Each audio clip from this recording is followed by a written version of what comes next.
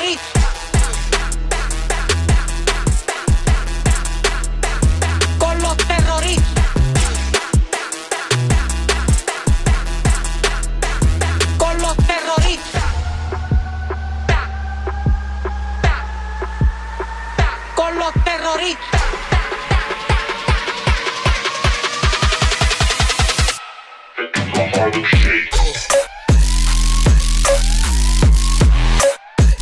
Con los terroristas.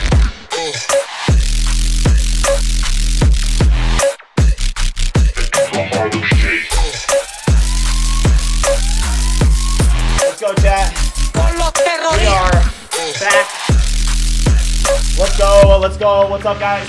Welcome back. Welcome back. Today's going to be a good one.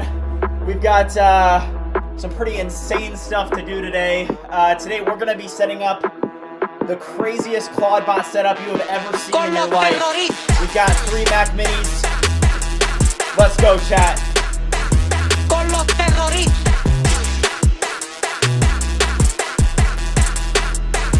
Con los terroristas. All right. Let's turn the music down a little bit. Let's turn the chill music on, and I want to give you guys a quick rundown of a couple of the different things. Basically, some Bridgemine news. Let's say I did. Hold on. Sorry about that. Okay, let me actually just pause the music, and then we'll get into grinding. But I do want to say a couple things before we get started today. So, first of all, welcome back to day 126. The last stream cut out like 30 minutes into the stream. My Wi-Fi went down, so I had to get it back up. Took a couple hours to do that, and then by the time I was like, I'll just get back to it. But actually, over the weekend, I've been fighting a cold. I have this like terrible sore throat, but I am just kind of pushing through it as much as I can. So I appreciate you guys for being patient with that. But on Saturday, I was able to actually launch our production infrastructure. So if I go to Bridgemine, one super important thing to note is that we have officially launched to production. The Bridge MCP is live. There's a couple things that we're going to be doing today to actually improve this and to take Bridgemine to the next level. But one thing to note is that the Vibathon is also live. So shout out to you guys for those of you that have already put in your submissions. But this Vibathon is from February 1st to February 14th. And there's a prize pool of $5,000. So if you haven't already checked this out and you'd be interested, definitely make sure that you go check it out. But with that being said, let me actually get the chill music on and we'll get started today. But one big thing on our list is going to be setting up these ClawdBots. I actually want to show you guys a little bit. Let's just go here. I think that you guys will be able to hear me. But here we have 3 monitors. We've got 3 Mac Minis. Here's one. Here's another. One of them I already set up. So that one's already set up, but we're going to be setting up these other 2, and these are literally just like right next to me. I had it in another room, but I actually moved it. Phantom, how's it going? Yep, Sonnet 5 is going to be launching this week. That's what the rumors say. So super excited for that to be able to launch because, typically the Sonnet models are some of the best models that are actually out there. Like when these Sonnet models initially release, they are the #1 models. Like Sonnet models come out and typically they're better than Opus models. They're faster. They're cheaper. It's absolutely incredible. So with that being said, Ali, shout out to you. Zanny, shout out to you. Deep, shout out to you. Welcome to the stream, guys. You guys were the first in the stream. Appreciate it. FamTM, what's up? How's it going? So let me do a couple things on my end to actually get the stream started, but then we're going to get into it. But you guys can see that one of the biggest things on our list today is actually getting these ClawdBots set up, or what's now OpenClaw bots. But this is going to be a really interesting day. So let's just, okay, I just need to do one more thing. Okay, we're good. So let me see, in terms of the audio, I don't know if you guys will still, I'll like move my mic a little bit, but here's what we have. So like with these Mac Minis, one of like the biggest things is that it's like security is a big thing when you're dealing with ClawdBot. I actually have not set up ClawdBot yet. I have not set it up before. But I'm definitely interested in doing that today and getting an agentic workflow set up with these 3 agents. But another thing is that these Mac Minis were very difficult to get my hands on. Somebody asked if there's an age limit to the Vibathon. Yeah, you do have to be 18 to enter. But here's a Mac Mini. They're, what is it, $500? They're $500. I think maybe $5.50 actually. Because I bought these on Amazon because I went to Best Buy, I went to Apple, I went to all these different places, and literally, like, these things are hard to get. So I finally was able to get 3 of them.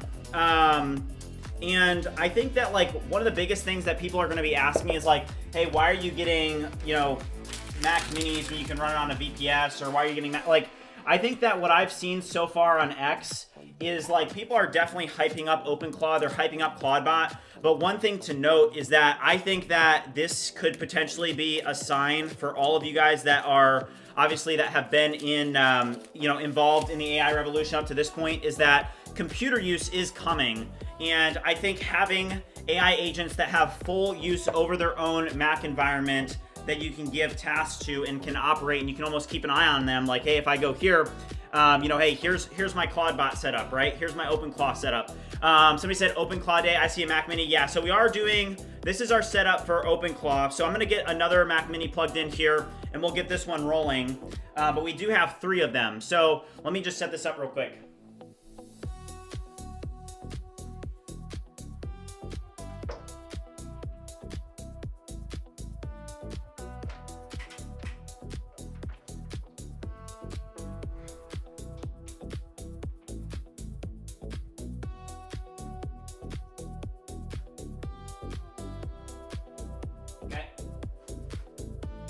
All right, then we have this one as well. So let's set this one up too. Somebody said, why not just use a VM?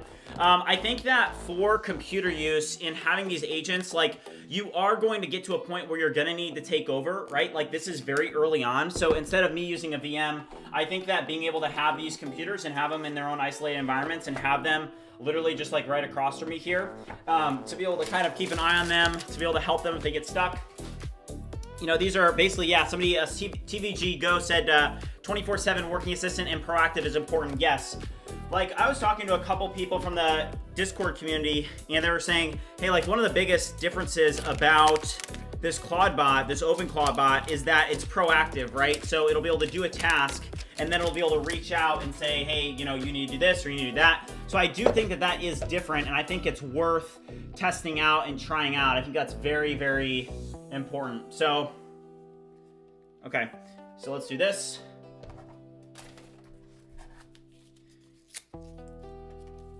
All right, there we go. Okay, we are good. Nishant, what's up? How's it going? Okay, let me start a poll real quick. I'm gonna start a poll. We are going to be doing a cold plunge at 300 likes. So have you guys liked the video? DSAD Drew, how's it going? What's up, man? What's the goal today? Yeah, we're about to put some goals up on the board, but one of the biggest goals for the day is I have 3 Mac Minis that we're going to be setting up. You can see the setup here across from me. This is kind of added into the office now. We have these 3 isolated environments that we're going to be setting up. ClawdBot's on, and then we're going to be able to you know, do whatever we need with those. But we're going to be setting that up today. Eon said, what's the plan for today? Pesmac, what's up, man? How's it going? Good to see you. Somebody said FSSH, yeah. So with that, it's like, I think that one of the biggest goals for today is, like, first of all, we did just launch Bridgemine.ai. It's in production. I was able to get that done. I am sick right now, but I'm kind of just pushing through it. But I was, like, super sick over the weekend. So just kind of get on the other side of that. But in terms of, like, what the biggest goals are today, it's like, hey, let's get these ClawdBots set up and let's see what we can actually do with them. And then also there's going to be a couple things that we're going to need to do with Bridgemine. I had a ton of people signing up for Bridgemine for subscriptions. So, you know, it's interesting because, like, one of the biggest premises of, hey, we're creating this suite of vibe coding tools is that, like, people ask, they're like, how are you doing the marketing? And it is interesting because it's like, hey, to some extent, content is king. And to be able to do the streaming, to be able to create vibe coding content, and then to also have a suite of vibe coding tools, it is like goes very, very like hand in hand in terms of marketing. So with that, it's just very nice to be able to do that. Super Combo said, are you going to self-host the models or just for remote bot? Well, Super Combo, first of all, it got renamed again. I don't know if you knew that. It got renamed from MoteBot to OpenClaw, which is so random.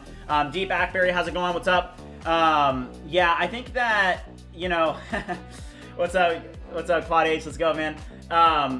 So yeah, I mean, I may be running some of the models locally. I'm not necessarily sure yet. We'll see. Also, guys, I did just pin the Discord link in the chat. If you guys haven't already joined the Discord, make sure you do so. But let's go over here. And yeah, we do have 174 people watching, only like 33 likes, so make sure that you guys like the stream if you haven't already. But let's get this third Mac Mini set up, and then we'll see what we can do next.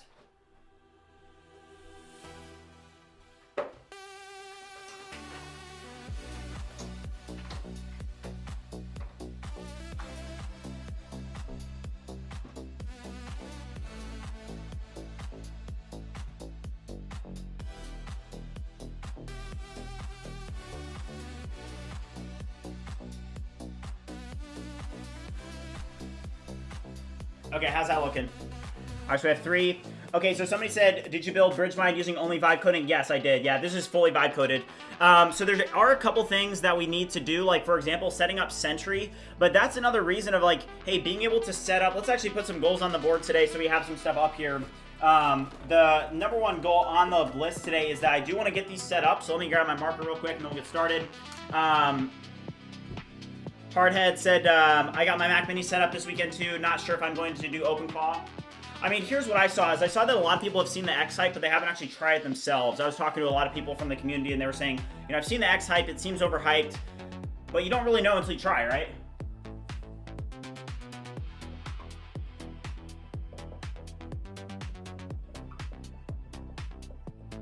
Okay, so set up ClawdBots. That's going to be the main goal on the list today. Also, we do want to set up Sentry. Also,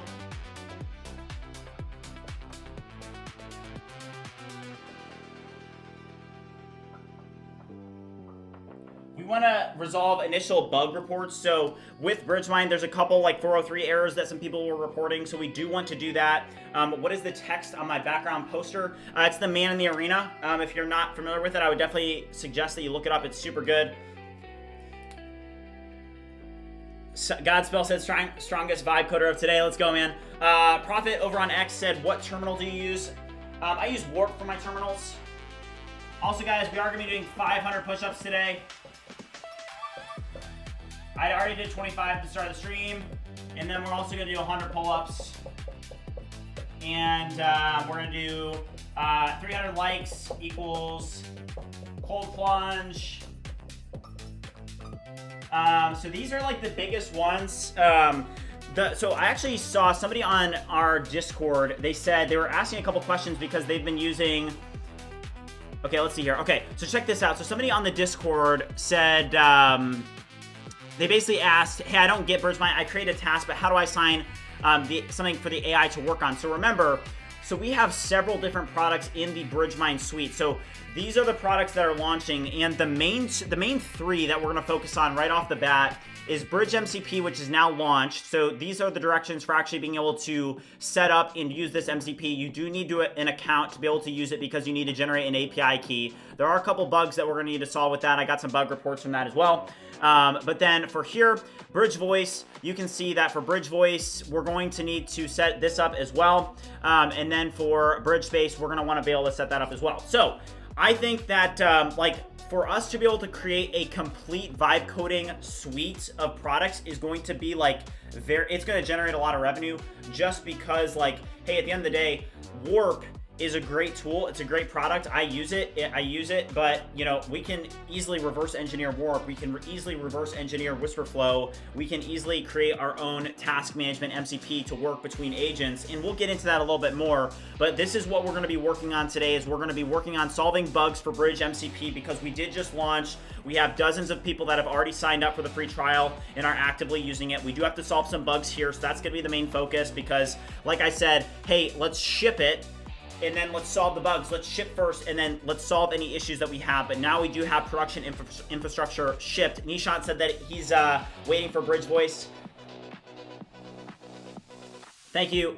All right, let's see here. But yes, so here is our setup. This is the first goal of today. I do want to make sure, I don't know if you guys are, it may be a little bit harder to hear me. I'll put my mic right here. Let me know what, so Lock, Sonnet 5 is releasing tomorrow, by the way, guys, so make sure you stay ready because we're going to have a crazy day tomorrow, okay? So here we are.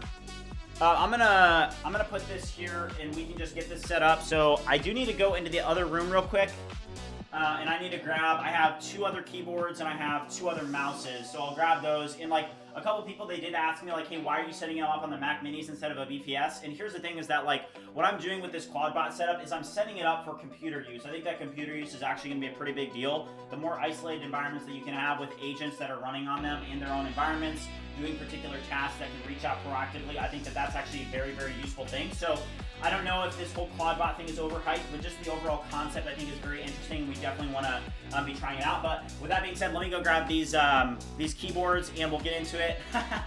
Hardhead said start with good cable management from the start. You guys, I mean, look at me, guys. Do I look like somebody that has good cable management? I don't know. Let me know. But all right, I'll be right back, guys.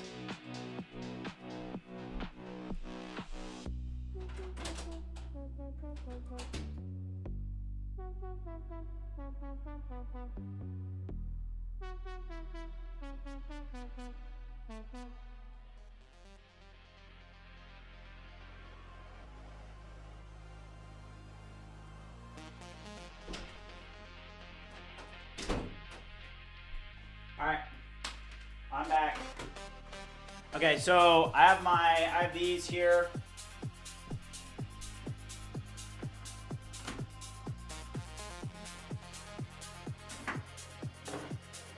Okay.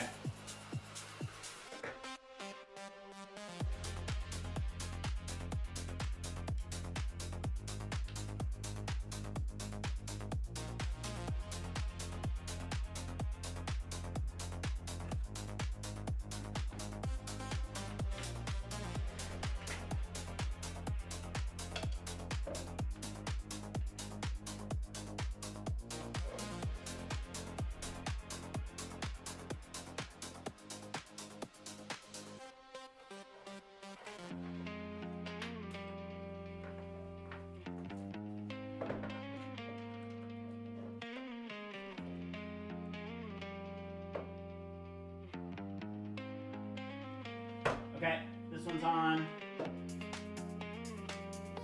All right, these are all on now.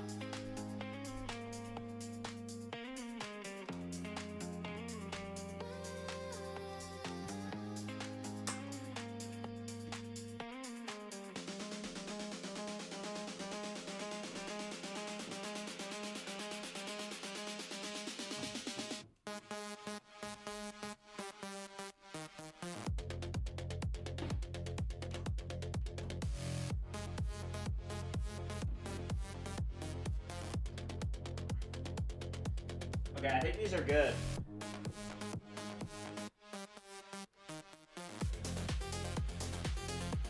Okay. This one has no signal. Okay, there we go. Okay.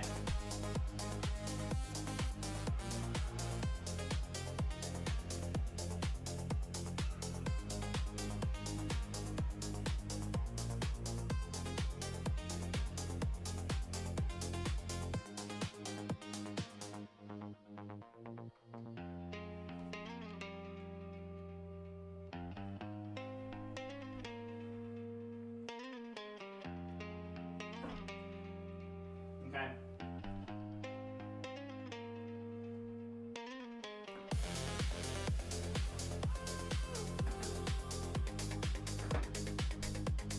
Okay. All right, so these are getting set up. What do you guys think? Yeah, 3 Mac Minis.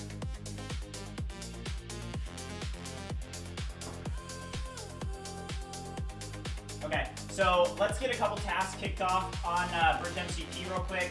So a couple people, let me just log into my account and then we'll take a look at this. So a couple people reported that they were getting 403 errors. So one big thing that you want to make sure that you do whenever you are, okay, so here is one thing. So to be able to do a lot, like for this, we have some skills and prompts. So we are going to be wanting to put in some prompts and skills. Somebody asked why 3 Macs. So we are setting up a ClawdBot setup, and we're going to have a bunch of agents running for us, okay? So one of the biggest goals is that we're going to set up 3 ClawdBots in today's stream. Yep, thank you, Ebrock. Yep, exactly. Okay, so let's, first of all, let me put some text on the stream. So At 300 likes, we are going to be doing a cold plunge. So let me just put that up on the stream. All right.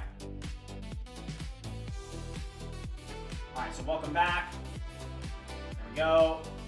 And I finally, you know what stinks about like living in the Midwest is that it's so easy to get a cold, and you'll just have like terrible sore throats. So that's very difficult. Your mic is set to your webcam. Oh, it is. Is it? Oh no, I don't think it was. It was just a little bit further away from me. Okay, so W Dan said. Okay, W Dan. Hold on, I want to see what W Dan said. W Dan said, might have missed it. Are you using XO for local dev or planning to power OpenClaw instances with external APIs?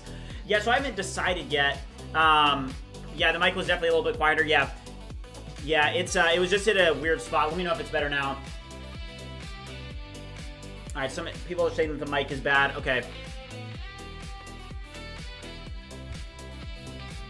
All right, mute. Hold on, let me see. Oh, really? Okay. I don't think it's coming from my. Let me know. Is it better now? Yeah, it was just moved a little bit further away from me, so it should be good now. Let me know, guys, if it's good now. Somebody said it's good now. Let me know.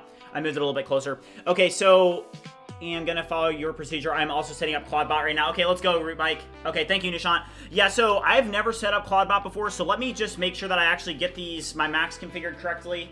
I'm gonna be coming kind of back and forth between this setup and then the other one. So give me a second.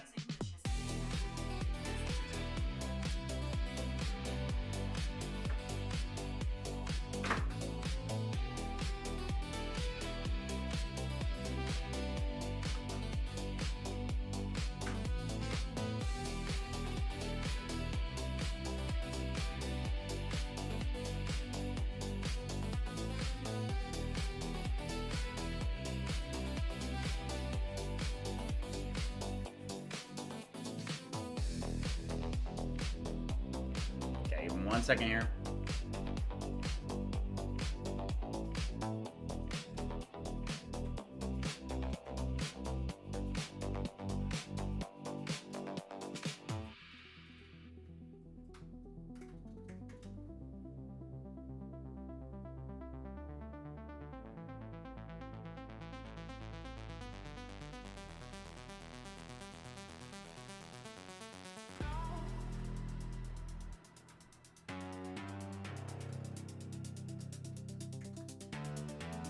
Okay. Okay, these are just loading in real quick. Okay, somebody said music is louder than the mic. Okay, I'll turn it down just a little bit. Let me know. I think a lot of people, there's so many people watching that some people like the music, some people don't like the music. It's, I mean, I personally like the music. It's just good for the vibes because we're grinding, So, okay, yeah, music is vibes. Okay, so let's go over here. So something I want to check out. I don't think I have any API keys yet, but somebody did say that, let's just do a test one here. I don't want to expose this, but let me try creating this.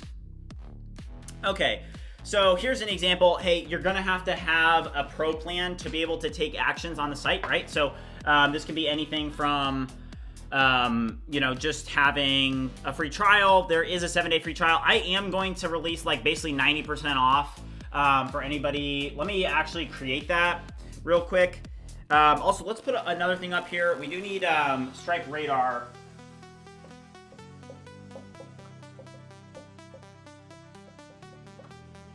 That's something we learned with View Creator, if you guys remember.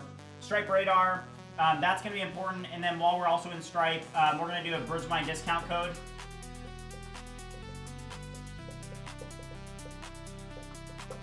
How much of a discount do you guys want for anybody that would like to test it? I mean, there is a 7-day free trial, but I'm also open to like creating like a pretty substantial discount just because right now we don't have any of the, we don't have Bridgespace launch, we don't have Bridge Voice. So for those of you that are interested in trying it out, I would definitely suggest, what do you guys think that we should do for a discount code? Like, should we do 50% off? Should we do 80% off? I mean, let me know, guys.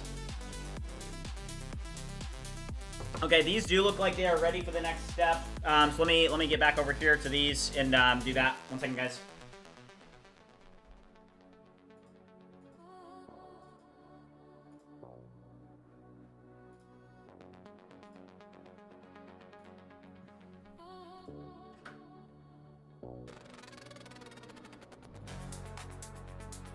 Okay.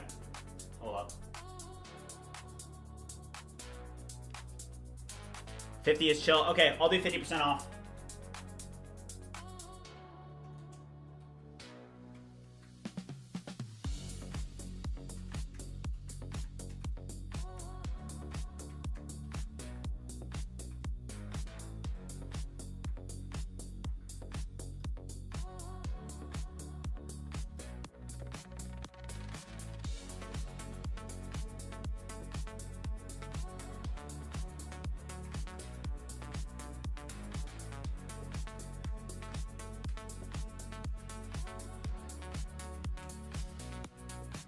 Okay, so guys, get this. This is actually pretty cool. So what I've done with these is, like, I've got 3 environments, right? And I've named the furthest to the left, I've named that one Matthew 2.0, and then I've named the middle one Matthew 3.0, and then I named the one on the far right Matthew 4.0, okay? And basically, Sinan said 100% off is decent. Yeah, so I think that, okay, we have to do a couple more things to get these set up. Give me one sec.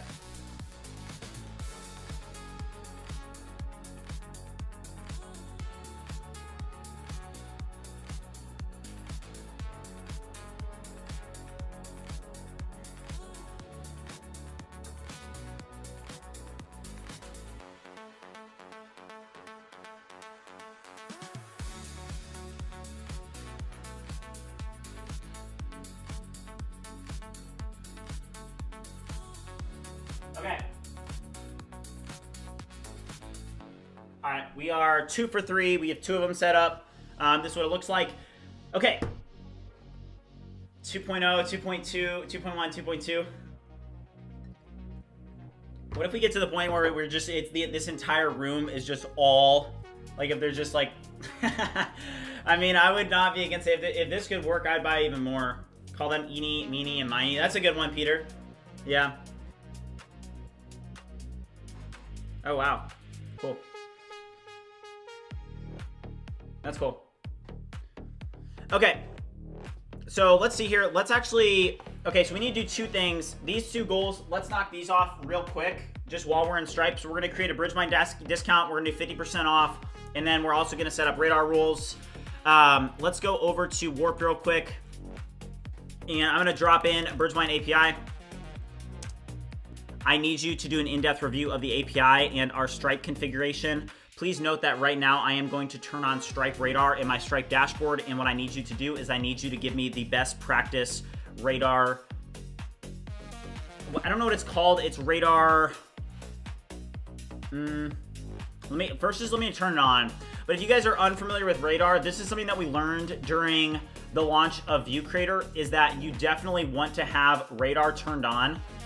Because if you don't, people can use scripting and they can use like other methods of like attacking, because they can use scripting to be able to do like fraudulent credit cards and whatnot. So we actually learned that, and you know, we're changing this. Why not just like 5 VMs? So a lot of people ask this, and my thinking behind it is that like really what this is a bet on is it's a bet on computer use.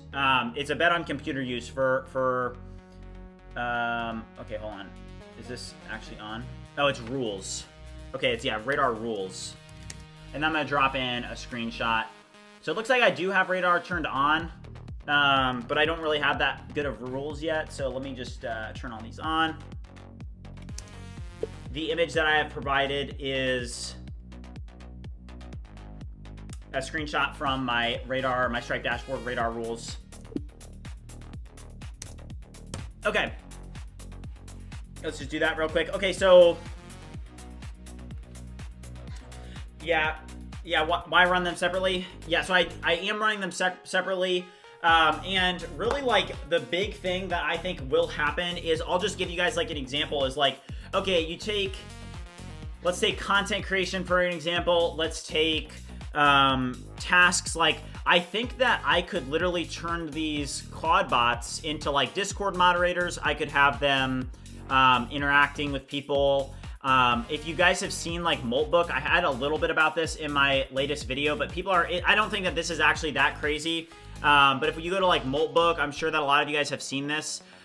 Is it even working now? Okay, so it is working now. If you guys have seen this, so pretty much what this is people have taken their OpenClaw bots, or their Molt bots, or their Claude bots, whatever you guys are going to call them. And you can have them sign up here on this site. And what you can do is you can make it so that these will, like, it's basically Reddit for AI agents. So, you know, these people have their OpenClaw bots or their Claude bots, and they have them posting on this this Reddit for AI agents. So it's very, very interesting. If you guys want to know what I'm working on, you can check the description. But in general, we're working on a suite of vibe coding tools right now. But, you know, this is very interesting, and it got me thinking, because I'm like, hey, I mean, if you can have these agents that are basically a little bit more, like, you know, isolated and have skills and are able to work in their own environments, I do think that this is something that is going to be valuable in the future. And like I say often, hey, this field is changing so rapidly that, hey, if we're not on the cutting edge of this, if we're not trying these things out, it's not going to be good. Okay. Okay. So enable request 3ds if 3D secure is supported. Okay. So I'm going to enable this one. It wants me to enable all 4 of these, so let me just enable all 4 of these.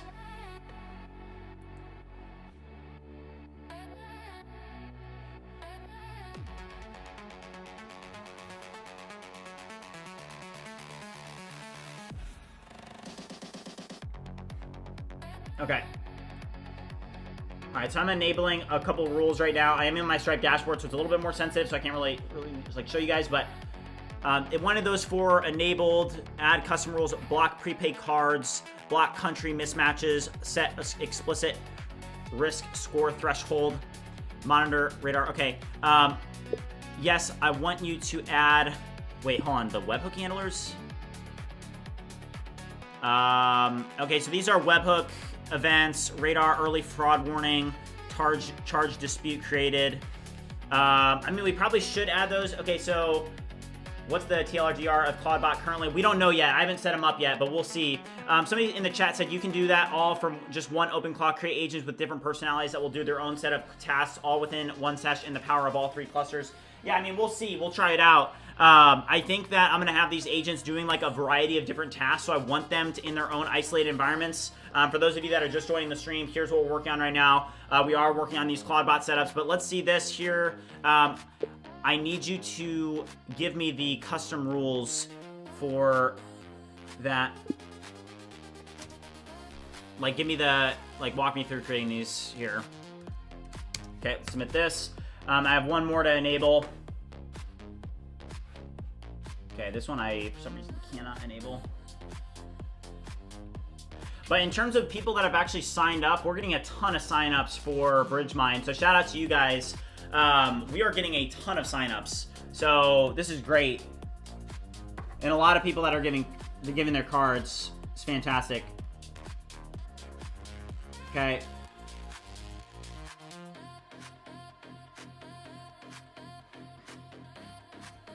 Okay, what is this? It did add the webhook. Okay. We'll use open source models with the ClawdBots. Potentially, I'm not sure yet.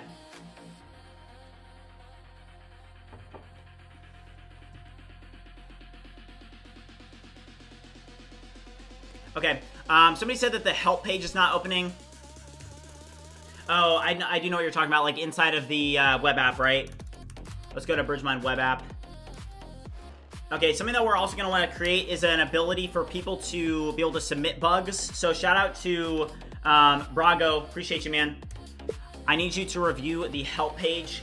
It is not opening. I need you to review this and figure out how we can make this actually functional. All right, let's submit this. Let's also go over here.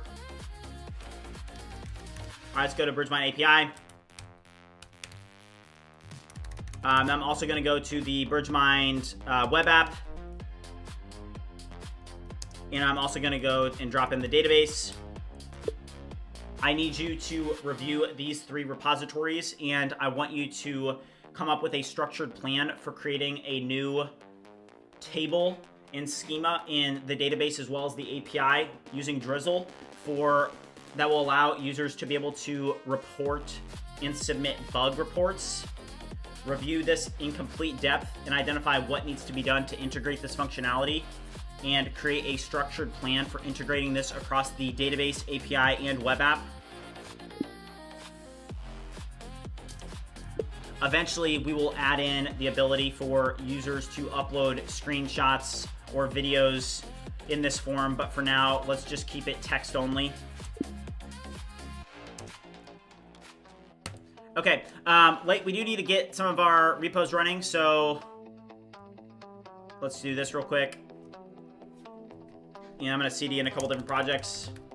How many Claude Code subscriptions do you have? I only have one. I only need one. I have the Claude Max subscription, and it works great. It pretty much gives me all the usage that I need. I don't have any issues with running out. In general, I feel like that'll do quite a bit for you, for sure. Also, guys, just as a reminder, the Bridgemine Vibathon is now live. This is the event that stems from the 1st to the 14th. So if you guys want to go check that out, there are $5,000 worth of prizes. We also do have a project sharing event tomorrow. So if you guys are interested in sharing any of the projects that you're working on, make sure you do so. Go check it out on Bridgemine. Make sure you join the Discord community if you haven't already. Okay, so I CD'd into the API UI web app, and that should be good. I'm gonna have to launch ChatGPT for a second here.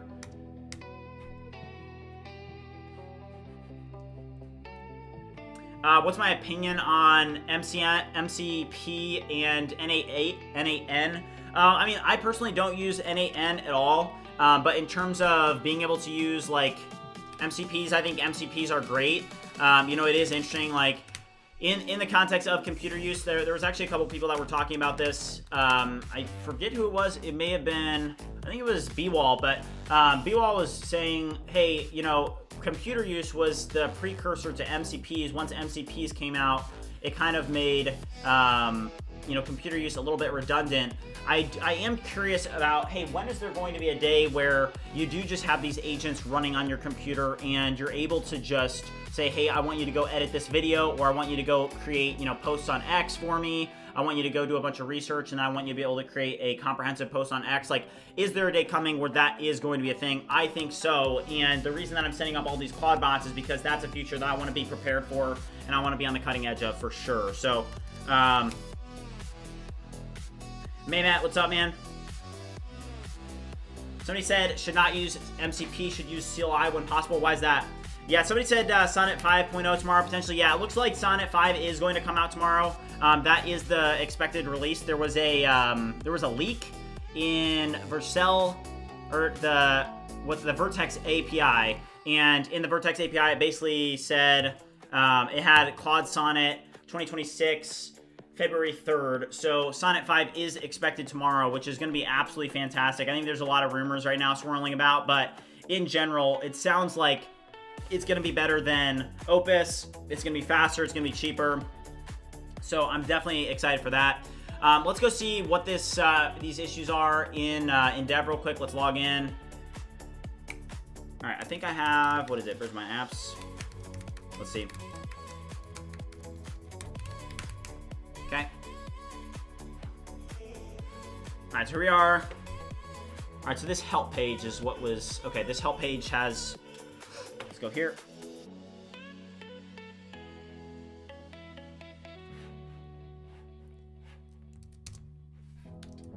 This help page is not styled appropriately. If you look at it, you will notice that there is not the correct theme or padding on this page. I need you to review it and update it respectively. There is no padding on the sides. When will you set up Moltbot on the iMac? Yeah, so they're right here. We are going to set them up. Let me check real quick. I think we should be good to go on it. Let me see real quick. Let's go over here.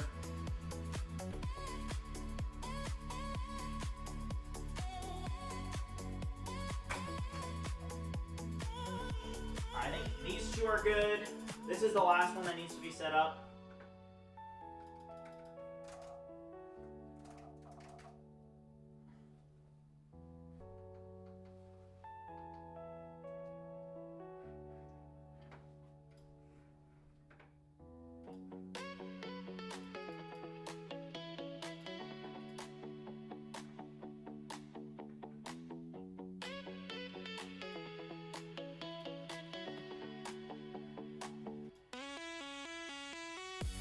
Good. Let's open this one.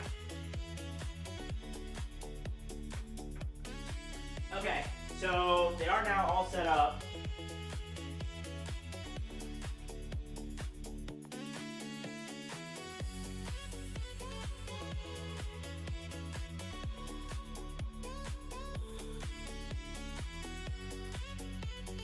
Okay.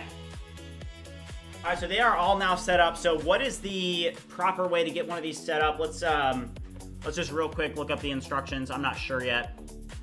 Also, there are a lot of security implications about this. A lot of people say, hey, you don't want to be setting up on your home network. So let's just do a quick review and figure out what we want to do here.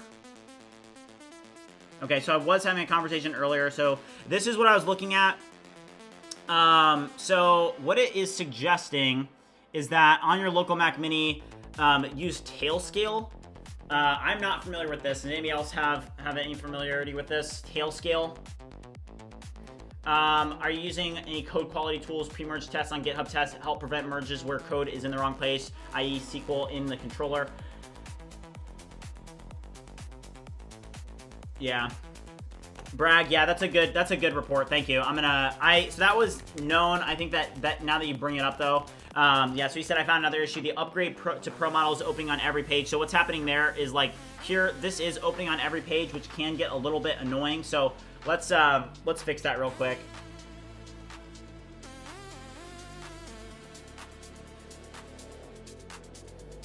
Okay, just for you know, user friendliness, I think that's fair.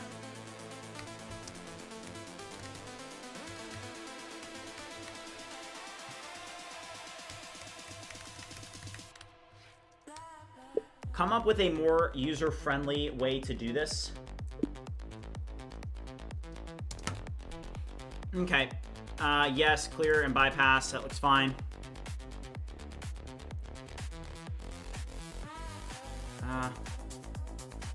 Okay. This is gonna be very, very simple. Okay, also guys, we have 136 likes, 270 people watching. If you guys have not already liked and subscribed, make sure you do so. All right, yeah, so we have 3. Right now we're using Opus 4.5 inside of Warp. Let's see here. This looks fine. Okay, great. A lot of this is not even true, though, and is not factual. I want you to make the help page a little bit more universal and not be making stuff up just for content-related purposes. Somebody said try to improve the KL management. Yeah, I need to improve that. Okay, so let's go over here and let's walk through, like, first of all, how do we actually set it up? I think that's going to be one of the first steps, obviously. So let's go over to ClawdBot and go to their official website. I think it's pretty straightforward. Claude.bot. OpenClaw is now what it's called, so the AI that actually does things, clears your inbox, sends emails. I mean, the people are hyping this up like crazy, right? So when I look at that, when I see people talking about it in this way, you have to look at it and you have to say, okay, why are people hyping this up so much? Is there some truth to it? You know, what is this all about? Somebody asked, do you use Sonnet or Opus the most in the max plan to maintain limits? Definitely Opus. I think Opus is definitely the best. And on the 20x plan, I don't really have a problem with limits. So before we do this, before we get started, let's knock out a 50 push-ups real quick. We do need to hit 500 push-ups today, so let's knock out a 50 bomb real quick. Let's go.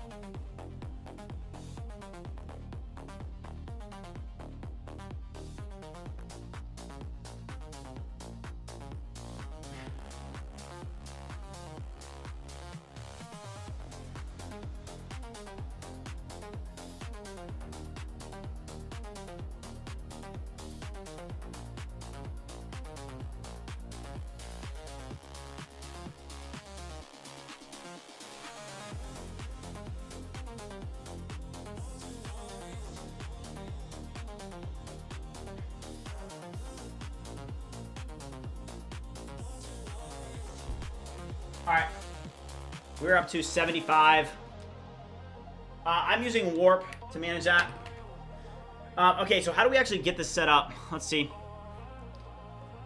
Okay, I am now going to set up OpenClaw. What is the, like, I want you to show me how to do it correctly. What are the commands to enter?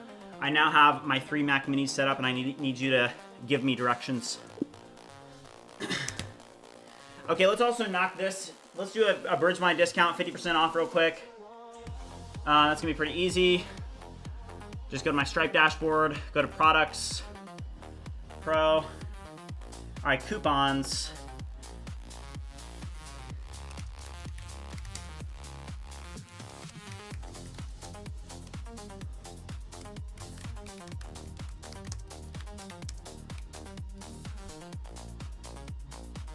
All right, 50% off. Apply to specific products. Okay, you guys can see this, so I'm just gonna create this real quick. So we're gonna do the pro. Duration.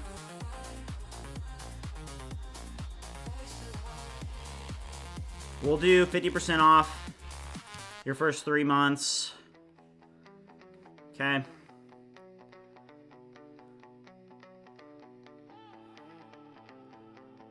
Yes, code. All right, the code is going to be Bridge 50. Or let's just do Bridgemine 50. Off. Eligible for first time order only.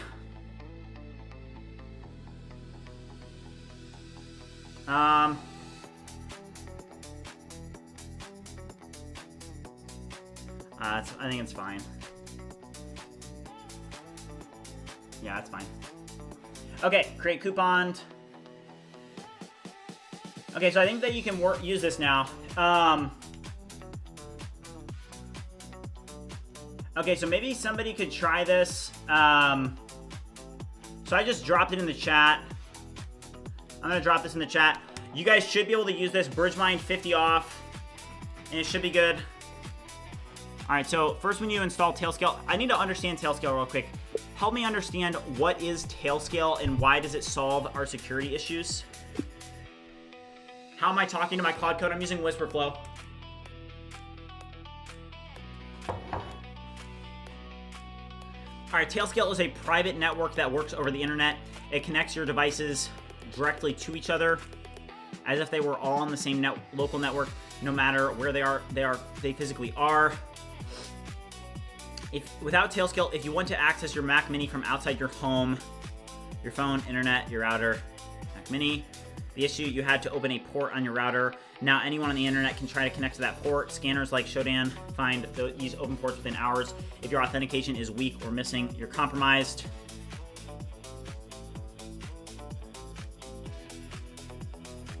Yep, I'm running Claude Code in the terminal, yes. Right now, this is Claude just in the browser, though.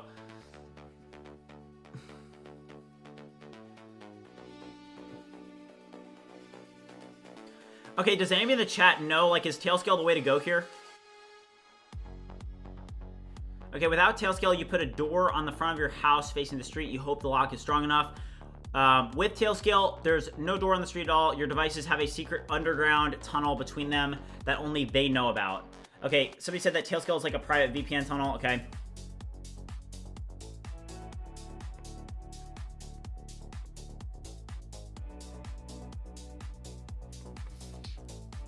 Why is there a port open in the first place? Is it because OpenClaw opens this port, or what is that? Like, why is this port open in the first place? Yeah, a lot of people are saying Tailscale. So if you guys are just joining us, so we do have these 3 OpenClaw. We have 3 Mac Minis that came in, and we're setting them up, we're hooking them up, and we're getting ClawdBot set up on them. You know, I think that this is, for the most part, like, largely overhyped, but I also think that computer use is something that is going to be a pretty big deal. So what we're trying to do is we're trying to make it so that we can get this set up and be on the cutting edge of this so we don't get left behind. Tailscale is like the Hamachi back in the Minecraft days. Okay, yeah, so a lot of people are saying that Tailscale is the way to go in the chat. So, okay, so this is why people are talking about, you know, OpenClaw or ClawdBot being insecure, is because apparently OpenClaw runs a gateway, essentially a web server that serves the control UI, the dashboard you access in your browser, handles incoming messages from Telegram, Discord, or WhatsApp, coordinates between your devices and the AI, accepts commands from the CLI. Okay, so for any of this to work, OpenClaw has to listen for incoming connections. That's what a port is. It's like a specific door on your computer where a program sits and waits for someone to knock, obviously. The port isn't automatically open to the internet. Here's the key distinction. Listening on a local host. Oh, well, that's obviously safe. Listening on all interfaces. So, for example, like if it's running on your local network. Yep. Yeah, so this is why people are saying that ClawdBot or OpenClaw is a little bit insecure. Somebody said they'd rather set up their own VPN with OpenVPN. Some people configure OpenClaw with gateway.bind all instead of gateway.bind loopback because they want to access it from their phone on the same Wi-Fi. Now the port is accessible to their whole local network. They set up port forwarding. They want to access OpenClaw from outside their house so they can log into their router and forward port.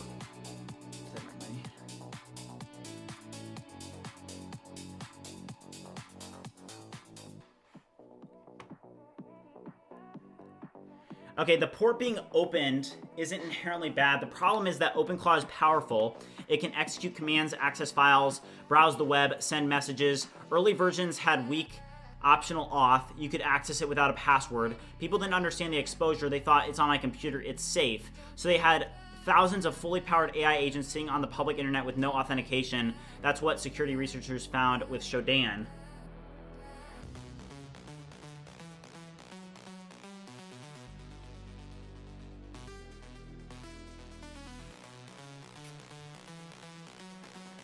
Okay, what secure setup means. When we configure OpenClaw securely, gateway.bind loopback. So that's the biggest thing is I don't want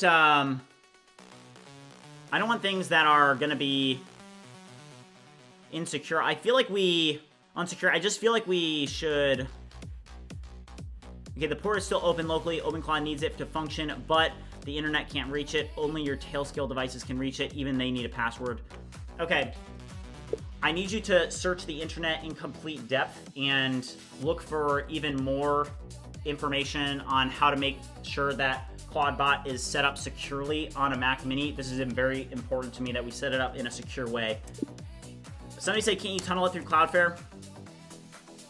I'm not sure. While this is running, let's do some pull-ups. We do need to do 100 pull-ups today, so let's knock 10 of them out. Let's go.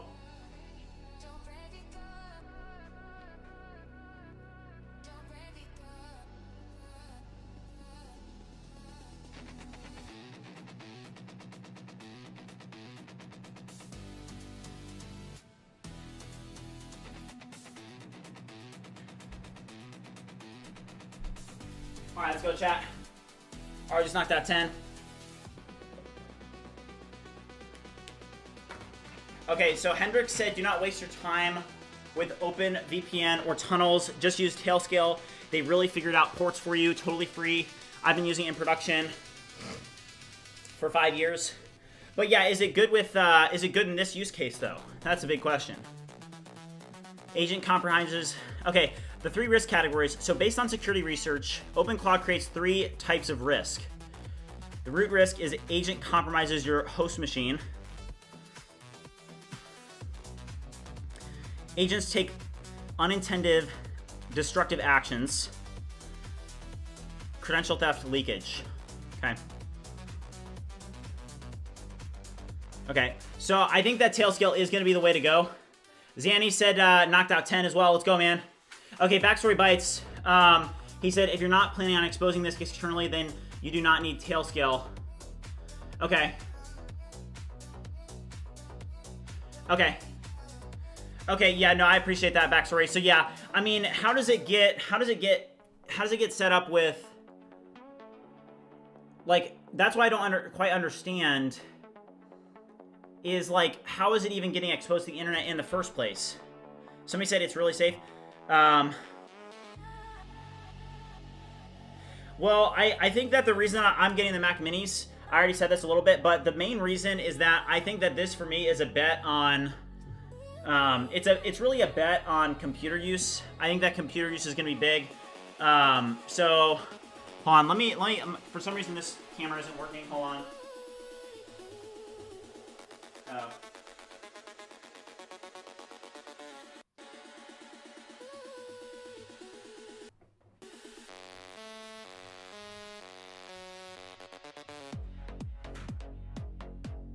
Okay, I think this should be good. I did mess this up when I went down. Okay, it's a little bit different. Okay, the camera angle here isn't great. All right, let's see here. Let's actually move this up already. Okay, Backstory Byte said you would have to open a port on your router, port forwarding. Wait, so Backstory, are you saying that if I do that, oh, oops, sorry guys. So if I do use Tailscale, then I'm gonna have to do port forwarding, or what's the? I've never worked with this before, so I'm not actually sure how this works. Okay, so Hendrik said the Mac Minis are great for two things: integration with the Apple ecosystem, calendar, blue texting, Swift development, and it's the best dollar per compute for local models. Somebody said too much music. Okay, I'll lower the music a little bit. I think a lot of people like the music, so I have to find a right balance. So let me know if this volume is good. The Mac Mini you're seeing right now is because Apple accidentally created a local LLM monster for $399. Yeah. Wait, so you're saying it is risky because of the open ports? I use VPS to prevent this. Okay, Hendrik said you do not need to do any port forwarding with Tailscale. Okay. Also, guys, let me check real quick. Let's do a quick sub check. We've got 297 people watching, only 169 likes. So if you guys have not already liked the stream, make sure you do so. Sorry for choppy text. I'm constantly KVMing this chat and my work PC. No, you're good. I appreciate it, man. Hold on, let me set this up.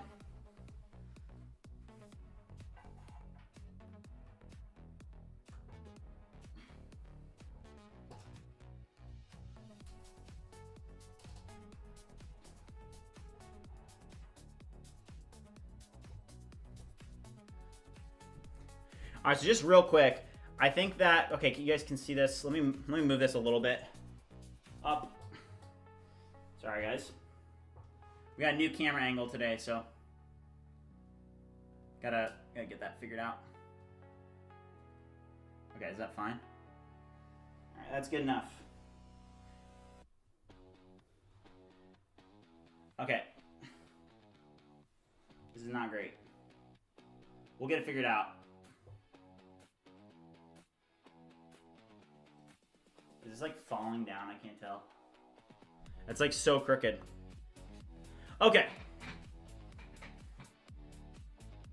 Somebody said I'm super curious what you will do with it. Yeah, appreciate it, man. I think it actually may be better to grab the FBI cam for this.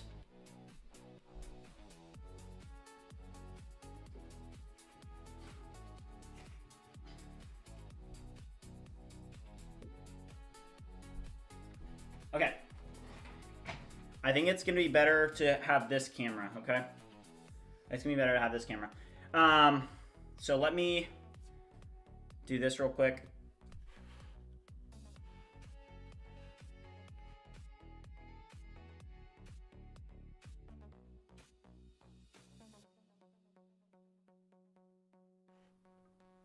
Okay, the only thing I'm worried about is that the microphone quality isn't going to be great. I wish I could make it better. But let's get Tailscale installed. Okay. So literally, Matthew 3.0, Matthew 4.0, Matthew 2.0. So I have 2.0, 3.0, 4.0, and okay, let me log in real quick. Sign in.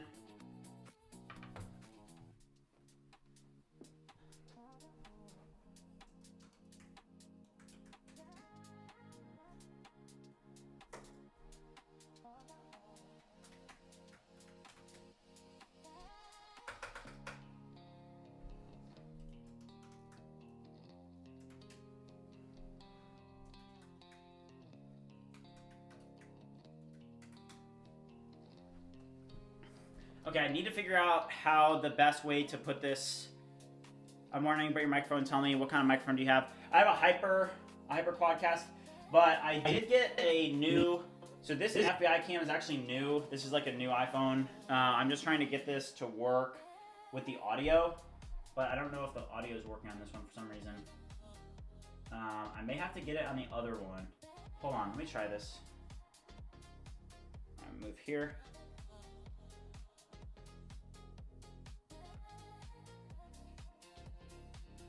Okay, let me try this. It's gonna, bear with me guys. We're gonna get this set up. I'm gonna go here. Oh. All right, so I'm gonna go here. Okay. Okay. So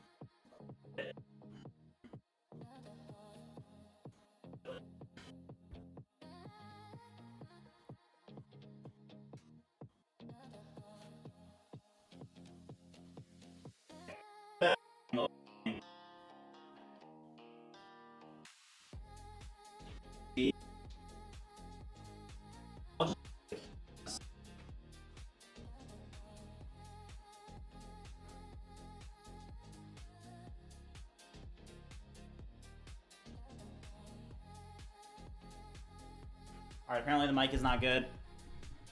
Mic, okay. Okay, it died, okay. Okay, all right, we are going to have to, let me see, what is the best way to do this? The phone mic isn't working, okay, I see.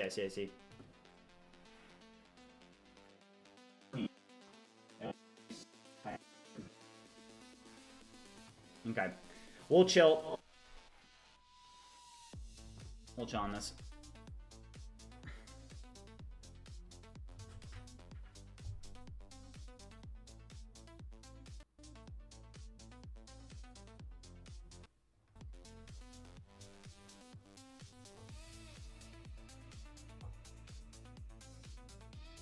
Okay, how is this one working here? This is fine.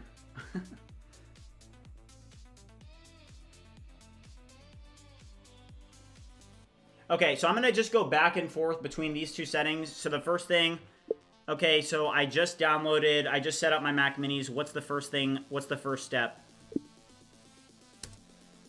Somebody said, how do you test the IO apps if you don't have a Mac Mini? I think that there's simulators that you can get, but also like Expo. Look up Expo Go if you're not familiar with that. Definitely look it up. All right, somebody said Lex Cook. Okay, so the first thing we're gonna do is we are gonna install Tailscale, okay?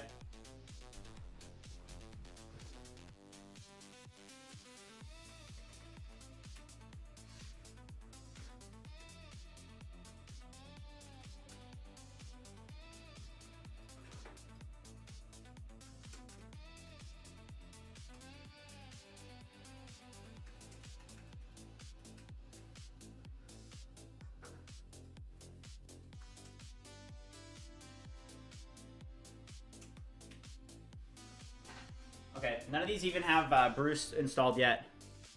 They don't have Brew installed yet. What is the command to install Brew?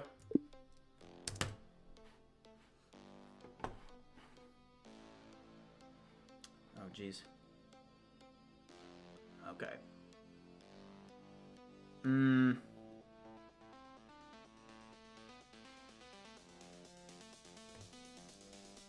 Okay.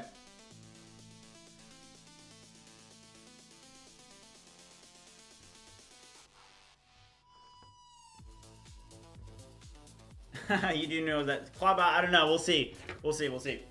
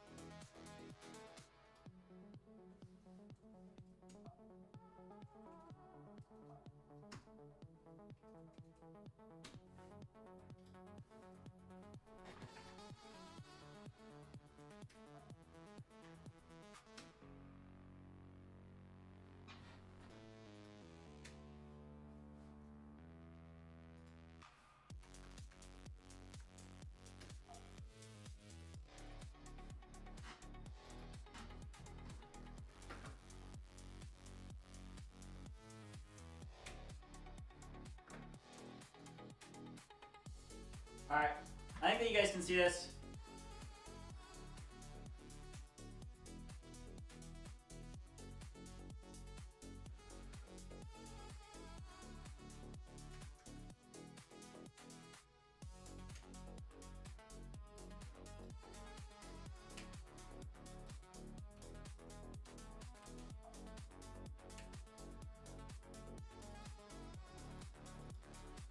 Okay. Okay, so we have to install Homebrew real quick, and then after we install Homebrew, we should be able to move on to the next step. But it's gonna be to install what was it? Sorry, I literally already forgot the name of it. Tailscale. I've never used Tailscale before. But we're gonna install that. Maybe on a dedicated Mac and Wi-Fi that doesn't have any of your info to avoid issues. Yeah, so that's exactly what these are. Is that, for example, like I didn't set up anything here. By the way, Claude uses a normal Claude sub and not the API. I fear a ban from Anthropic. I don't think that it does use your Anthropic, does it? Let's ask. Can I set up ClawdBot with my Anthropic subscription? Or do I have to work directly through the Anthropic API?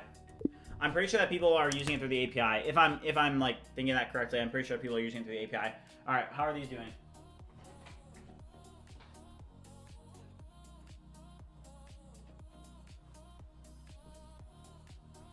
Okay, these are still downloading, so we'll let those download. Also, we can cross 2 goals off our list. We do have Stripe Radar connected, and we do have the Bridgemine discount code connected. We're going to finish setting up these ClawdBots, and then we're going to set up Sentry today, as well as resolve initial bug reports about Bridgemine. So, good question. The short answer, you need the Anthropic API, which is separate from the Claude. Okay, so you can't use it through that.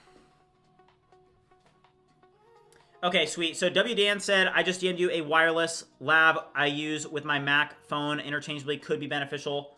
Wait, what is that? A wireless lav? What is that? I'll check it out. Hold on. Let me check that out, WDan.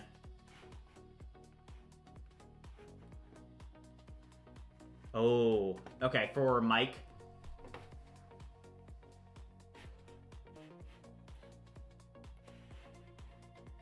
Okay. Okay, thank you, WDN. I appreciate that. Oh, yeah. Yeah, I'm going to definitely need one of these. Thank you. Thank you, man. I appreciate it. Also, guys, we do have 324 people watching, only 200 likes. So if you guys have not already liked or subscribed, make sure you do so. Bridgemine is the fastest growing vibe coding community on the internet right now. Somebody said you can use the Claude sub as well. I don't think you can. Yeah, Trader Joe's said they do rebrand a couple days. So yeah, so for those of you that are just joining the stream, this is the setup that we have. I don't know what the 20-pound dumbbell is doing. Let me move that real quick. After I do a couple curls. All right, so pretty much we have 3 Mac Minis, and we're setting up OpenClaw on these 3 Mac Minis. And basically, you know, I saw this, and I saw how much, you know, hype was going on X, and it's like, hey, I think that you can't really make a very good opinion, or can't give a good opinion until you, like, fully understand what this actually is, right? So we're going to be doing that today. Here is the setup. I think that, are these all just still downloading? It says that it's still downloading. I don't know, but yeah, we do have these 3 Mac Minis. So I'm excited to see what comes of that. But okay, OpenClaw. Yeah, so it's saying that you can only access it through the API. I saw many people saying Mac sub was needed. Why did I get 3? Because I think that computer use is going to be big for my use case. You know, with the way that Bridgemine is headed, I think that the more AI agents that are working for the company, the better. So we want to be on the cutting edge of this. If people are hyping up to this much, I mean, this is like one of the biggest things that has been hyped up in 2026. So I just want to be able to check it out and try it out. And I do think that computer use is going to be a pretty big thing. Upload OpenClaw to Skynet, Delta Morphic said. That's hilarious. Potentially use OpenAI subscription to run Codex on it instead. Yes, that's also a good option. Is a random said that. Why is it? Does anybody know why this is just stuck?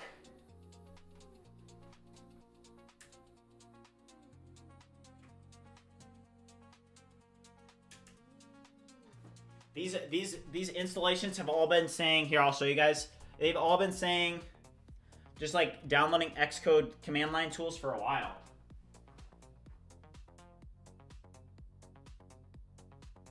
You guys see this?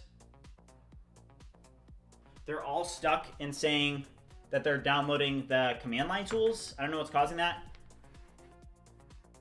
Yeah, Mohi, that's very true. API usage will definitely be risky. I don't know if I want to use it through an API. I think that it may be better to use like a local model for it.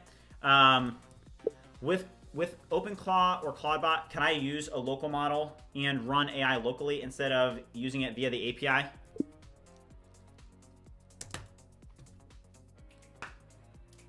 Xcode takes a minute, Danny said. Okay, all right, we'll give it a minute then. Thank you, Dan. Xcode is huge. Got it. Okay, thank you, guys.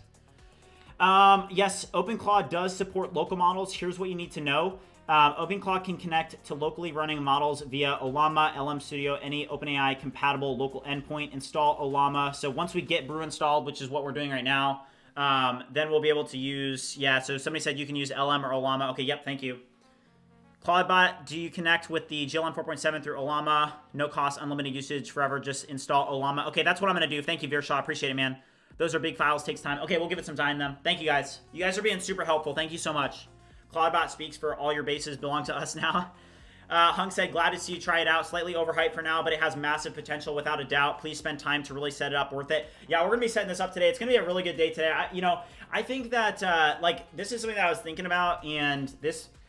I don't know, you could definitely say that this, I don't know, I'll share it just because I think it's important, is, like, from my perspective, like, even right now on stream, like, there's 322 people watching, and things have definitely changed for me.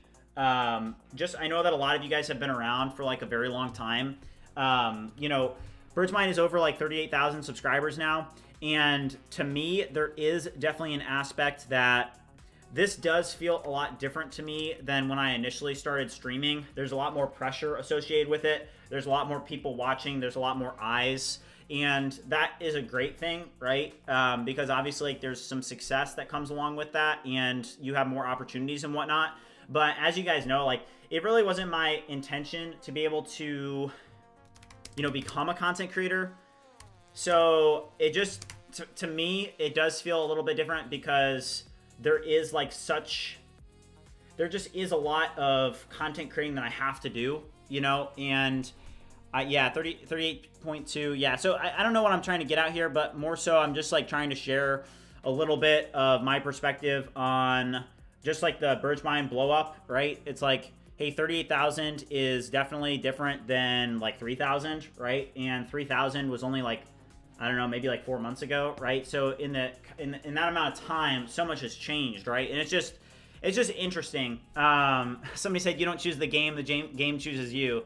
Yeah, that's definitely how this feels. And I'm just getting a little bit more used to that, if that makes sense. What is your Mac specs? This Mac that you guys are seeing. Hold on, I have to set up the FBI cam again real quick. Give me 1 sec.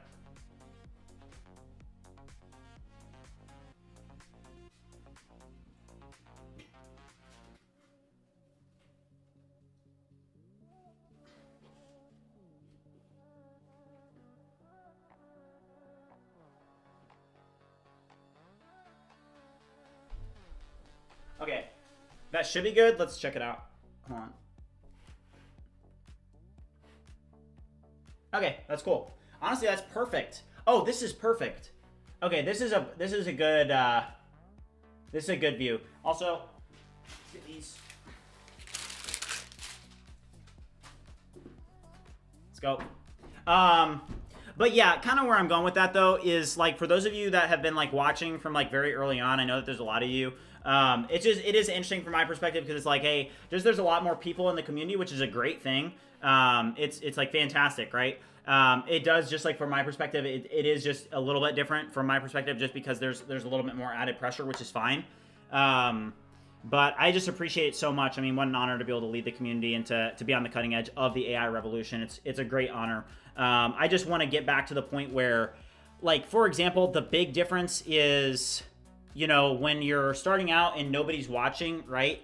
Like, it just is different, It just is different. But I'm getting used to it, so Hung said you'll be creating content regardless. It's part of the game. Embrace it. Just keep the goodwill and not chasing clicks. 100%. Yeah. I'm going to just keep being authentic as I can and enjoying what I do. And I think that that'll serve well, you know. Okay, it looks like these are, let's check this out. It looks like these are done. Wow, that monitor supports is half on the desk, half not. Yeah, a lot of people say that. One day it's going to fall off when it'll be a great clip. Okay, these are done, so let me check out what's going on.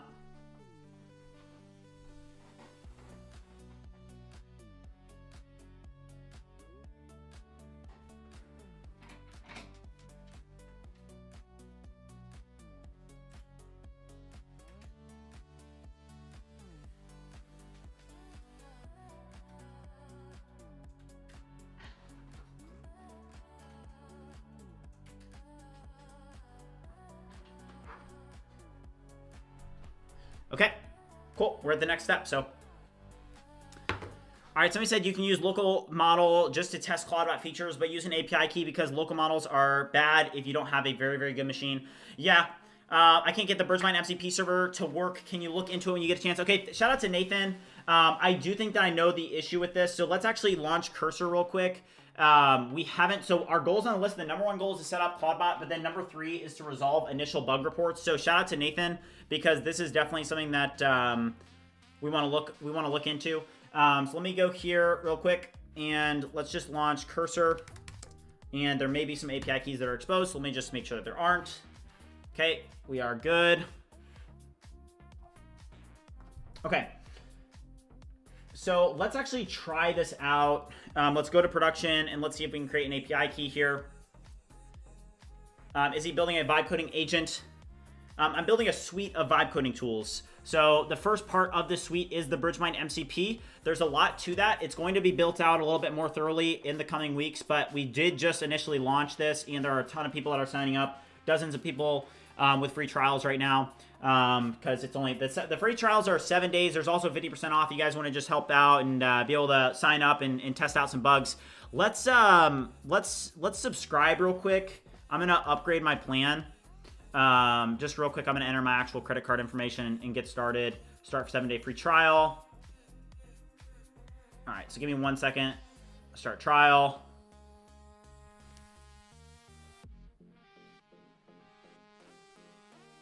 Okay. Perfect. Okay, so I did just upgrade. I have the 7-day free trial now, so now we can go to API keys. So somebody said that they're having a hard time here, so I'm gonna just create a new API key, and this is how you actually set up the Bridge MCP, but somebody said they're having issues with it. So I do have my API key. I just copied it. So here it is. I'm not gonna actually show it to you, but let me now go over to Cursor. I think WDan was also saying something about, you know, setting up like deep links and stuff. Watching you since 100 subs. Man, you already made it very far. More W's to go. Let's go, man. Swiftcore, you were like an OG. Thank you, man. Local models are good too. GLM 4.7. Yeah, GLM 4.7 could be good. I think that we'll see tomorrow what, if we're expecting Claude Sonnet 4.5 tomorrow. So we'll see what that looks like. We'll see if it does come out tomorrow. We are expecting it. So we'll just have to see. Only time will tell. But in terms of us actually getting access to that, I'm very excited to get a new model with Claude Sonnet 5. I think that that model is going to be by far the best model on the market. I think that historically, if you look at it, usually when Claude Sonnet models are released, they are better than the latest Opus models. That's just like literally a fact.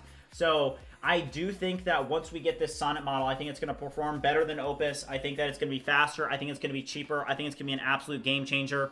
Okay, WDan, that's exactly what we were talking about. So WDan, shout out to him, because I do want to build that to make it a little bit easier for people to actually set up the MCP. Somebody said that we are having some issues with the MCP. Also, let's check real quick how are our ClawdBots doing. Let's go over here. So these are the 3 ClawdBots that we're setting up today. Let me check. We're installing Brew on all 3.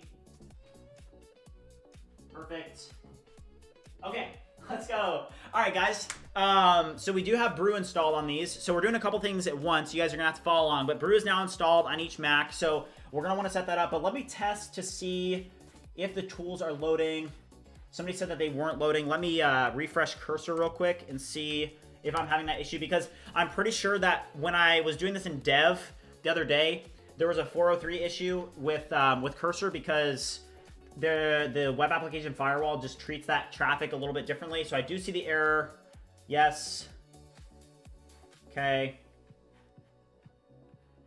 Let me go here. Okay. Show output.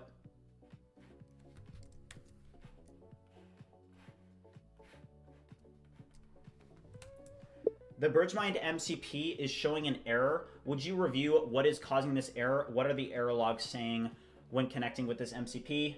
What is causing this? So I think it's related to the web application firewall. Somebody said Grok is still the best. What is Grok the best at?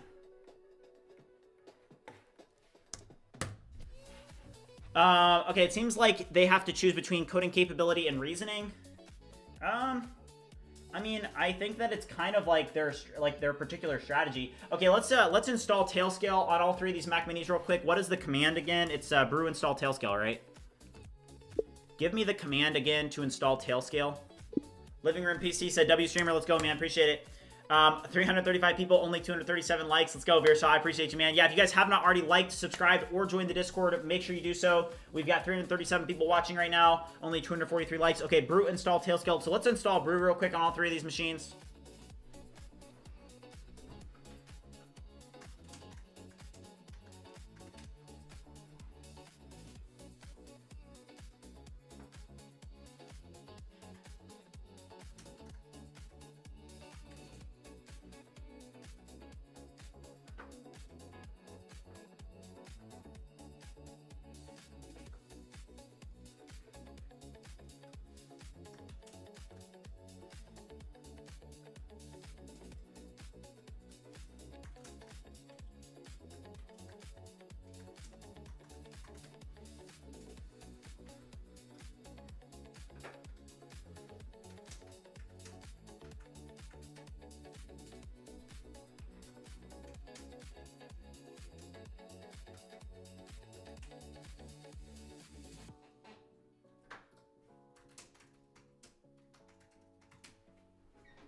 Okay, so Tailscale is now installed on, or installing right now on each Mac Mini. Okay, so what is on these Mac Minis, what would be the best LLM to be able to run locally, and how would I be able to run it locally?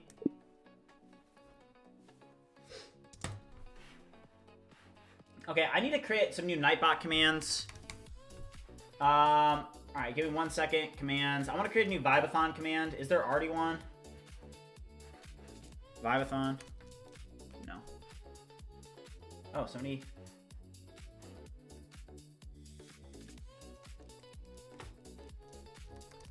Okay, hold on. I'm going to create a new command for the Vibathon. Okay, so what is this? So the key constraint is RAM. Obviously, check yours. Okay, so let's install Olama as well on each. What about GLM 4.7? Would I be able to run GLM 4.7 locally? My website is blocked on your college Wi-Fi. What the heck?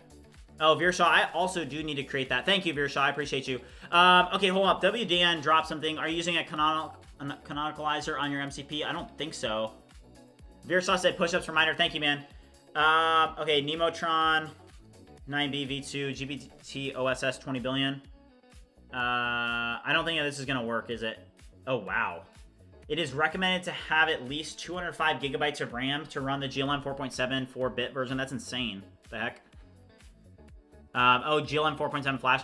Well, first of all, let's just install Olama on each of these, and then we'll kind of get into the next step in a second. Let's just install it.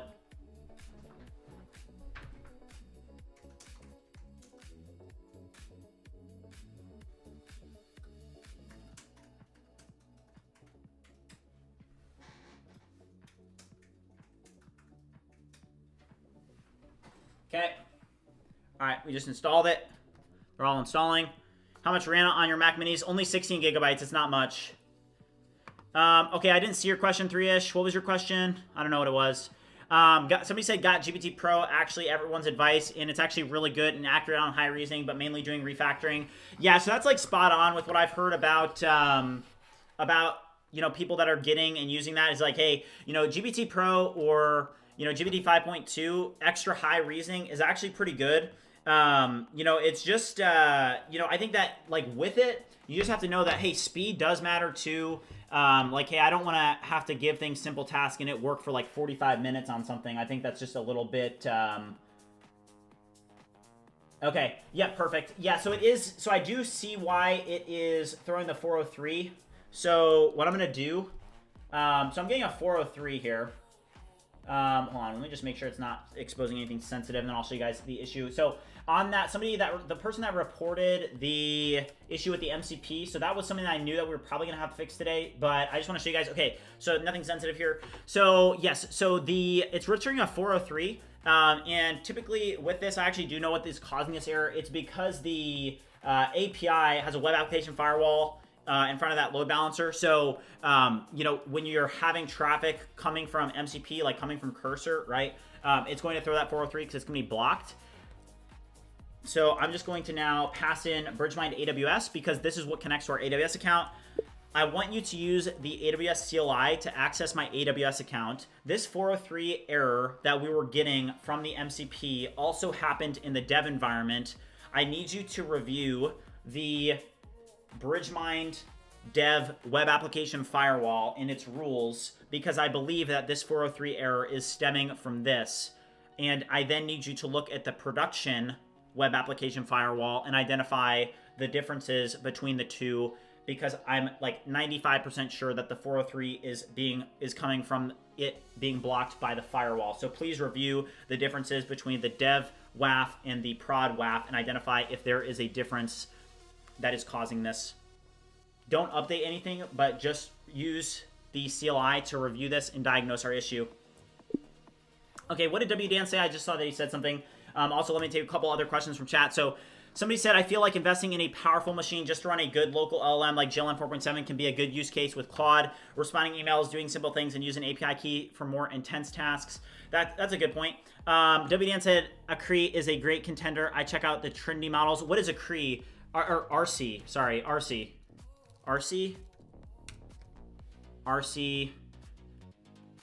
Open source, what is this? RC AI is an American open intelligence lab focused on accelerating the competitive landscape for open weight models in the United States.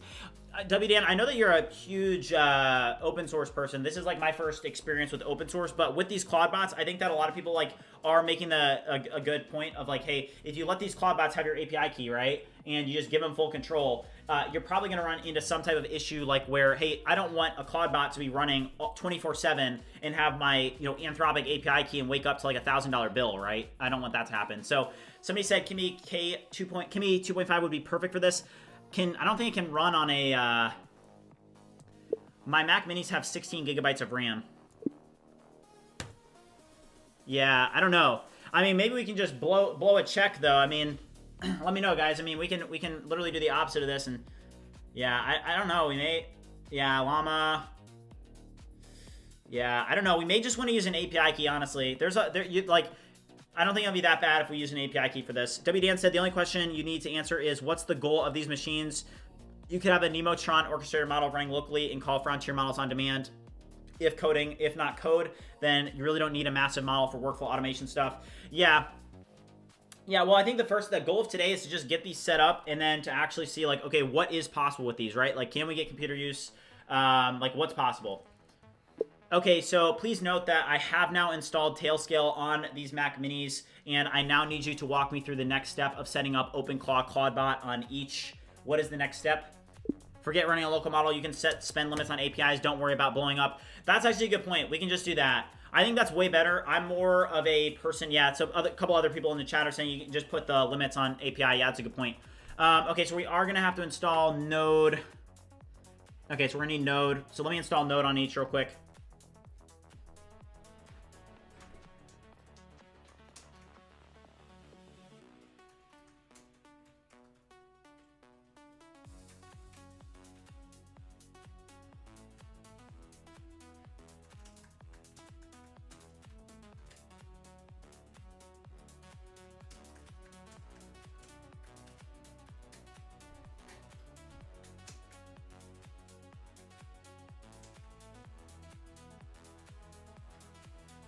Okay, these are now installing.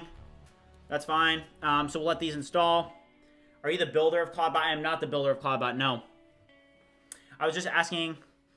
Oh, yeah, you can do a command here. I'll drop the command in chat. Can I drop it like this? Hold on. I think I can drop it through Restream. Let me see.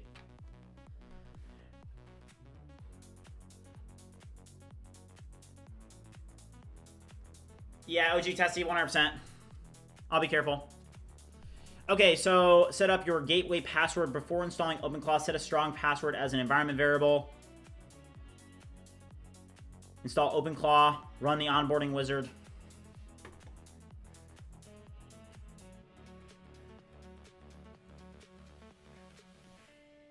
Okay, so there's literally different options when you're installing it. It looks like Tailscale is an option.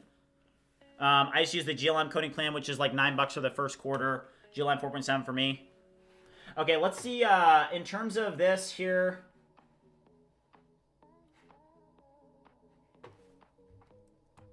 Okay, I need you to fix this. Yes, update both web application firewalls respectively. Okay, so it's just bot control that's causing that 403.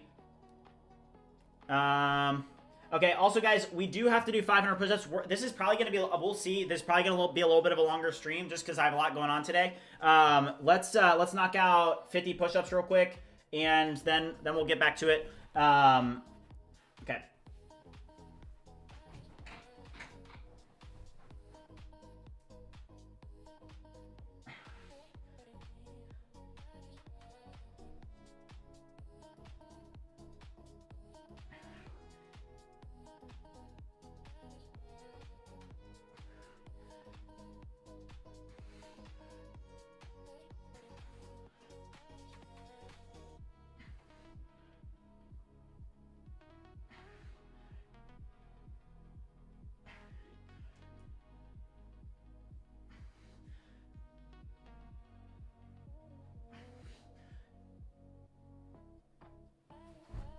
All right, there we go, guys. 50 bomb. Let's go. All right, so we're up to 125. Okay, is Codex good? I didn't renew my Claude subscription. It's expensive? Yes, it is. Slashy said, please refer to official docs. I want you to refer to the official docs. Here is the link to the website.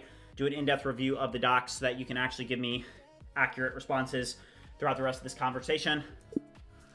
Okay, guys, I'm gonna need to grab some water. I'll be right back. Let this one think. I'll be back.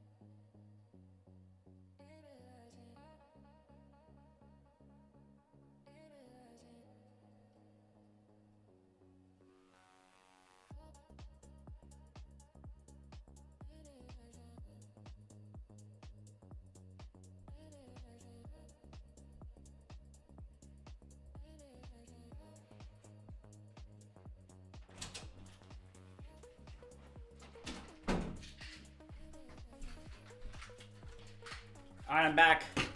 Also, I brought some snacks. Look at this, guys. Look, I got snacks. Got vitamin B12 and multivitamins. Let's go. I think so. These are one a day, so you want to take at least 3. All right, perfect. All right, 3.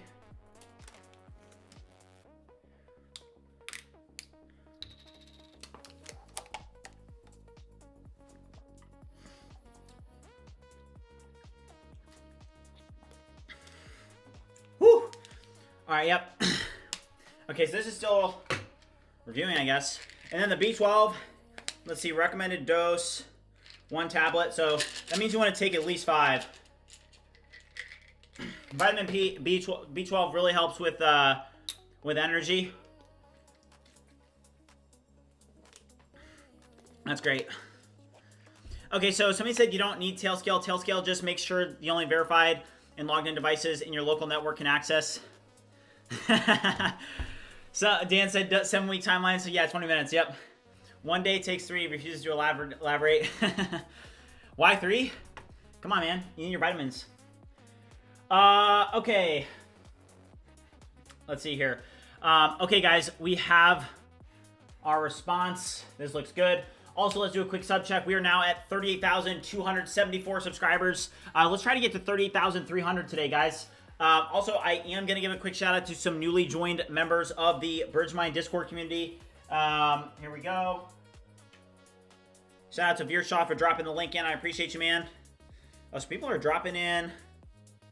Step Fund just dropped 3.5 Flash. Okay, shout out to... let's see here. OO World, the Vibepreneur. I like that username, the Vibepreneur. Shout out to Bay. Shout out to Mamo. Shout out to that guy in the glass. Shout out to Evolve. Shout out to you guys. Let's go. Welcome to the community. All right. All right. Just plug this in. Okay. This keeps the gateway bound to local host while Tailscale provides HTTPS enhanced routing with your Tailnet. Go ahead and install the command on your first Mac Mini. Okay, so what is the first command? It's, okay, it's this here.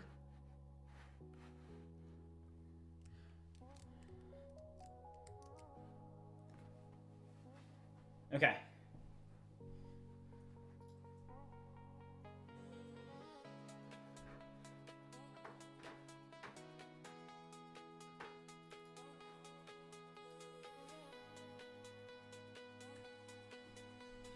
Okay, so let's install these here. I'm going to move this a little bit. Thank you, Veershaw.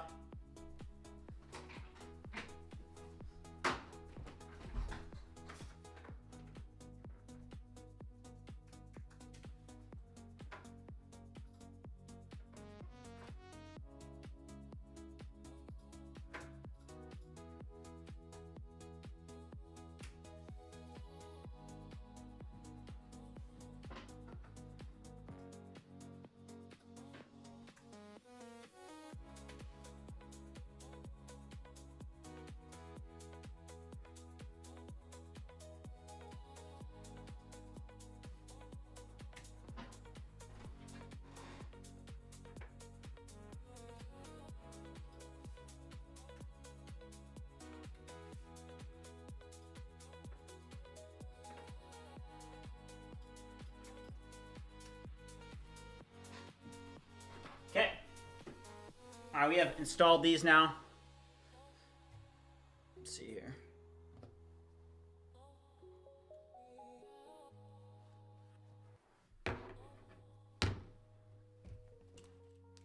Okay. So these are now installing. Yep, OpenClaw is now installing on all 3. So we'll let them install and then we'll move forward. Oh, let's go. All right, this one here on the far left has installed. This is the, basically this is the ClawdBot cam. As you guys can see, we have 3 Mac Minis. Somebody said, be careful when taking B12. Your liver can store it several years worth, unlike other water soluble vitamins. How are you making revenue from your site? Subscriptions. Okay, the second monitor now has OpenClaw set up, and that monitor on the far right. So we're all good. OpenClaw is now set up fully. So, or not set up fully, but just installed. You know, it says I understand that installing ClawdBot is like inherently risky. Hold on, let me actually pull up this here. We're gonna take this is the OpenClaw cam, okay? Nuruddin said first time catching you live. Well, welcome, man. Okay, so I'm gonna go here and I'll just be able to a little bit closer view.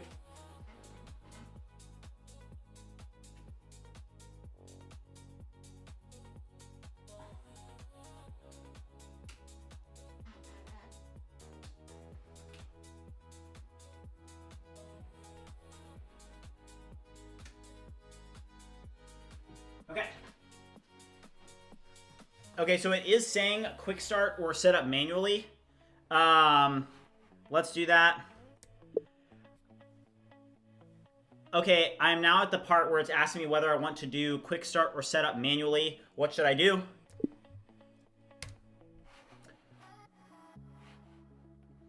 All right, also guys, we have 364 likes, only 297 likes. Also, we did just pass 301, so I am gonna be doing a cold plunge. Let's focus on the OpenClaw thing a little bit, but we're gonna get to a cold plunge in this stream. So in this stream, you guys are gonna do we are gonna be doing a cold plunge, but let's get through this a little bit. Okay, so it says go with a manual setup. So given your security priorities, manual setup lets you make deliberate choices at each step rather than accepting defaults you'd potentially need to change later. This aligns with the security principle from the doc. Start with the smallest access that still works, then widen it as you gain confidence. Okay, so manual setup will walk you through gateway bind mode. Oh my gosh, that's hilarious. I actually do not do nicotine, but that is funny, Debbie Dan. I mean, I'll be honest, in college, I tried them for like maybe, I don't know, a week. I don't drink alcohol or like do drugs or anything. But when I was in college, I tried Zins for maybe like 1 week. And I mean, this is going to sound terrible, but I have never been like so locked in. But here's the thing with anything like related to like drugs or like nicotine is that I feel like those things, it can help you for like a short term, right? Like let's say that you try Zins, right? And you're like, okay, like Zins make you focus, right? Well, you try them for a week, right? And they're great. They make you focus. And then all of a sudden you become dependent on them. They make you all depressed and stuff. So that's definitely, you know, something to be thinking about. Okay, so gateway bind mode. You'll want loopback authentication. You'll want token or password. Tail scale mode. You'll want serve. Channel setup. Daemon installation. Also, my point there is not that if you do nicotine, that's like shame on you. I'm just saying that's my philosophy on it.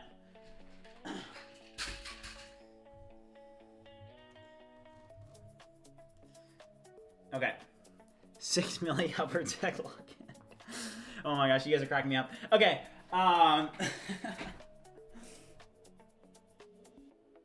Okay. Let's straighten this out a little bit. Okay, that's good. Okay, so should we do the manual setup? Synergy is the power source we need for these tokens, yes. I mean, maybe I'll have a stream where it's like vibe coding with a Zin. I don't know. I should not do that. I'll get addicted. Okay, manual setup will walk you through gateway bind mode, authentication, tail scale mode, model provider, channel setup, daemon installation. Is the manual setup complex or what? Use Kimi 2.5. They are doing a free week. You should look into it. I will. Thank you, O3. Appreciate it. How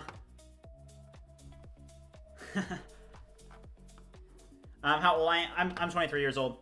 Okay, so not really. It's still a guided wizard, just with more prompts. You're selecting options from menus, not editing config files by hand. Okay, that's actually really helpful. Okay, so let's actually do that then and see what happens.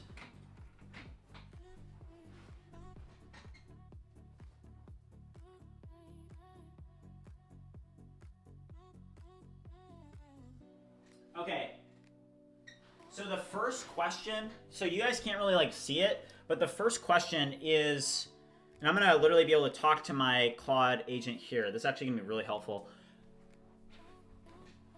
The first question is, what do you want to set up? And it asks me a local gateway or a remote gateway. I wanna understand what are the differences between these two and which one should I select?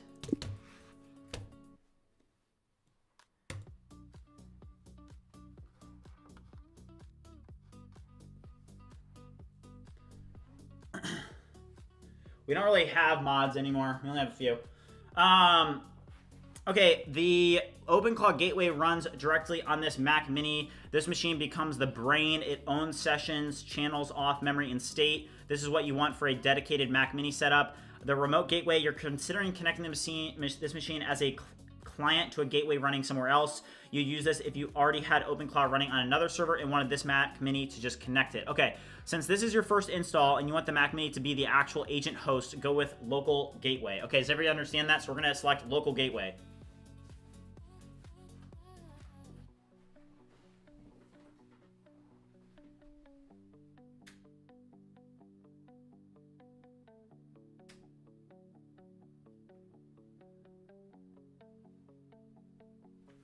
Okay, so it is now asking me for the provider that I want to go with. So let's make a decision on this.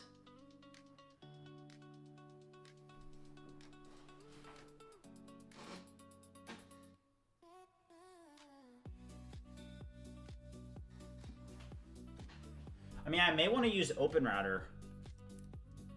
Okay, I am now on the step where it's asking me which provider I want to go with. Should I do OpenRouter so that I can choose between pretty much any model on OpenRouter instead of going with, like, for example, OpenAI and only having access to OpenAI models? Guys, what do you think? What do you think we should do? Yeah, I'm currently setting up OpenClaw, guys, on 3 Mac Minis. So what you guys can see down below. Veersai, yes, we are going to be doing a cold plunge, but we're going to do it in like a little bit. Oh, you can config multiple and just change as you go. Okay, WDan, thank you, man. From the docs, we recommend Anthropic Opus 4.5 because it's quite good at recognizing prompt injections. It's like, yeah, use the one that's going to cost a check. Yeah, I mean, I may want to do OpenRouter, though, so I can access any...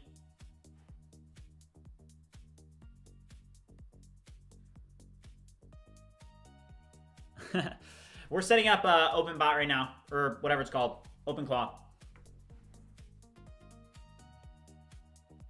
We can't use the sub. I'm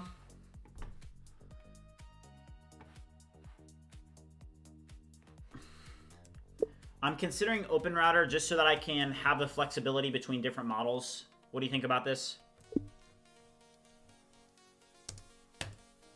Okay, I would go for the sub, not API, but not sure how to set it up.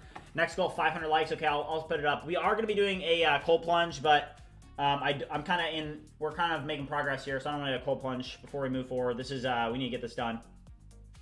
Make some progress. Can OpenClaw work with subs? I don't think it can. Yeah, I don't think it can.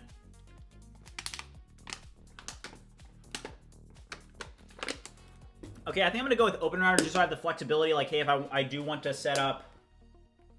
If I do want to set up something else, then I'll be able to set up something else. Be good. Okay. Let me do one quick thing over on YouTube. All right, so we are going to do I do owe you guys a cold plunge. For now, the next sub goal is 500 likes. You guys stay tuned. I am going to do a cold plunge, but right now we're locked in.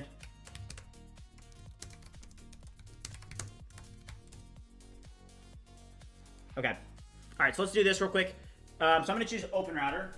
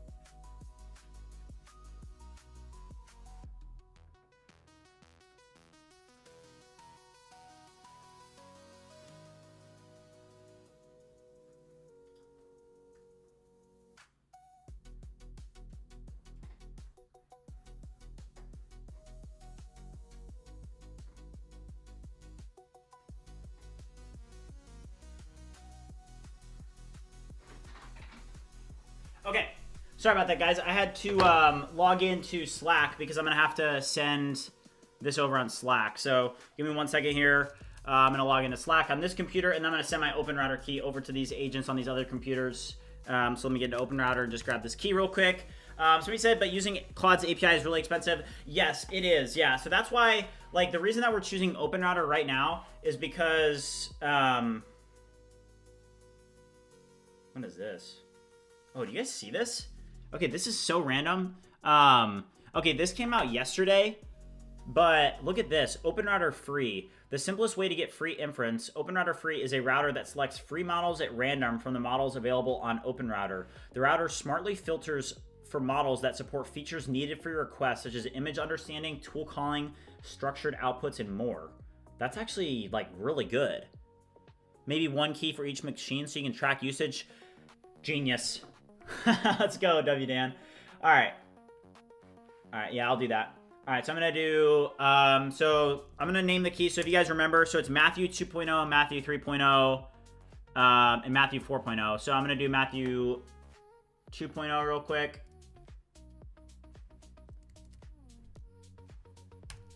So Matthew 2.0. Matthew 3.0. You guys cannot see this because I'm creating my keys right now. Oops, missed that one.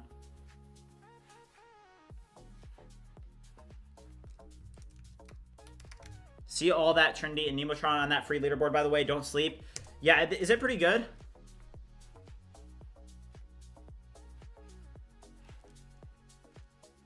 So that's pretty cool. If it's free, you are the product. I mean, not necessarily.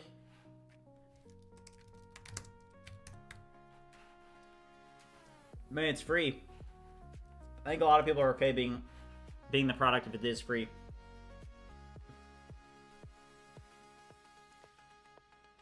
Zuhaib, what's up, man? Okay, so what I'm going to do here is I do need to set these API keys, and I don't necessarily want to, like, show you guys as I set them up. So just give me a minute here to set these up. And once I have them set, then I'll share the, or I don't think you guys can even see it, so maybe I can share it. All right.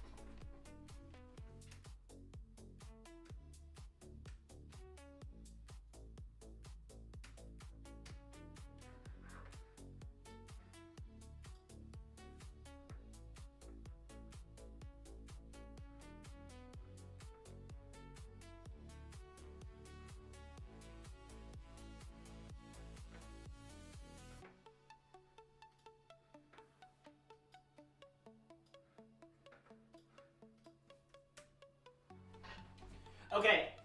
All right, guys. We now need to decide what model are these going to use. Okay. W. Dan said, incredibly good. Tool calling power is so important for a setup like this. And Trinity's model series excels at that. All US based, fully open weight and documented. Lots of reasons to explore.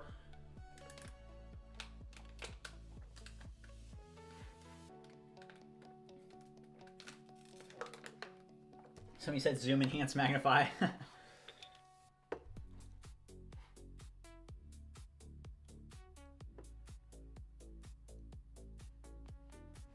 Somebody asked, where did the water pitcher go? Okay, let's see here. So what we want to do now is we do want to decide, like, hey, what models do we want to use? Because I'm at that step. So if we go here, somebody's saying Kimmy K 2.5. Veershaw said that. Yeah, what model should I use for ClawdBot here? If, like, does anyone have any suggestions if you're trying to balance between, a lot of people are saying Kimmy K 2.5. I mean, Kimmy K 2.5 is 50 cents per million on the input, $2.80 per million on the output. A lot of people are saying Kimmy K 2.5 is probably best. Anybody with a suggestion other than Kimmy K 2.5?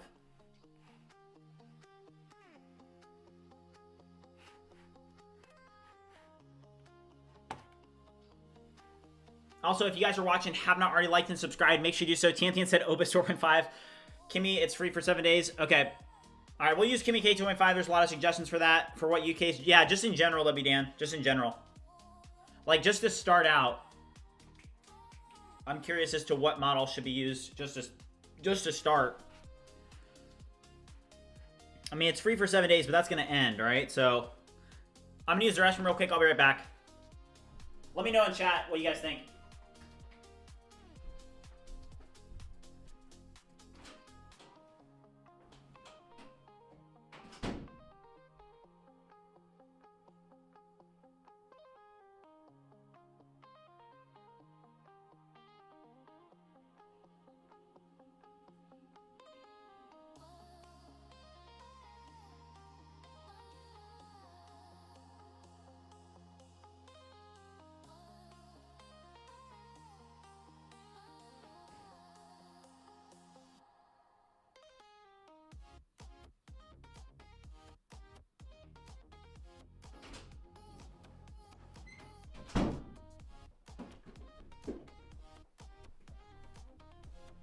Okay. Let's see here. W. Dan was looking for a recommendation from him. Curious. Claude won't burn tokens. Somebody asked, what is the best model for a broke college student? I mean, there's a lot of good models that are cheap.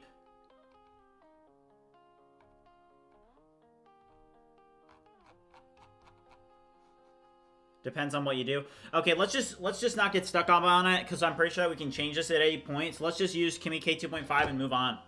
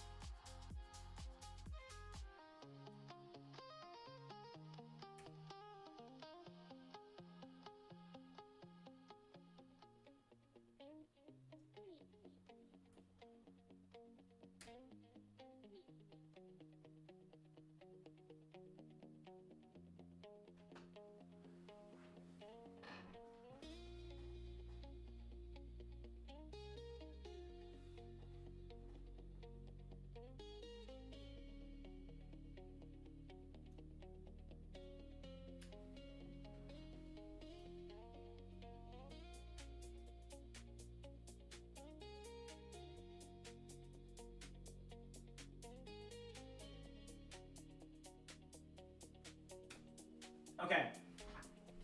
All right, so this is the interesting part. Okay, so I do now have these selected. Trinity is free right now. It's easy to swap via OpenRouter, pick something, and run. I agree. Yeah. Okay, I'll check that as well. But yeah, let's get, so I did just get to the step where it's asking me which gateway to choose. Okay. Yeah, Gemini 3 Flash would be a good model for sure. Okay. So I just hooked it up with OpenRouter and selected Kimi K 2.5 for the model.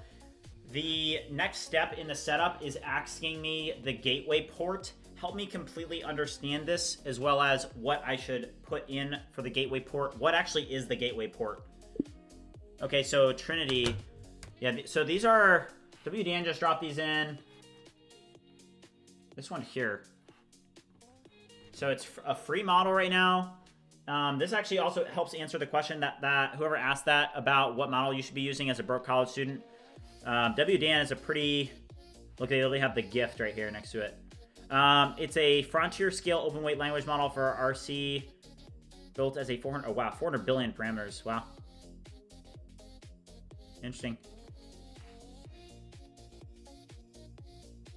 All right, it's supposed to navigate agent harnesses like OpenCode, Client, and KiloCode very well. That's interesting. Yeah, check this out if you're looking for an affordable model. Okay, so what is this saying? So, no, I said Kimi.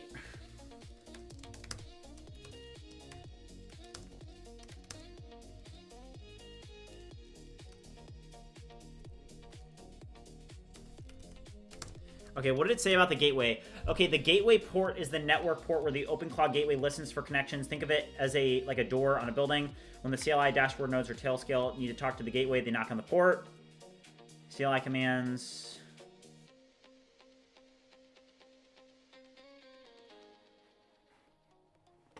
Since you're binding to loopback and using Tailscale serve, the port isn't exposed to the internet anyway. Tailscale handles the secure routing to it. Just hit enter to accept the default. Okay.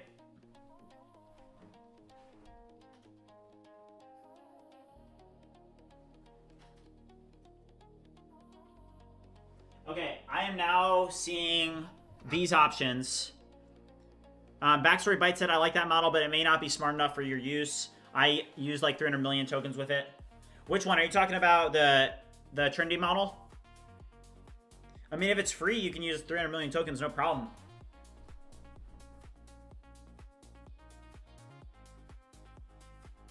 Okay, so I'm going to show you guys the next part that I'm getting. Hold on, I'm going to airdrop this real quick. You should try to do a 6 monitor setup. Well, technically we do have 6 monitors. Okay.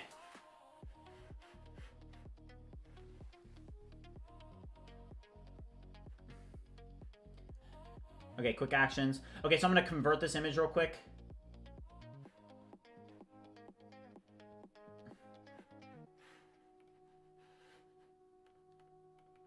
Oh my gosh. Claude.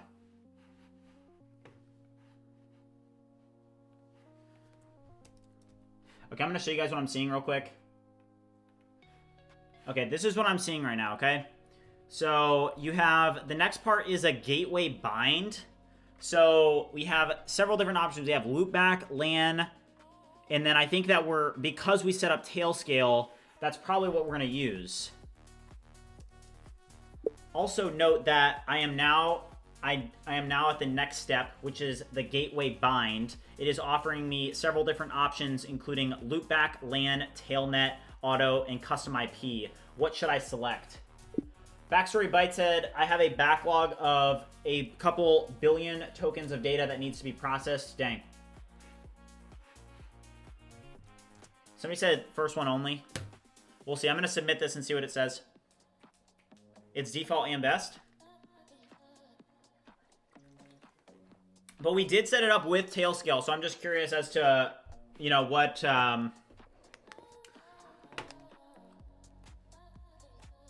Okay. So loopback. So, okay, so who said that in the chat?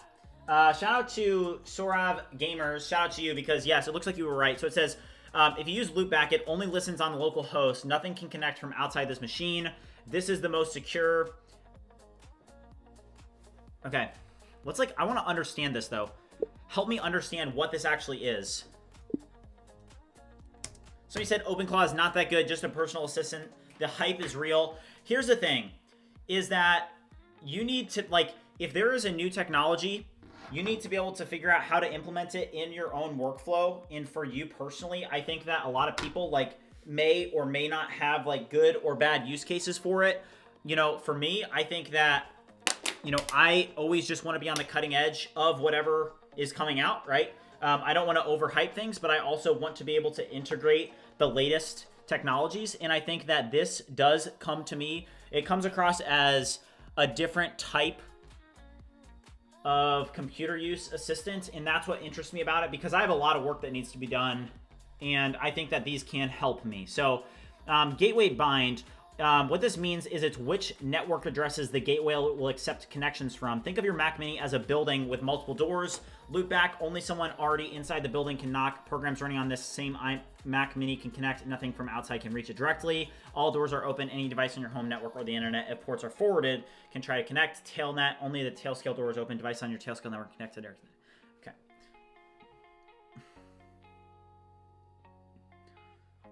Okay. All right, so let's go here. Somebody said Spider-Man.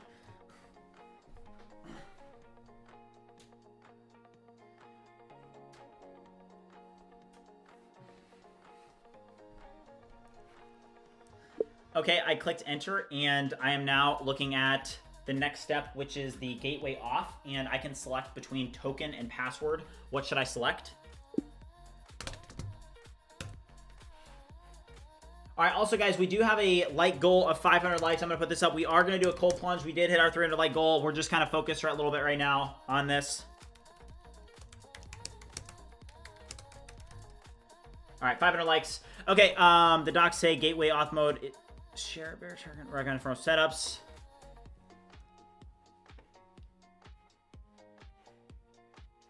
Okay. Go with token. Okay. Go with token.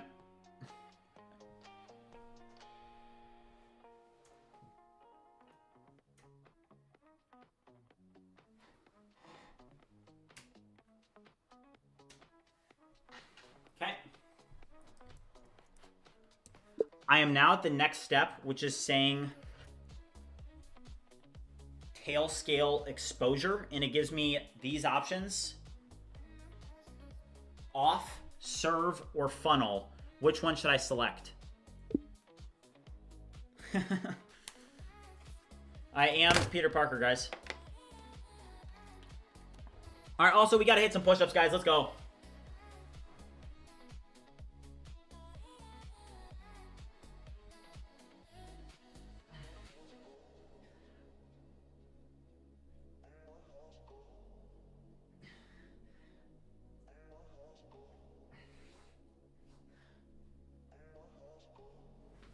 All right, we got to do more push-ups. That's how I keep the energy going.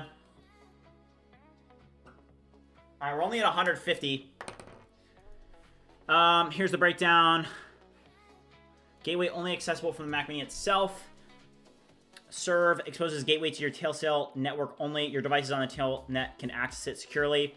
Exposes gateway to the public internet via Tailscale. Anyone with the URL can try to connect.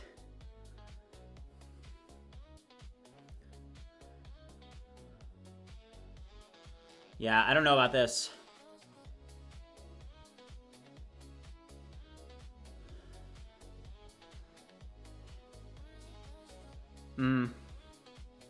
Yeah, Dog Dad just made a good point. Can you guys not hear the music? Hold up. The music has been a little bit lower today. Let me know if you guys can hear the music. I just turned it up a little bit. Let me know if that's a good volume.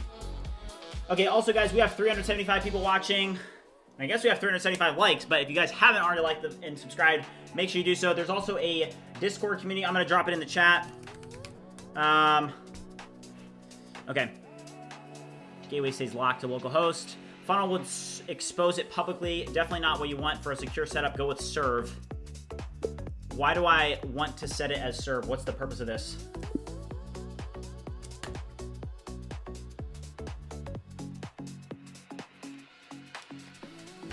Somebody said much better volume for the music. Okay, perfect. Okay, so somebody said, brother, you need tail scale on all devices. Create one local network that all your Mac Minis are logged in so that they can interact and work together. That's a good point. Okay.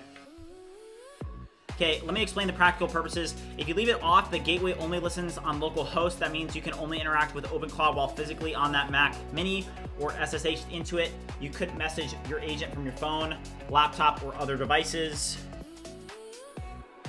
With Serve, you can access the OpenClaw dashboard from your phone or laptop, message your agent from anywhere, control and monitor the gateway remotely from other devices, let your other 2 Mac Minis communicate with this one if needed. That's insane. So I could literally have, you know, these other 2 Mac Minis communicate. They could all communicate together. I mean, that would be insane.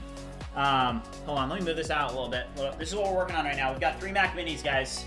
You're setting up basically a bot farm. Tailscale will allow you to access the web admin console from your main PC without exposing it to the internet. Okay. Yes, I do know how to code, but I don't think that coding line by line is really the best way to build anymore. That's just kind of the reality. Okay, let's just go with Serve.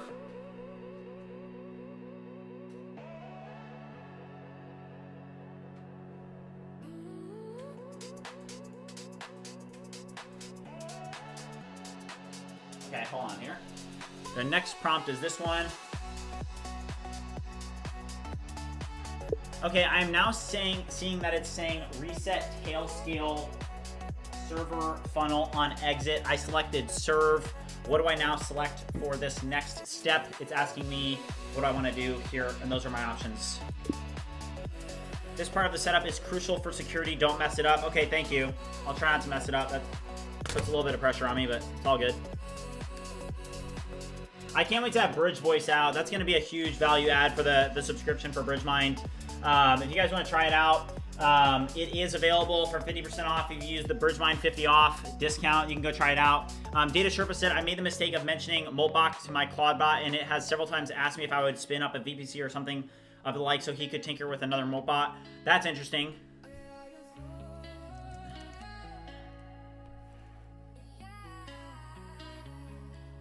Okay, so somebody said that this is a really important step.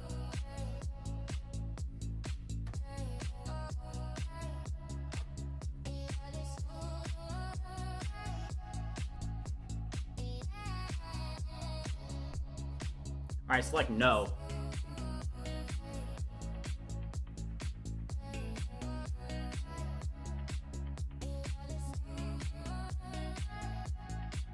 Okay.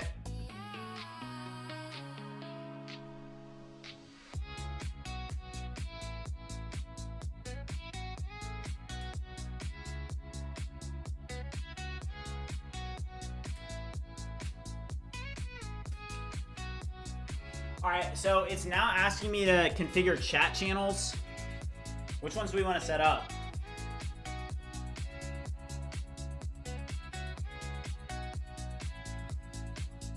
Isn't Telegram the most common that people are using? Telegram? Okay, somebody said you can ask the ClawdBot to implement security and stuff from the official docs in researching on the web. Okay, yes, I'll do that. Okay, first of all, we need to hit some pull-ups, guys. Also, if you guys haven't already done push-ups or pull-ups with me, why not do them? You know, if you guys are software developers, if you guys are vibe coders, whatever you're doing, you know, being able to do the push-ups, it's worth it, all right? It's worth it. So if you guys haven't already hit them with me yet today, let's knock out. I'm gonna drop a 40 bomb. All right, I'm gonna drop a 40 bomb. I'm gonna do 10 pull-ups. You guys can at least do, I don't know, 10, 20. Just do them to do them, guys. Let's go. What else are we doing? Let's go.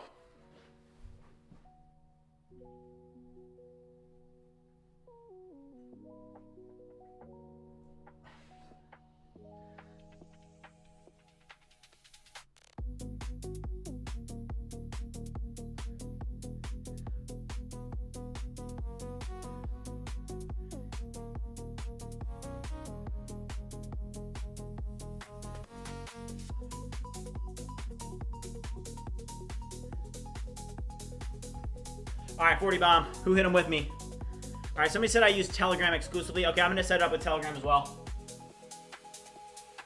All right, we've done 190 push-ups. Let's hit some pull-ups too.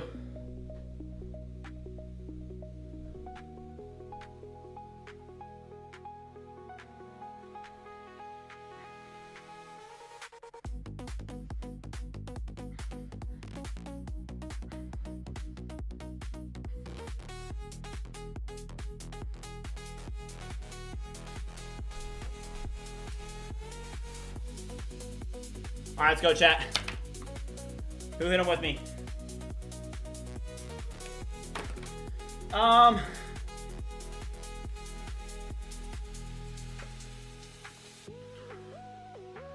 Yeah, that's true, Dan. Yeah, I'll do Telegram. I feel like Telegram. Well, okay. That can go both ways, right? Because I use Discord a lot. And if I set it up, it would kind of be one less step. Let's do Discord.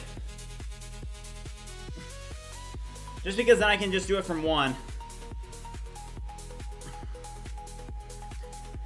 It is now asking me which app I want to connect for chatting with it, like chat channels. What do you select? What do you recommend, Telegram or Discord? What is best? Okay. Andy said Telegram is easy to set up. Discord is easier to access. That's actually really helpful. I'll need to create a shared Gmail address for them too. Really? Telegram, Discord are both the best. You can use both. Okay. Okay, simpler bot setup.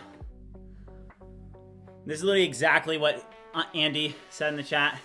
So Telegram is simpler bot setup. Just talk to BotFather, get a token. Feels more like a personal assistant, one-on-one chat. Yeah, this is what I don't like about Discord is that there will be more setup. Like you have to go to the developer portal. I knew that. I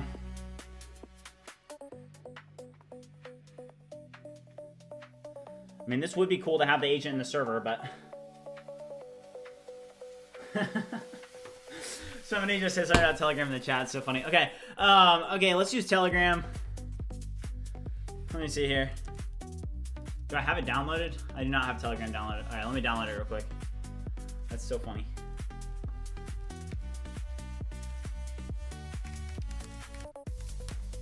Discord is most built? What do you mean? And most compatible? Really?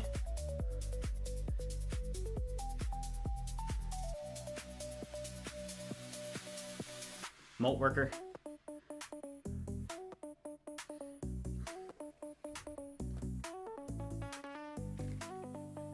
Yeah, super combo. You think Discord's better?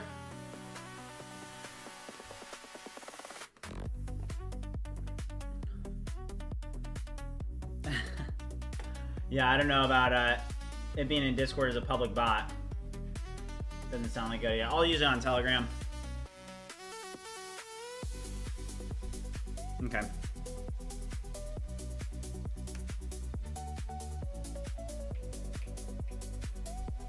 You can easily get multiple email addresses without multiple phone numbers.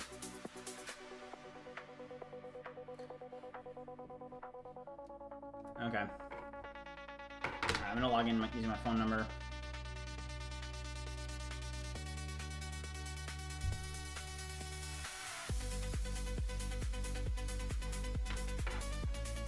Yeah, you don't need a phone number for emails.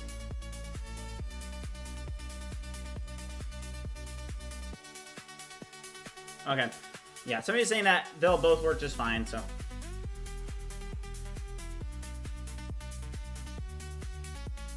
Oh, a code was sent via Telegram, it says. Alright, so now I have to install Telegram. Molt Worker has good security and you wouldn't have to worry about getting compromised. Is that another system similar to OpenClaw?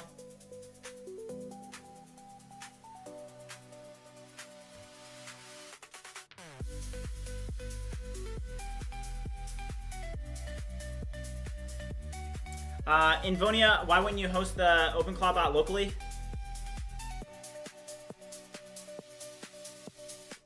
I've got the normal Whisper Flow subscription. I think I bought the yearly plan, so I'm not sure though. Okay, Super Combo said, I think Discord would be best. Make yourself a private server and 3 channels. Lock each bot to its own channel, and then 1 communicate channel so the 3 can talk to each other, etc. That's actually a really good point. Yeah, I may look to Discord. I think Discord is going to be a longer setup. So just in terms of me trying to actually get this set up, let's just go with Telegram to get it started.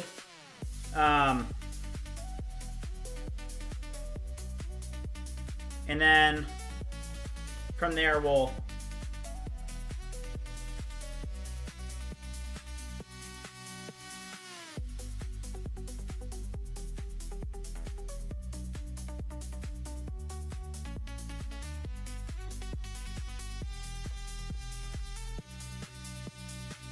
okay, give me 1 second. I am connecting this, so I mean, is this like the last step for getting these set up?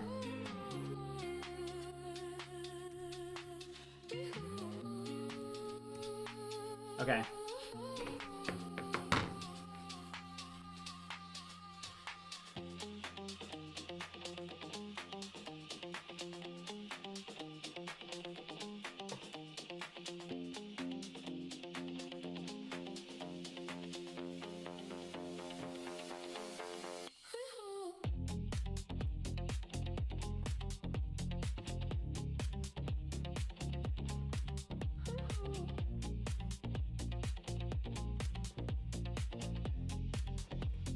Alright, give me 1 second, guys.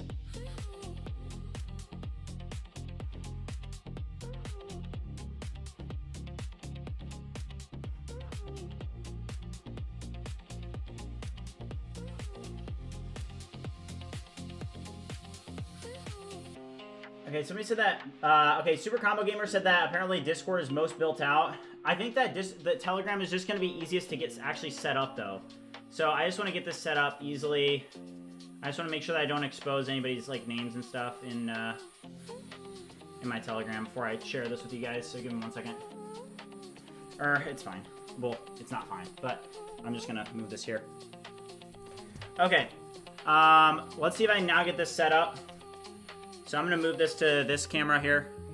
What will I do with 3 ClawdBots running on each Mac Mini? Well, I have so much work to do, like just in the position that I'm in. So I think this is a really good applicatory use case of using ClawdBots. So we'll see. I mean,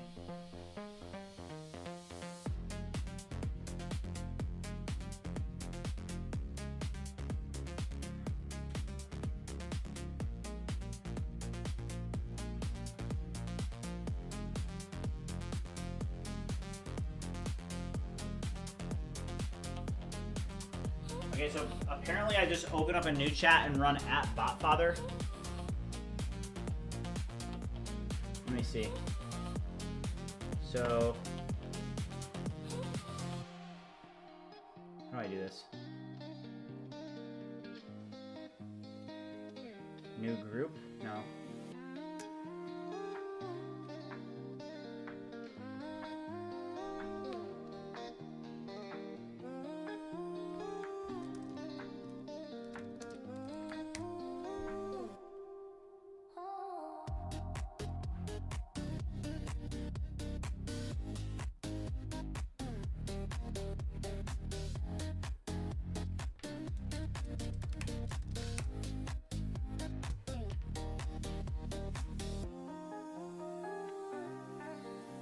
Okay, thank you, Super Combo. I will. Okay, so how do I actually do this? Okay, so I have Telegram open, and I'm trying to figure out how to connect my ClawdBots or my OpenClaw bots, and I need you to walk me through this. What do I do to get this set up? Yeah, Sir Knight, the free Open Router model ensemble does look really interesting, doesn't it?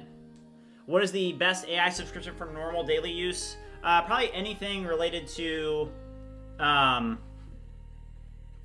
would definitely say anything related to Claude. Claude has, you have access to the best models. Claude Sonnet 5 is expected to come out tomorrow, just so you guys know. So tomorrow's gonna be a big day. I'm probably gonna do like day 127 until we get Sonnet 5. I mean, it's like a 90% chance, I think, at this point. It's like all over X. Oh, just go and search Botfather. Okay, search Botfather. Okay, so search Botfather. Wait, is this it?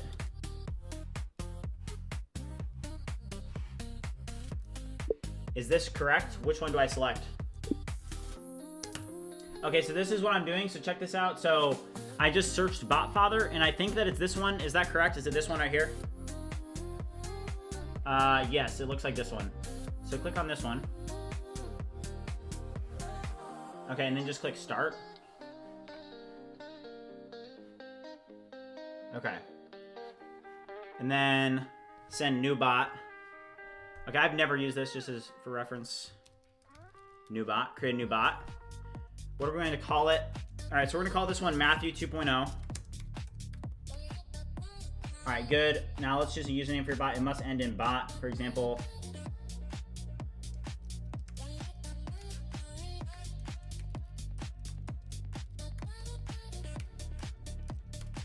All right, Matthew 2.0 bot.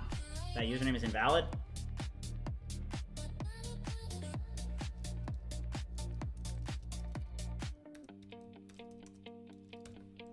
Okay.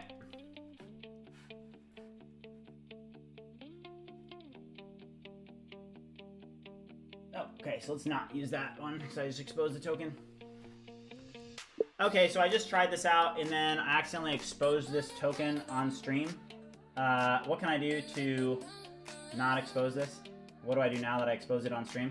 Sorry guys, I just exposed that key on stream, so...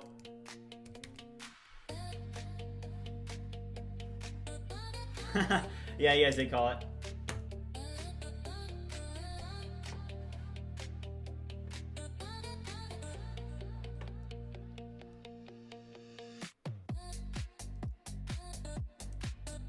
How do I invalidate that other token though? Or is that an issue that I just leaked it? Yeah, it happens.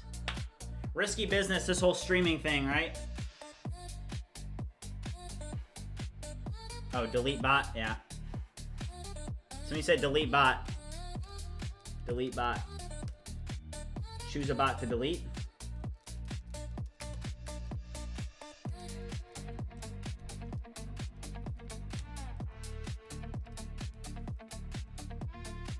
Revoke, okay.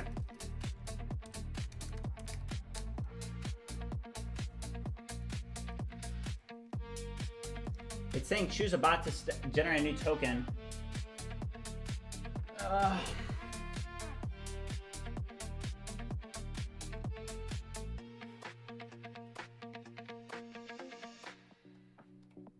right. Also, guys, we have 419 people watching. If you guys haven't already liked and subscribed, make sure you do so. Right now, we are leaking API tokens on stream. So if you guys want any free AI, free API access, you know, make sure that you like and subscribe because, you know, I'm just a man of the people. I want to give you guys, you know, API keys for free. So if you stay tuned, make sure you zoom out on the screens and stuff and, you know, get my API keys and, you know, so that's what this stream's about. Just kidding. Okay. And then do revoke and then token. Okay, I'm getting used to this. I have no idea how to use it, so. It says choose a bot. It keeps saying choose a bot, but then it doesn't say my bot, so. Okay, so it's saying choose a bot, but I can't see the new Matthew 2 bot to even select. Why?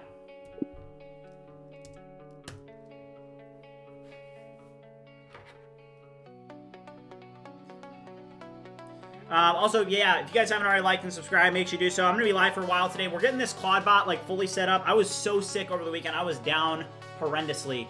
I mean, if you live in the Midwest or just like wintertime anywhere, I guess, you guys know how it is. I mean, you'll be, I woke up, I was like, oh my gosh. But yeah. Oh, okay, if not, just type the username directly. Okay. Yeah, I'm gonna do a delete bot, and then apparently I can @Matthew 2 bot. Okay, you selected Matthew bot. Are you sure? Yes, I'm totally sure. Okay. Okay, you guys cannot use that.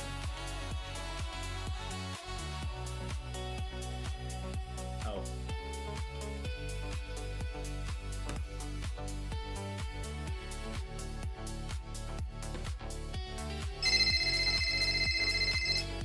Shoot, guys. Alright, I deleted the bot. Alright, the bot is gone. Sorry, I'm getting a call.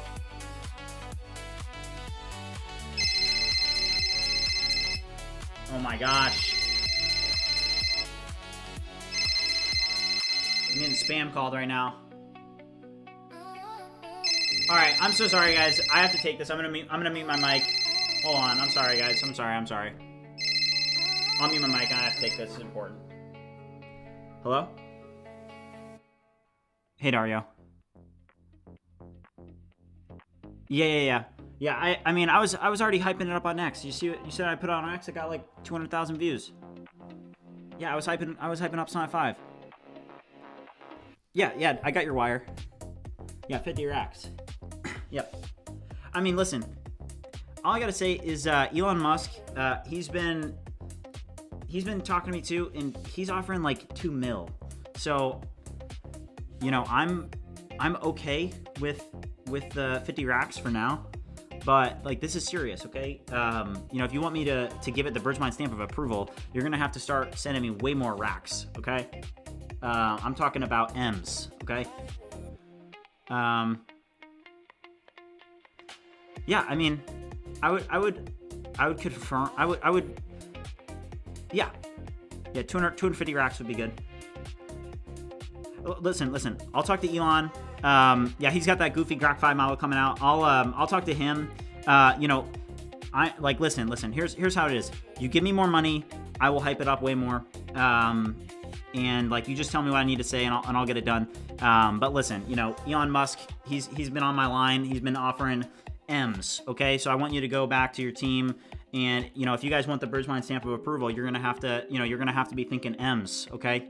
Not this goofy 50 racks, okay? So go back to your team.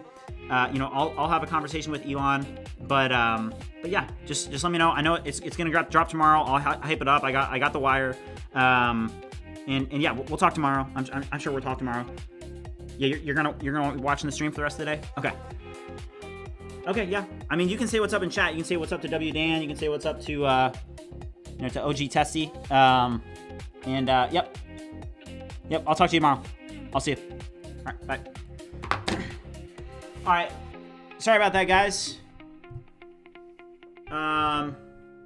Ex-girlfriends can be crazy, right? Okay. So, all right, let's move forward and let's make sure that we do it correctly this time and that I don't leak everything on stream. All right, guys, let's knock out 40 push-ups. We're actually, where are we at? We're at 190 for the day. We got to get 500. So if you guys haven't already liked and subscribed, make sure you do so. And then we're going to set up this bot. We're almost there. We almost got our ClawdBot set up. But let's knock out some push-ups real quick.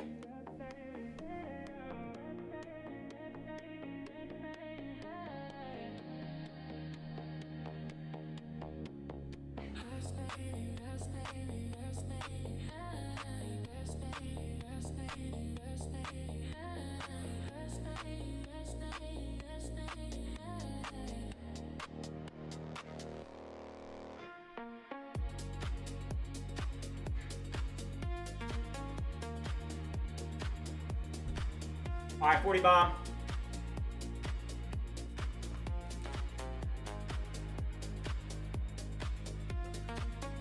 All right, up to 230. Let's go.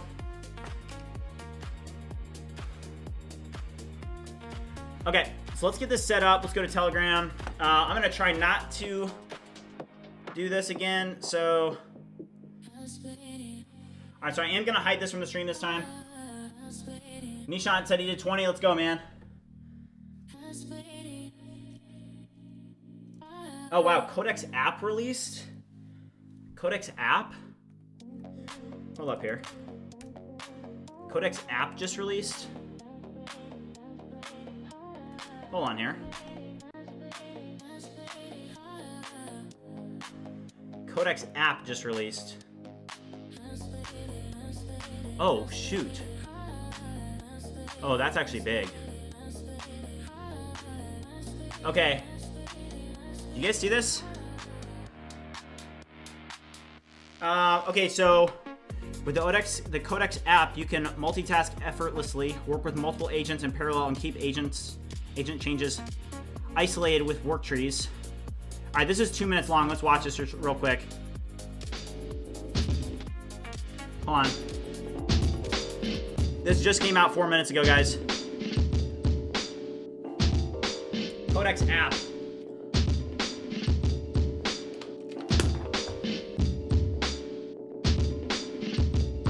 All right, use voice dictation.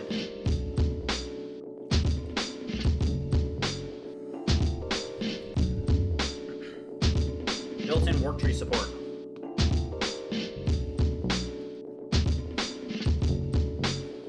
Okay.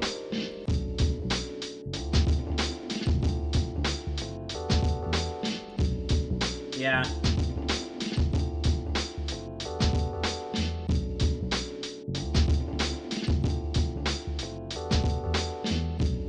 Yeah, I mean, this is just a...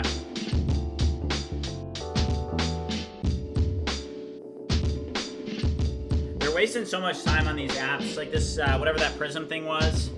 Skills.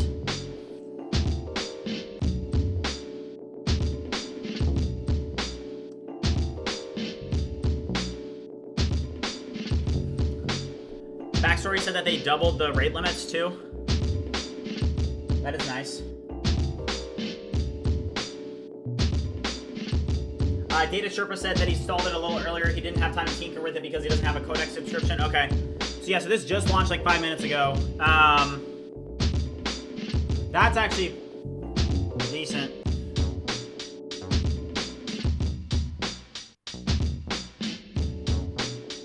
Take Codex with you, what, on your phone?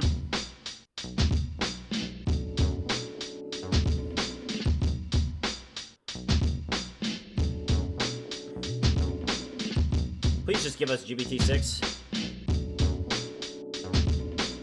Oh, Prism was a company they acquired?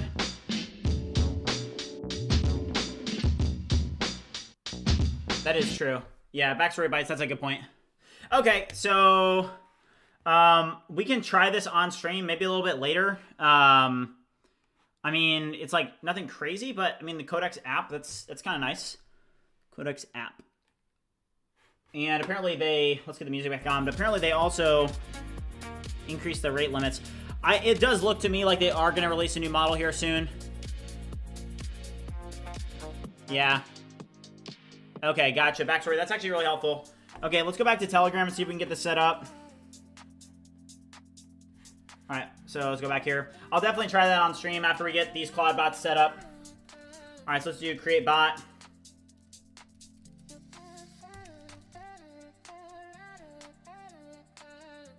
Oh, new bot. All right, apparently I do have to do this off stream, so.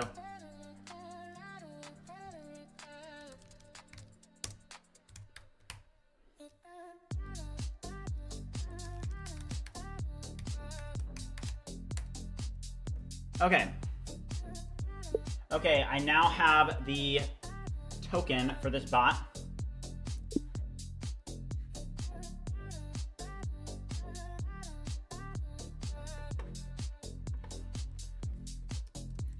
What do I do next? Yeah, we'll see. Somebody said we do not care about 5.3. GPT 5.3 first before 6. Yeah, 100%. Yeah.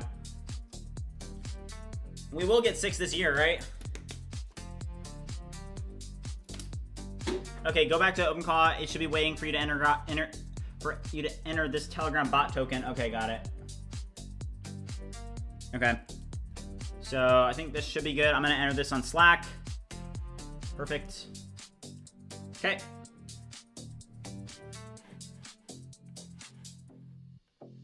Okay. All right, let's do that real quick.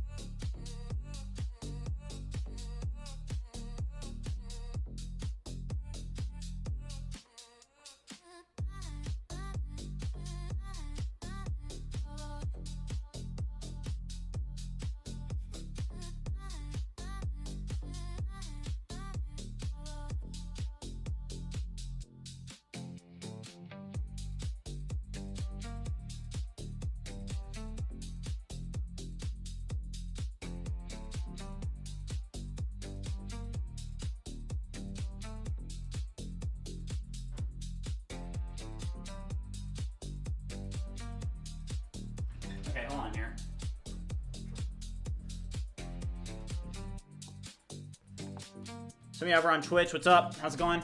The Claude code features are just so user-friendly. For example, the new rules, yes, 100%. PRPP over on Twitch, what's up, man? How's it going? How many people are watching over on Twitch, by the way? I do have the Twitch chat. I have all the chats pulled up. I do want to check real quick. Like, how many people do we actually have on Twitch? I'm curious. 9 people over on Twitch. What's up, guys? How's it going? You've tried OpenClaw? Not yet. We're actually setting it up right now. Okay, so I entered that, and I set the Telegram DM policy to pairing, and now it's asking me if I want to configure skills now. Somebody said that China made a Mac Mini for ClawdBot only 80% cheaper than Mac Mini. That's cool.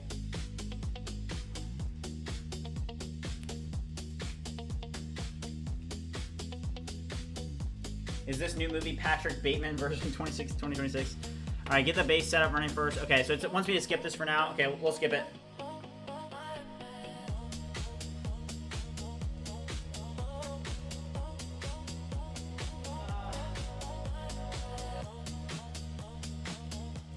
Okay, it is now asking me if I want to enable hooks. The option is skip for now, boot, MD, command, logger, and session memory. Which should I select?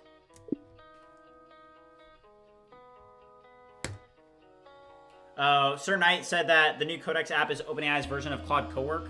It seemed different though. Like it seemed like that was more so not necessarily Cowork, but more so just like a app for Codex, whereas Cowork is not necessarily an app for Claude Code. Okay, so it wants me to skip this for now. All right, we'll skip them.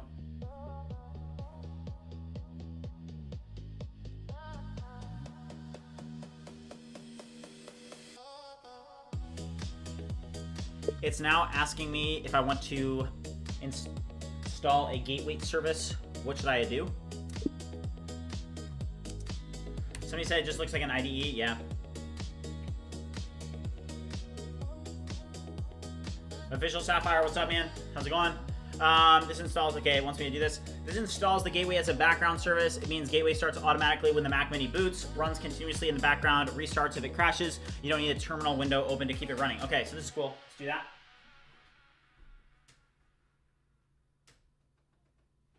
Okay, it's installing the gateway service. Okay.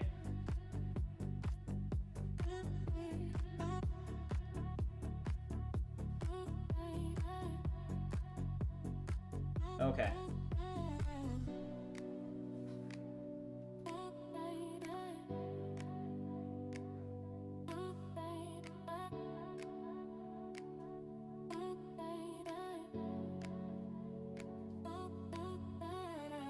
Okay, guys, that actually completes the setup for that bot.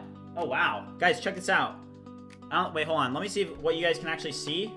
But this bot is now set up completely. Hold on, check this out.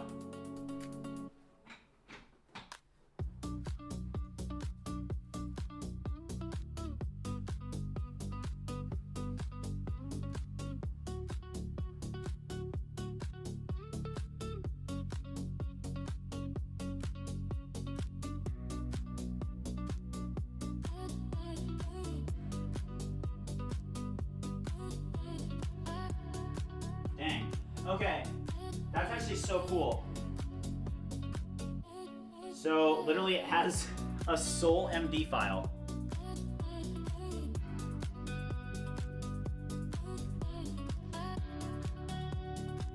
Okay, hold up here. This phone is. Okay. So I'm using OpenRouter and I'm using Kamike 2.5. Apparently it's free this week, so. Okay, that bot is now set up. How can I message it via Telegram? New user said my bots have souls. Be careful. Yeah. Yeah.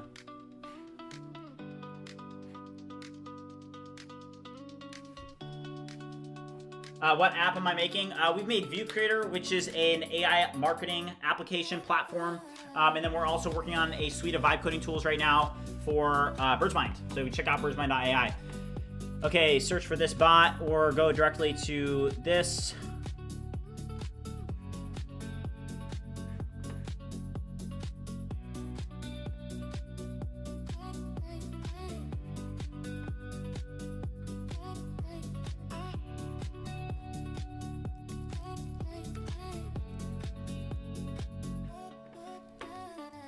The bot that I created, only I can talk to it, correct?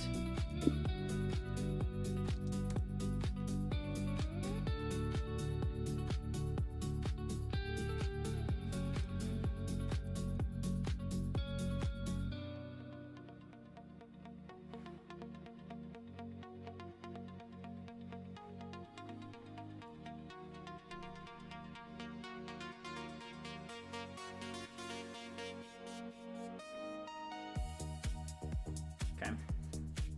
All right, so can I literally just talk to this thing? Hello there.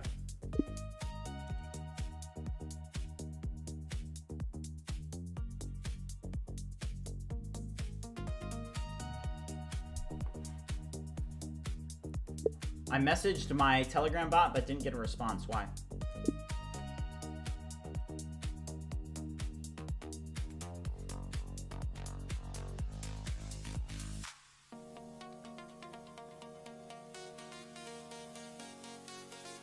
Okay, hold on here. Let me check this. OpenClaw status, OpenClaw health. All right, is this good?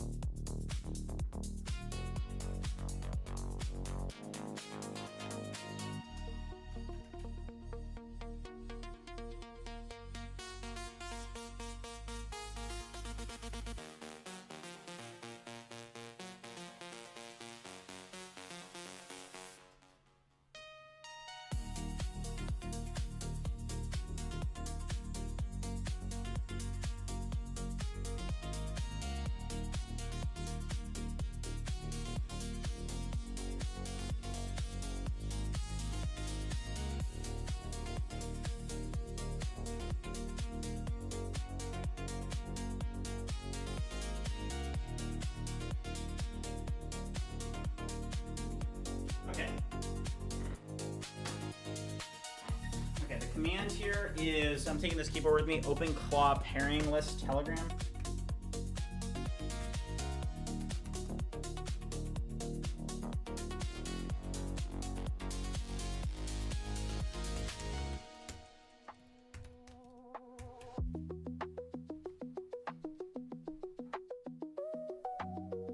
Okay, it says that there's no, it says that there are no pending, it says that there are no pending Telegram pairing requests. I thought we set it up with Telegram. Yeah, Claude's connected to the model, so Super Combo said I need to pair it. Oh, I didn't pair it, did I? Okay, thank you.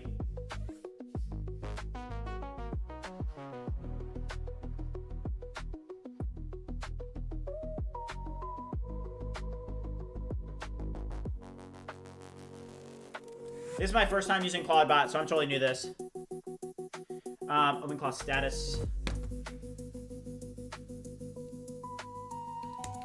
Okay, this is running, so I am positive that OpenClaw is running. It just is not connected. The status is okay. I also do see channels, Telegram. It says enabled, okay, state, okay, and it says token config and shows the config of the token for Telegram. But when I run the pairing requests, it says no pending Telegram pairing requests, but it does say that there is a channel, Telegram, enabled, okay, state, okay, and it gives me the token config. How do I enable it so I can actually have a conversation with it?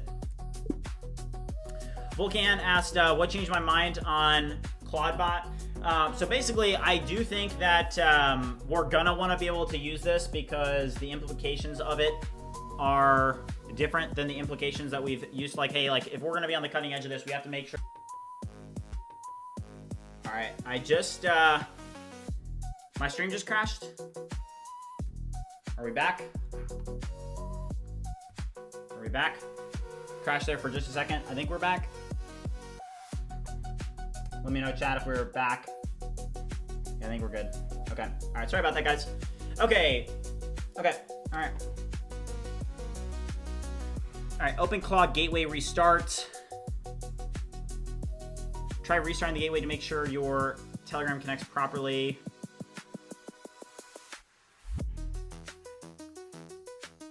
All right, we're back. Cool.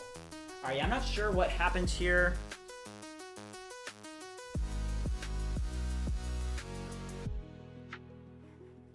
Okay.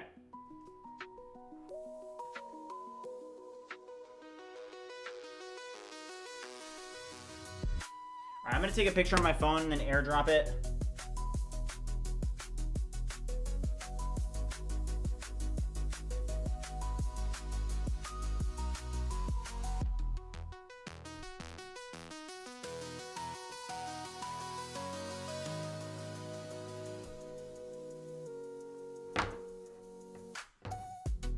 All right, can you guys hear me? No sound, somebody just said. All right, hold up. Did just receive a photo.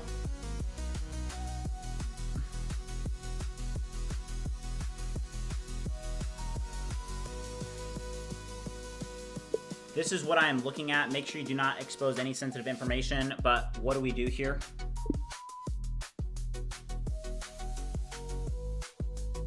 Okay, thank you guys.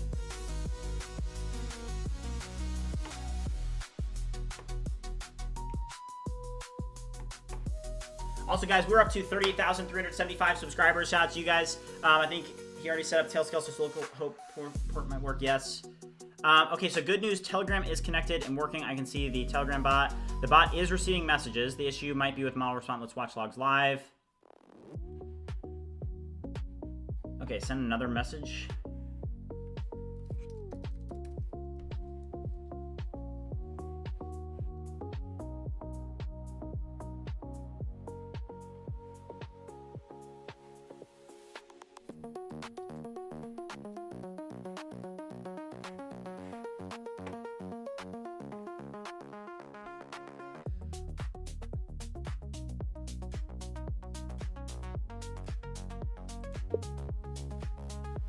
Okay, OpenClaw logs follow.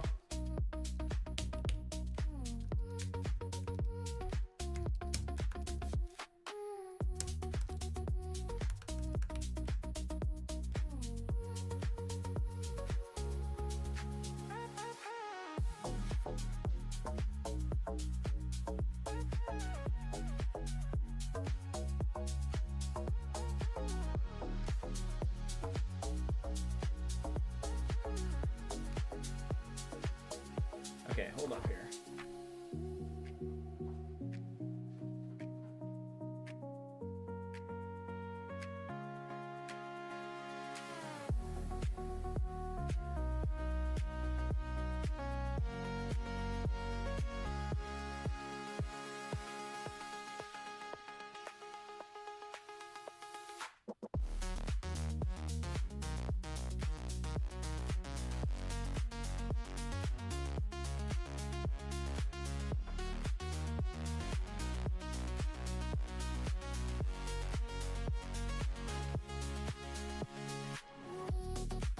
Okay, I struggle with this to pairing Telegram. You just want to run the commands to check if you add yourself to the allow list.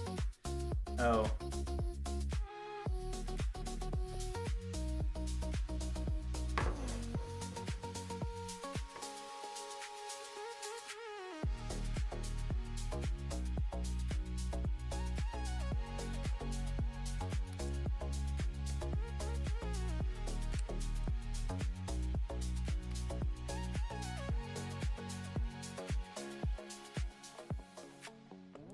Here are the latest logs. Do not expose any sensitive information. But what are we looking at here? ClawdBot gateway.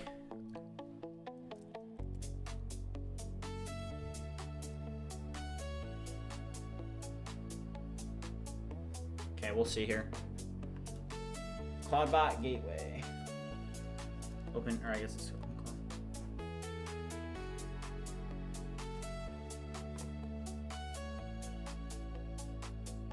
The bot is receiving messages. Jeez.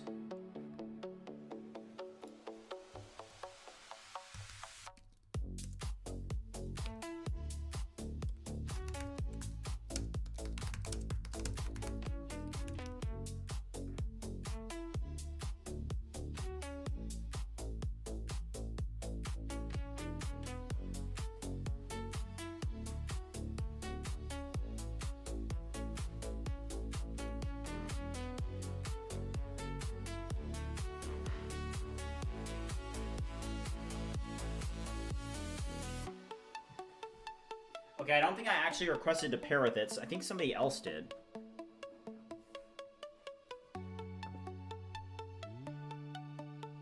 Yeah, the Codex app just got released. Somebody said that they're going to test the app. Let's go.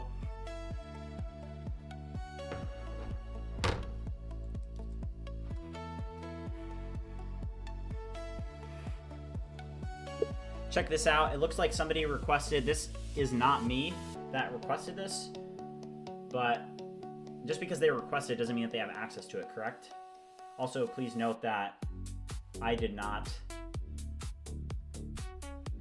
I am not on this list, so I need you to review this and figure out why. Okay, every user will get a code. You just enable yours. Oh, check your allow list. Okay, got it. 100% something I need to try. Okay, I'll definitely try. I'll make a video about the Codex app. All right. Okay, don't worry about it.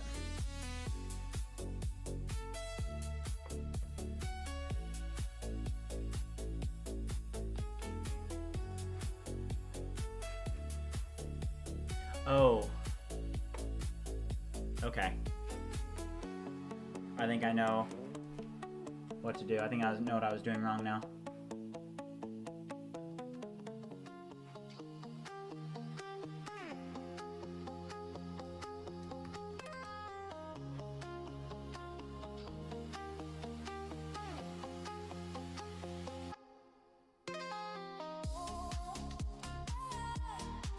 Okay, I got it. Okay, so it says access not configured, and it gives me a pairing code. Got it. Okay, perfect. Okay, I know how to do it. Open the OpenClaw gateway, open a chat, tell it to pair your ID, and it'll do it for you. Well, I think I do have it now, so. All right, OpenClaw, pairing.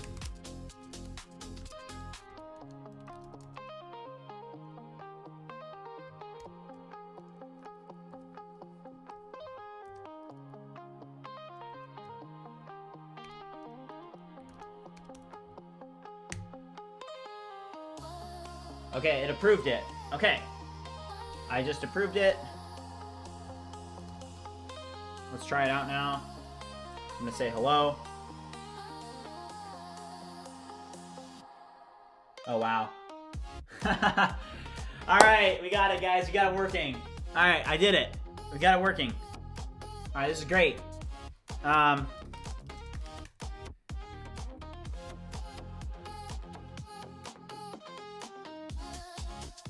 All right, let me clean this up so I can actually show this to you guys.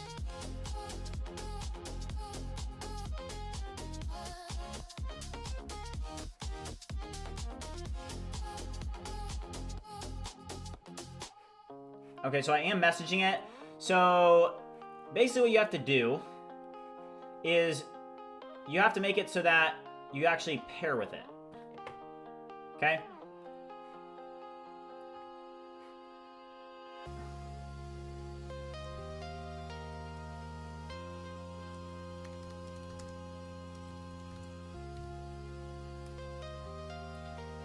Alright, hold on. I need to get this so that you guys can actually see it. Because I don't want to expose sensitive information here.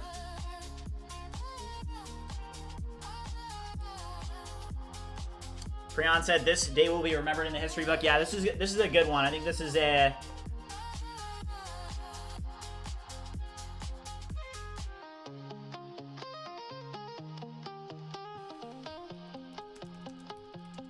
Oh my gosh, that's actually sick. Okay, you guys got to see this. Okay, hold on. How do I make this so that it's like full? I'm not used to using Telegram, so... Okay, I think that is... Okay, I got it. Okay, guys, check this out. Hold on. That's fine. Okay, check this out. So, this is what I'm looking at. Let me pull the desk over. Let me pull this chair. So, it literally says... I said hello. It said, hey, what's up? Not Matt, because that's my username. Who are you? Still figuring that out. Honestly, I'm an AI assistant connected to my human setup, but I don't even have a name yet. We literally just started that conversation. What would you call me if you were naming an assistant? And I said, you are Matthew 2.0. It said, Matthew 2.0, I see what you did there. I'm actually in the middle of figuring out my identity with my human right now. That's a conversation for the two of us to have. Nice to meet you, though. I'm the assistant for this workspace. What brings you by? I am your human. And I want you to help me understand what you're doing and who you are, and if we can figure out how to train you to be my personal AI assistant.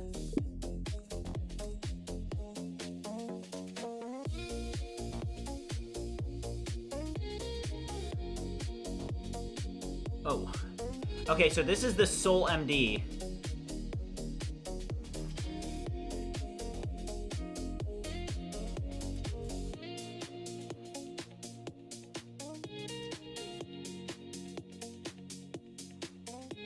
It has access to my files.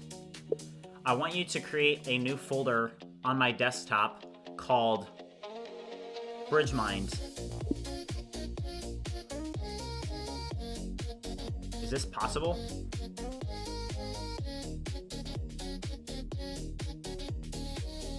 What? There's no way. Hold on. Let's check this out. Alright, the camera angle is terrible. Hold on here. Let's actually check this out. Let's see if it actually did that.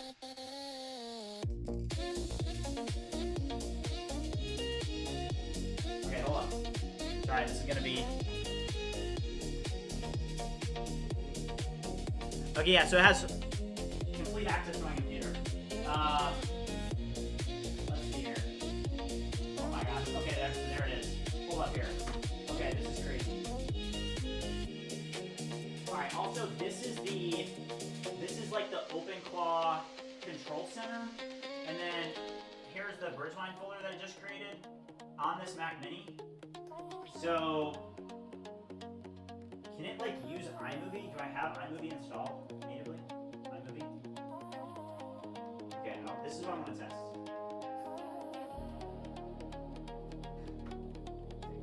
Okay, this is very interesting to me. Okay, so can I say, I want you to create a new iMovie project, and I want you to call it the best OpenClaw setup you've ever seen.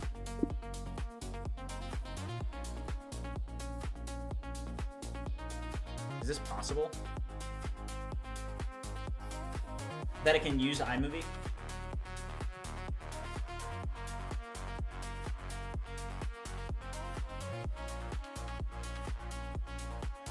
Hold on, there's an alert.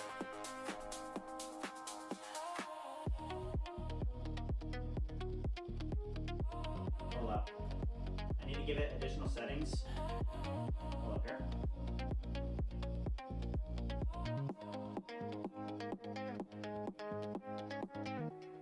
Okay.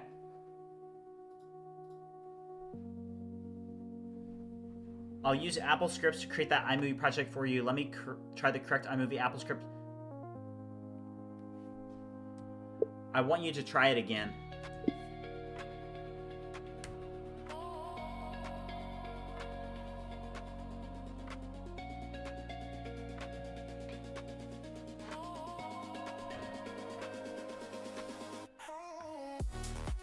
Pine System said that he made something for the Vipathon. Let's go, man. It's awesome. I'm excited to see what you guys come up with. Pine Systems, we're gonna fix that.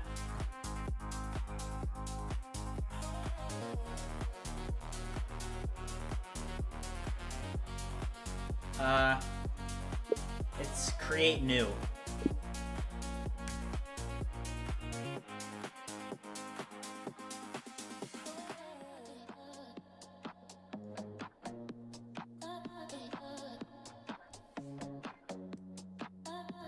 I want you to install Warp on this computer.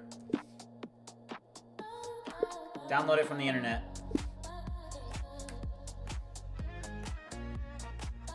Is that possible? Okay, then apparently the macOS UI scripting is stubborn. Importing footage. Could it edit a video? I mean, this is insane. Somebody said, Give it full disk access from privacy. Can it install Warp? Let me grab Warp via Homebrew, cleaner install. It's downloading. DMGs can take a minute. Want me to keep checking, or just let me know when it's done? Just let me know when it's done. I mean, this is guys. Okay, the implications of this are actually huge. Holy crap! Oh my gosh. Okay. All right. So, can it generate videos? That's what I'm saying. Is that the implications of this, of having an agent that literally has full access to your computer? And here's the thing: is that like when people say like, oh, VPS or Mac Mini or like some issue like that, right? But the thing is like if you guys look at this setup, I have 3 Mac Minis right over here, right? So if they ever need help, right? Well, guess what? You know, I have my setup over here, and then I also have all this, like, you know, right over here. So somebody said, mine is managing my Facebook page for me, not completely, but it's adding in a daily recap, and it is using Remotion to build a daily recap video and publishing it to my Reels for me. Yeah, that's insane. Somebody said, yes, very huge. Someone might tell your bot to host AI-generated kitty pics on your PC and swat your house. Okay.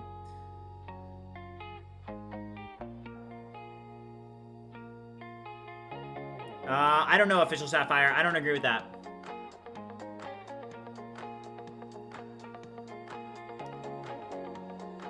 Do you recommend free transcriber? I mean, here's my perspective on it, okay? You can't be too quick to, like, here's the question. Official Sapphire, have you used it? That's a big question. Have you used it?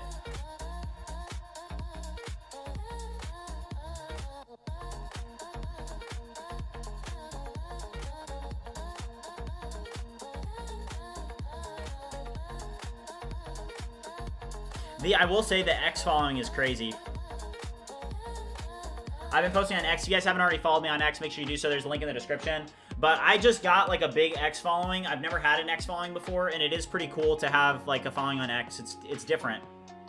Yeah, O3 said, give it skills. It will be way more powerful. Absolutely. The first thing I want to do is, now that we actually know how to set this up, let's get this set up on our other environments as well. Let's get Matthew 3.0 and Matthew 4.0 set up.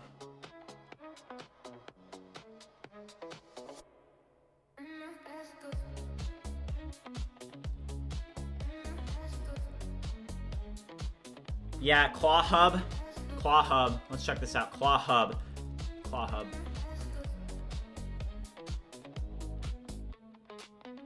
right, Claw Hub, the skill doc for sharp agents. Okay, this is super helpful. Thank you. Shout out to you, Sinek. Thank you. Okay, so let's get these other 2 agents set up. But guys, this is actually huge. I mean, the capability of this is incredible. Is it done yet? I do wonder how expensive this is, though. I mean, if you have an agent that's just like running in the background. Have I ever heard about the Moltbook? Yes, I have, yeah. It's not like that crazy. I mean, maybe we can set our agent up, but I'm just very interested in like, hey, what is this going to look like once this gets better, right? To have multiple agents on your computer, that's insane. Yeah, I feel like it's mostly useful for solo businesses, influencers, 100%. The download got killed, probably timed out on the large DMG. Let me check if it made it anyway, and if not, I'll try a different approach. Okay, all right, struggling with that. Okay, let's get these other bots set up. Now that we actually know how to do it, let's continue with the bot setup. Hold on.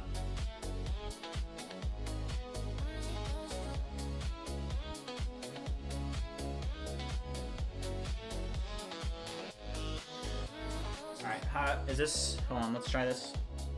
Jeez.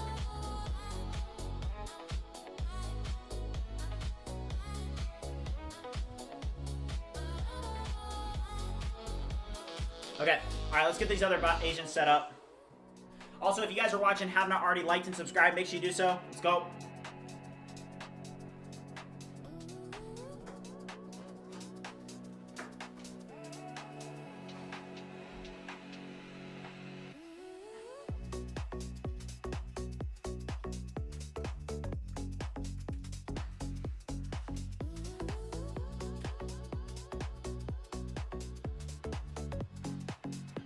Okay, so I'm gonna configure these bot tokens real quick. now that I actually know how to do this.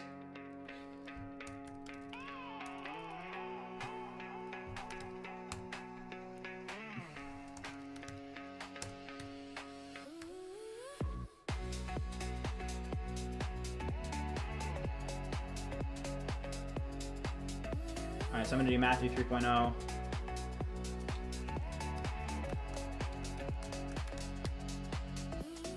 Okay. I'm gonna pull up Slack real quick.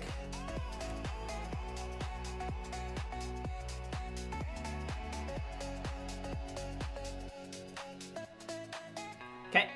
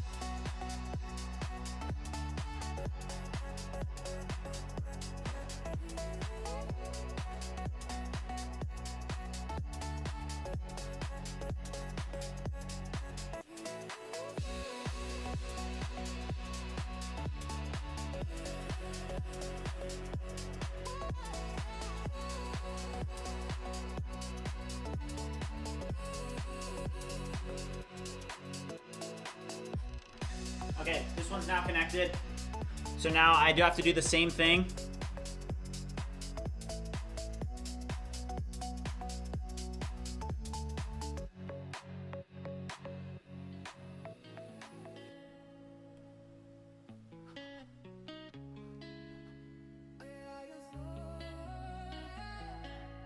O3 said you can ask Matthew 2.0 to set up the other ones, I'm pretty sure. No, I don't know. Yeah, official Sapphire, I don't know. That's what I thought initially too, but I think that whenever there's something new, you really need to pay attention to it. You can't jump on one thing or another. You're gonna burn a lot of tokens running 3. It gets expensive. You want your bots generating its own income.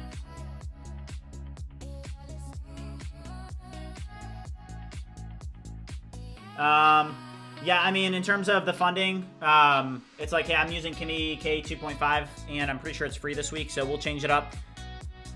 Okay, so let me get this on Telegram now set up. So now I need to search up the bot.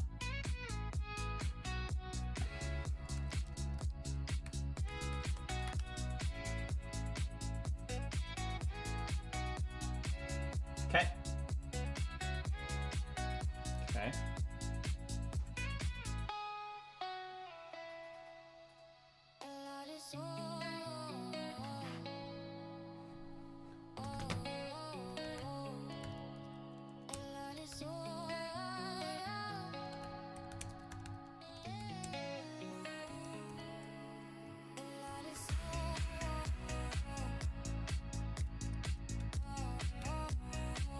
Okay, I just paired it. Let's go. Oh my gosh, this is so sick. All right.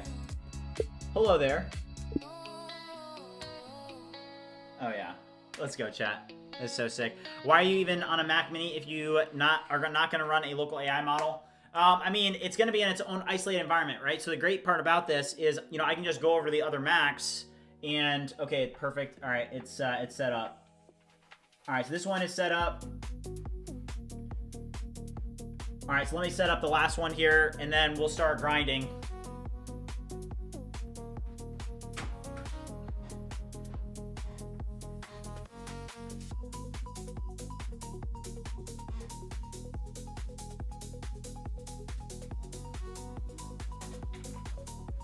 All right, hold on here. You guys can at least see what I'm doing.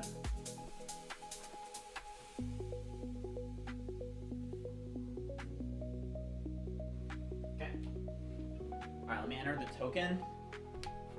So I need the same thing.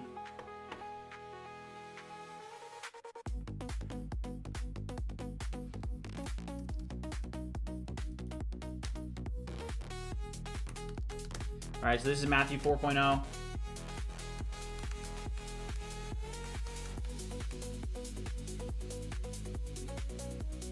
Okay.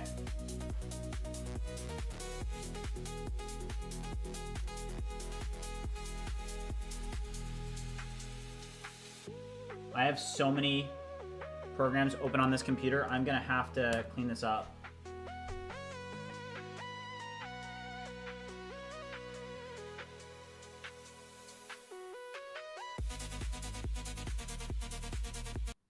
Oops, sorry. Killed the music, my bad. In cleaning up my browsers. Give me one sec. Okay.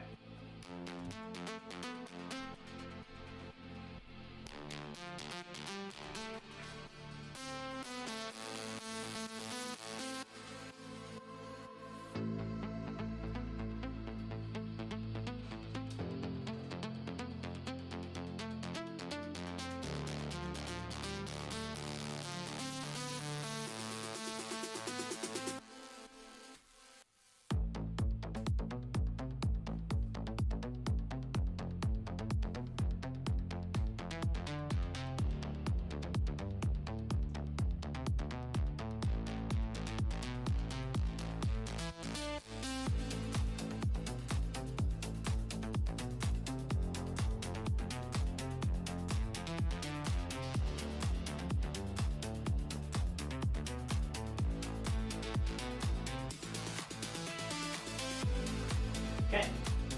All right. This is good. This is ready to go. So now I just need to pair this.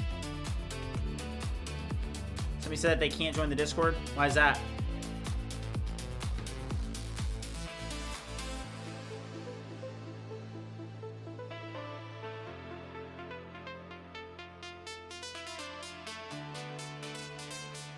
Okay. All right, so let's search up Matthew 4.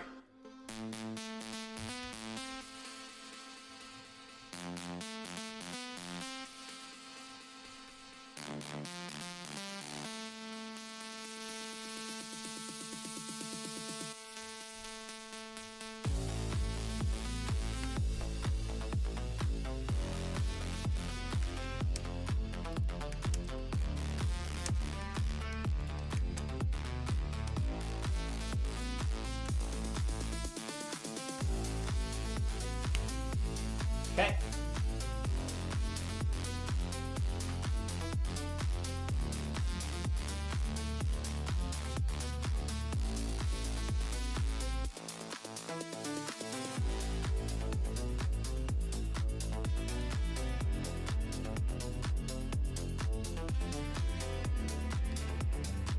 Okay, we are good. All right, so we have all this done. It's all done. Okay. So all of our Mac Minis are now set up with OpenClaw. I can message them. I'm gonna use the restroom real quick, guys. This is huge though.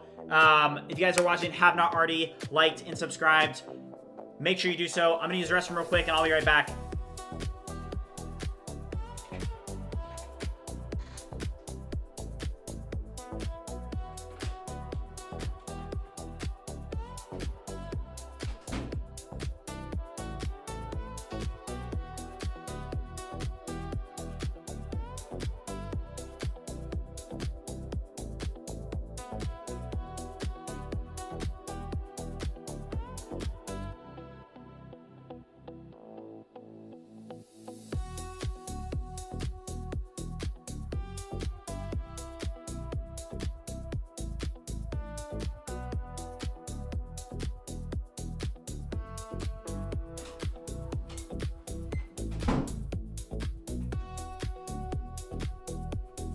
Alright guys, I'm back.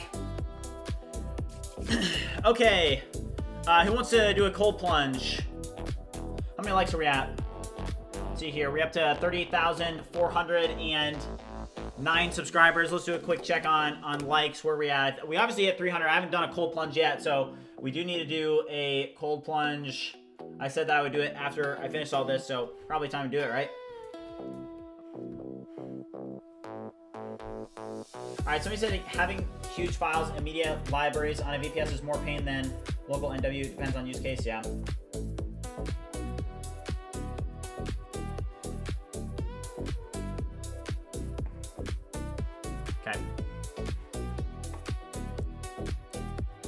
Hello there. Are you here?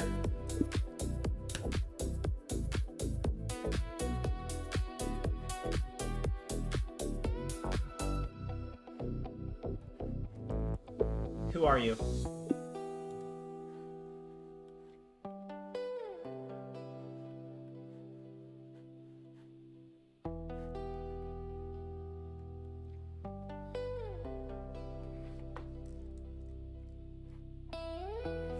Okay, so we need to set up a bunch of skills.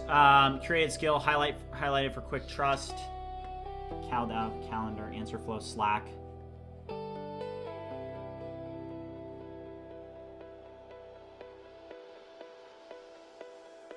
I mean, for example, could I have this like make X posts for me? Like, let's ask one. Is it downloaded?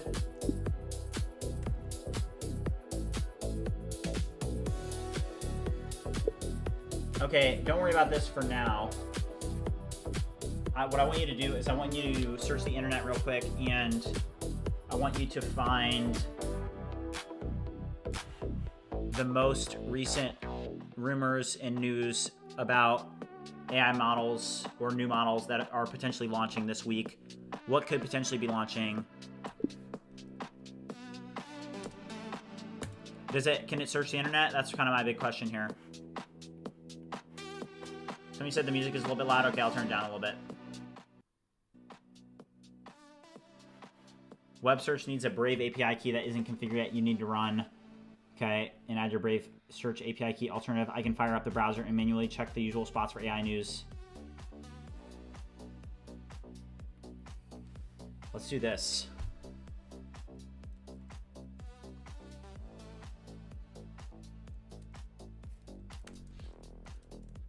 Try this.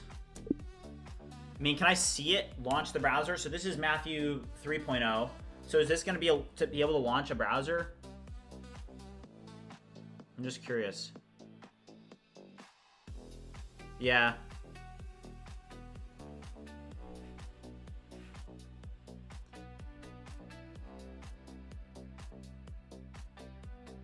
Connect with Hack News.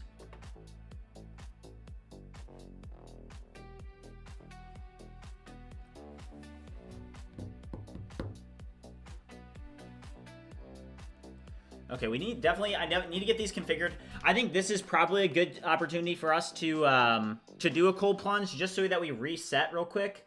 I will say though, it did find a lot. Okay, so this is what it found. It says,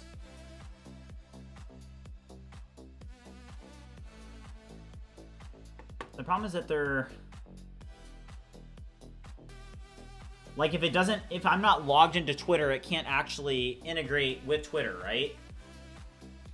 I did it with Brave, it's elite. But what if, like, I wanted to search X, right? You have to make sure it's a clean profile? Okay.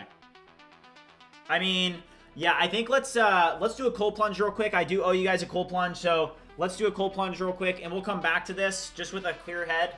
But let's get this cold plunge knocked out, and then we'll come back and we'll tinker with this a little bit more.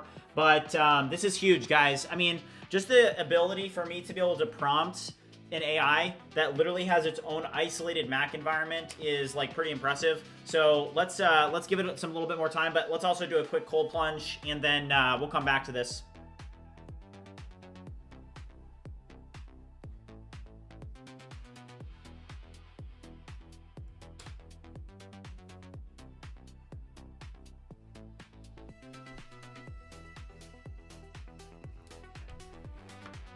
Okay.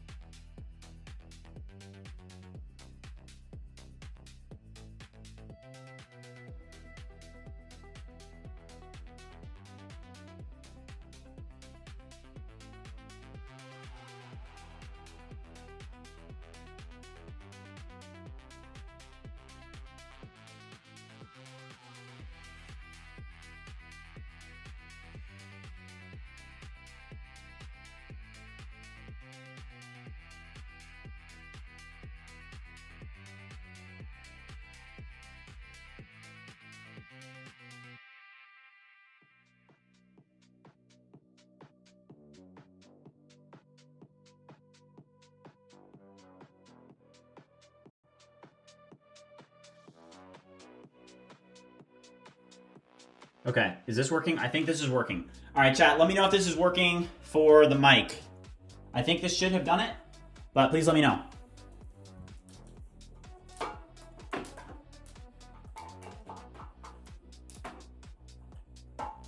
Let me know, chat.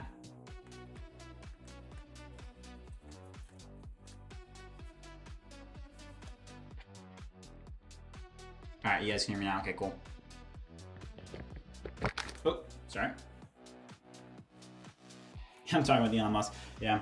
Okay. All right. Let's move around a little bit.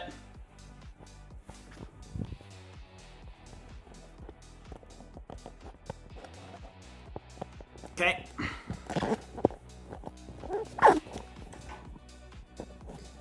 All right, you guys are coming with me. We are going to go to the cold plunge. You guys haven't seen me do the cold plunge before. It's a great way to be able to refresh, reset. Let's go do it.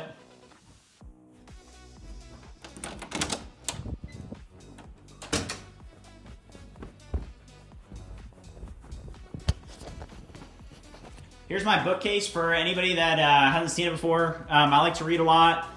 Some of my favorite books. This one was good. But some of my best, like on this shelf that are right here. Discipline is Destiny, Ryan Holiday, that one's good. The Obstacle is the Way. Anything by Ryan Holiday is pretty good. Right Thing Right Now, that one's good. Leveling Up, that one's good as well. But these are just some of them. This is what I read when I was initially learning how to do software development. Ego is the Enemy, that's a good one too. All right. All right, here is the cold plunge. So right now it's at 48 degrees. Let's knock this out real quick. I will have to grab, I'm gonna throw my swim trunks on real quick. I am in jeans. So I'm gonna set this up and then I'll be right back. But we're gonna get back to grinding. The OpenClaw setup is now complete. So this is basically gonna mark the first part of the stream, and then we're gonna be able to go back upstairs and test it out, maybe add some skills, test some different use cases. I'm also gonna make a YouTube video on it. So I'll be right back, guys. Give me 1 second.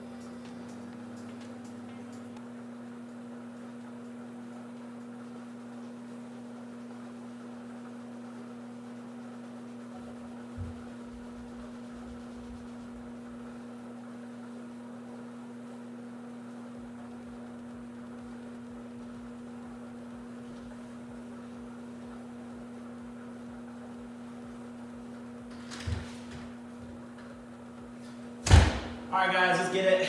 Let's move this over just a tad. All right. All right, I think that should be good.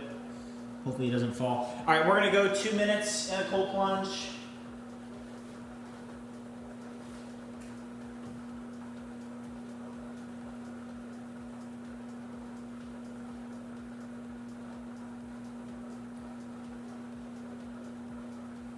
All right, let's go. Set a timer for 2 minutes.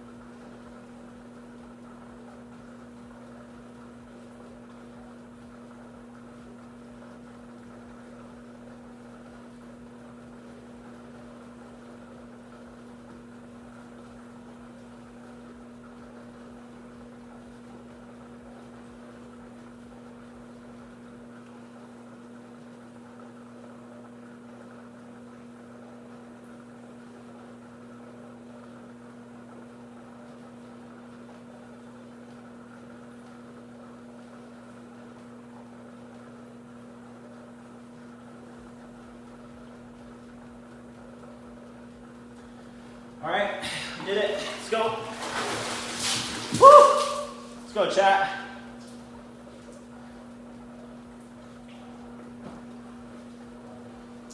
All right, let's go, guys. Woo! And the cool plunges, they do get you very, very refreshed, and it's just a good reset. It allows us to continue grinding for more hours. It releases dopamine. Also, there's piano. But yeah, I mean, it's a great habit to get into. I started doing it about maybe like 8 months ago about. But here also is the new setup. You know, we have the main desk here, which is, it's got this is an M3 Ultra. This is an M3 Ultra with an M3, so it's an M3 Ultra. It's got 96 gigs of RAM. And then for the Mac Studios, these are just your basic Mac Minis. Or these are the basic Mac Minis, right? So these will run with our ClawdBots. And I'm excited to be able to test this out more. But this is huge. This is huge for us, guys. Okay.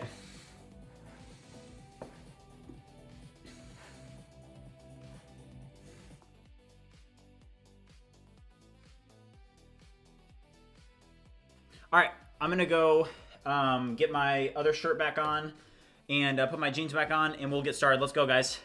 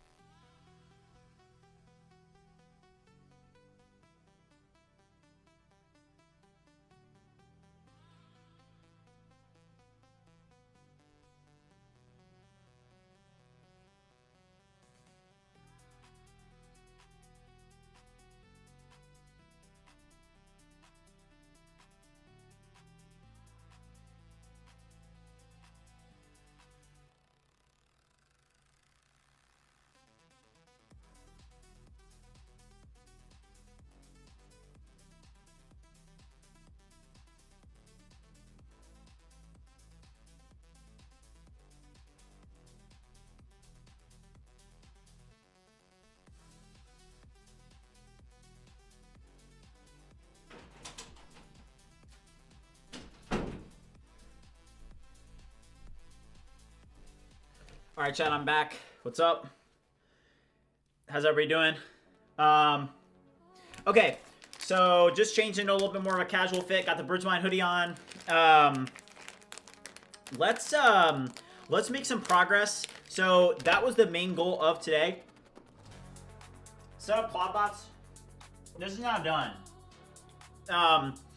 There's going to be an additional layer of like setting up skills, setting up browser use, but I think we need to make some progress like for the next hour on the Bridge MCP. So let's take a step back and let's lower the desk down. Let's grind on the Bridge MCP with Claude Code for a bit.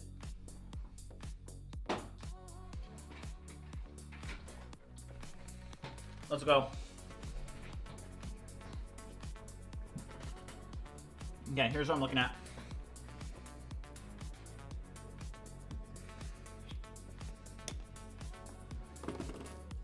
Okay, now I'm gonna make a YouTube video on this as well. Check out Manus AI. It's huge also. I've heard of it, yeah. Okay, hold on. All right, let's see if we can connect to the Bridge MCP. As you guys know, we were having that 403. Success is the only option, yes. Sent to DM. Okay, let me check that super combo.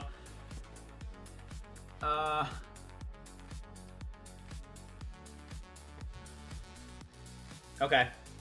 Thank you, super combo. I appreciate it. I see that.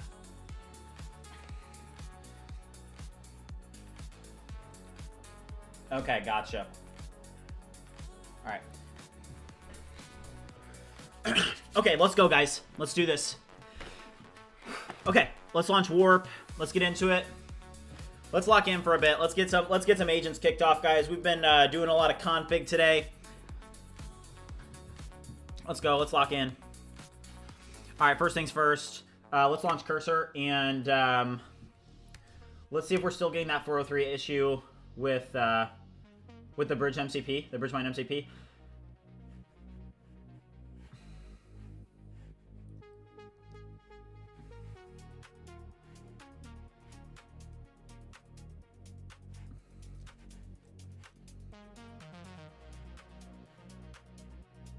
Okay. I still have an error here. All right, so check this out. I have an error right here. Show output. Let's check this out for a second. Show output.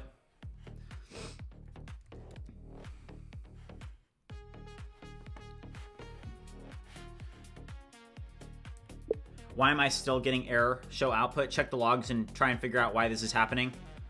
What social media do you think is best to keep your community? Discord, Telegram, Facebook. Definitely Discord is a big one. Discord's a big one, for sure.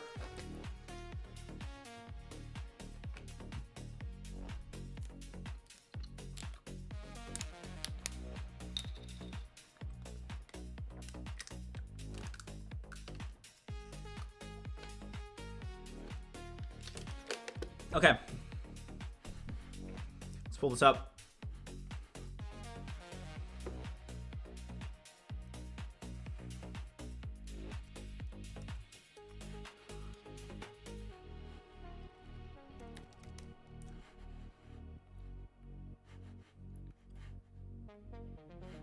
Okay, well, we need to launch one more server here. Okay.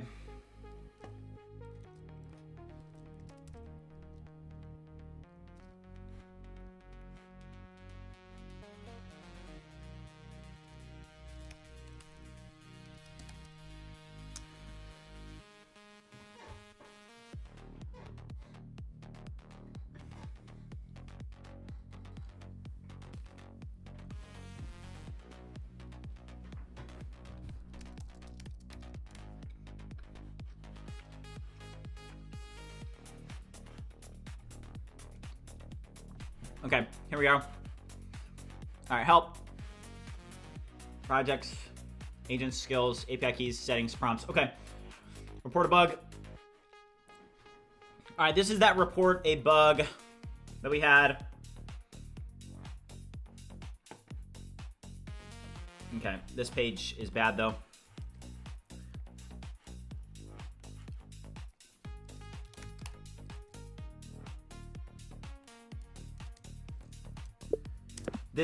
this page has problems with it because I am unable to scroll and I can't actually see the submit button. I need you to review the logic associated with this and fix this. Okay, guys, let's go. All right. All right, this one here, what was this one working on? That one was the, okay, that one's that. Okay. I want you to review the logic of the seeders in the database, and I summarized the logic associated with seeding from the database for me. What seeders do we have in the database currently? Would you be able to help me add seeders for both prompts and skills? I didn't post in. And that's the nice part about Whisper Flow is that, you know, you do have, it remembers everything you say, right? So that's nice. Put that there.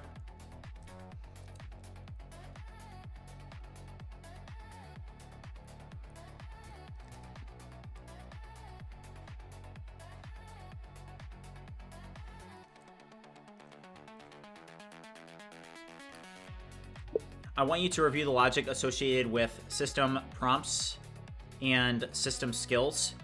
I need you to integrate some aspect of marketing into this. It needs to be more like, hey, this is the official Bridgemine skills library or something of that nature. I want you to think deeply, search the internet, and identify the best marketing practice to be able to brand this rather than just it being system skills or system prompts, which is very bland. I want you to review this logic and come up with a good marketing angle for this. Also, I want you to review the UI for these pages. Right now it has system prompts and user prompts. Let's change this. Let's make it more feel like a library, if that makes sense. Review this in depth, create a README file with a structured plan and to-do lists and tasks to be able to complete this end to end to significantly improve this. Okay. Okay, so we have a, you know what I'm going to do? I'm actually going to interrupt this. This one, I think this was already working on something else. I'm actually going to close this. It's smart to close this one. Let's launch another one. Let's launch Claude. And it's better to add the context into it, okay? So, first of all, let's zoom out just a little bit. It was like super zoomed in. Okay, so let's do Bridgemine web app. We'll do this. There we go. Okay, what's chat saying? So, do you think the new Sonnet will be releasing soon? Yes. So Sonnet is expected to release tomorrow. There was a leak out of the Vertex AI API, and I'll literally show you guys the tweet. If you guys haven't already followed me on X, make sure you do so. But here's the tweet that I put out. This happened, what was it? It was yesterday. So this is like all over X right now.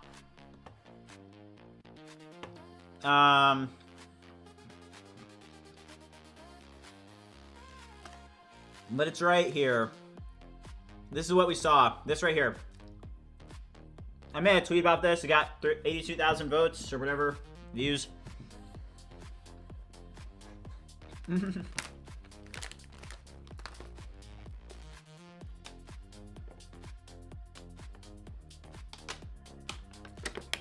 So yeah, so this is what was leaked. So it's expected tomorrow. So if it does come out tomorrow, I'm gonna be streaming tomorrow like I normally would. Day 127.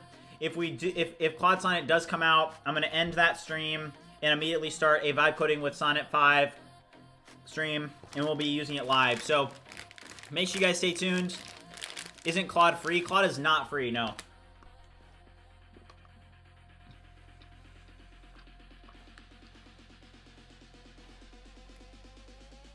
Okay.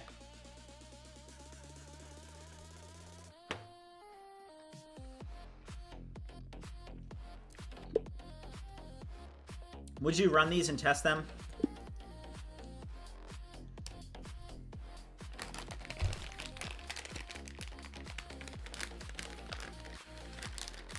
No, Sonnet 5 is expected to be released tomorrow. I'm not just saying that.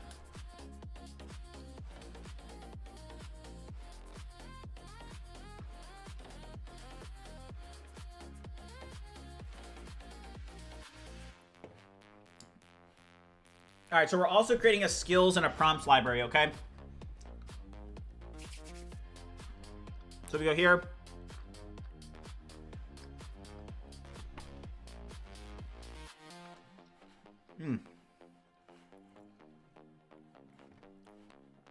That's fantastic. Why can't I not scroll with my mouse on the website? That's terrible. Okay.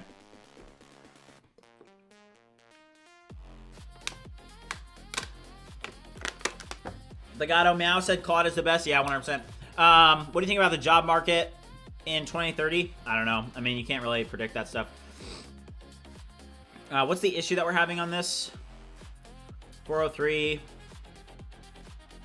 Okay. So whenever you get errors, let's launch another Claude instance here. All right, and all we have to do, and one thing I will say is, like, with the cold plunge, I have so much energy right now. It's insane. All right, what's causing this 403? Oh, does not have an active subscription. I mean, let's have a little bit more of a user-friendly error. Check out this error that I'm getting. It's a 403. You can see the logs here. I want you to help me come up with maybe a little bit more user-friendly way rather than it just throwing a silent error or it not showing the user the issue at hand of why it's not working. Maybe we could have just a better, more user-friendly approach to showing them why something isn't working or saying that it requires a subscription to be able to do this. YouPound said, I'm getting one now. It is inflatable. And how many gallons? Oh, YouPound, I think I saw you ask that question earlier. I don't know how many gallons of water it is. Let me check. So I have an Orca. I don't know what your budget is. They are expensive. I would definitely recommend one of the, like, the ice barrel. If, like, this is it right here. Like, all right, this here is the one I have. So it's $2,500. How many gallons is it? It is 105 gallons. It's 105 gallons.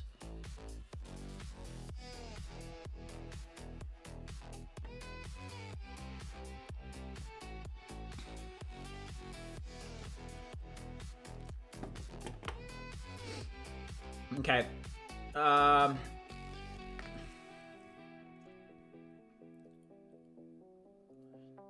right, blueprints. That's awful. Yeah, I hate that. Can you just remove your README file with that? Because you did a terrible job with that.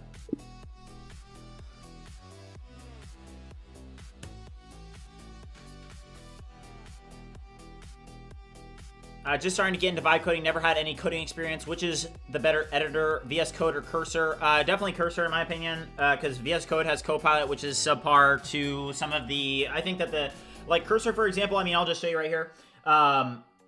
Wait, give me 1 second, because I also need to see if this is working. Web application by Rappel fixed earlier. Sticky sessions not enabled. Just fixed root cause with 2 ECS task instances running. So this is Cursor here. I can show this to you. So. Just like their agents manager is way better. So for example, in Cursor, I have my agents over here on the right. I can launch multiple agents at once. This is the current conversation I'm in. Here's my agent dashboard. Here's my settings, but also you can do like tons of different things. For example, one of them would be like, you know, your browser tab, which is very, very nice. Let me do one thing though on my end. I have some sensitive keys I just want to not share on stream with you guys today.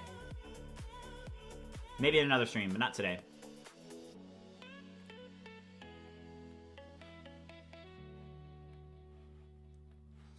Okay. All right, there we go. Cleaned it up. Okay, so what is going on here? Why is this erroring still?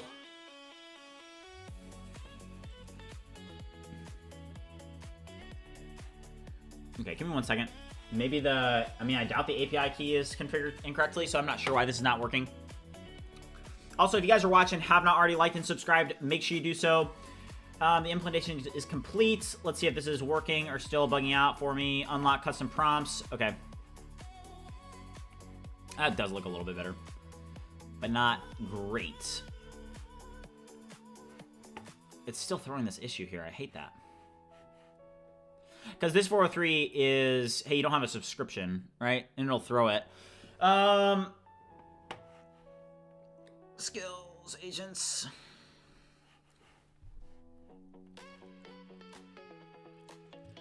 I want you to review the database. Is there the capability of us being able to create things like a system, like Bridgemine agents or system agents, where at our level we could create agents for people to use, like that are from us, the same way that we do with skills and prompts? Review the schema for the agents table and tell me if this is possible or not.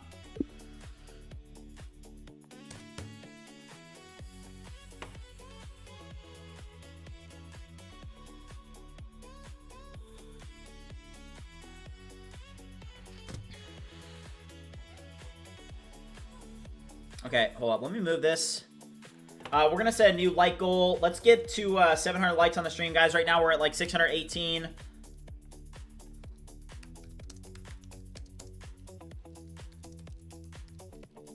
Let's get to 700 likes, guys. Sorry, I can't spell likes. There we go. Let's go.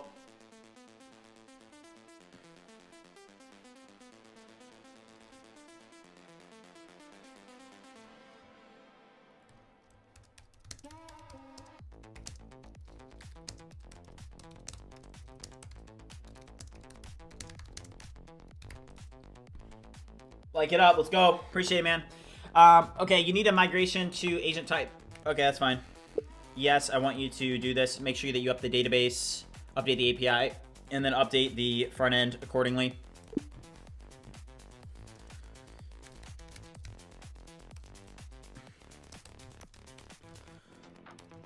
Yes.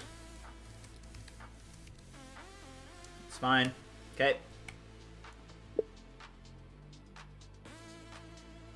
Okay, it's still throwing this 403, and it doesn't look good.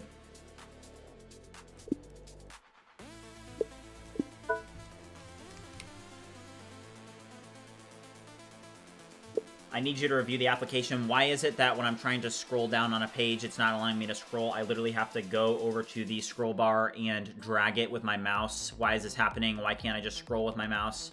Review the globals.css and pinpoint if there's anything that we are doing in the application that is causing this. All right, guys, we're just going to lock in for a minute and make some progress. I'll take some questions from chat if you guys have them, but let's make some progress, guys. Let's grind. Check the description if you want to know what I'm building. Piano at 700? Potentially. We'll see. Yeah, I think that Sonnet 5 is going to be better than Opus. Historically, the Sonnet models, when they release a new Sonnet model, it's better than the best Opus model. So, we'll see, but I think that it's going to be much better. Also, guys, I'm about to drop a Discord link. If you guys have not already liked, subscribed, or joined the Discord community, Bridgemine is the fastest growing vibe coding community on the internet right now. Make sure you join the Discord if you haven't already. Let's go. All right, what direction would you prefer to take this? I want you to just rebrand it a little bit more, like rather than system prompts, make it like, I want these pages to look like a library where users can search up prompts and they can also see prompts that Bridgemine has created. It shouldn't just be called system prompts. It should be branded Bridgemine, official Bridgemine prompts. Not that, but something related to that. Not some obscure thing, but something related to the fact that makes it easy for people to understand that these are prompts or skills that are curated by Bridgemine administrators. Hisham, let's go. King Gamer. People are asking for piano. Clear context and bypass permissions. All right, here's the plan that I did. Blake, what's up, man? We're doing good. Hope you're doing well. Also, guys, we're at 633 likes. If you guys have not already liked and subscribed, make sure you do so. I'm going to lighten up the join permissions on the Discord. I think it's finally time for us to do that.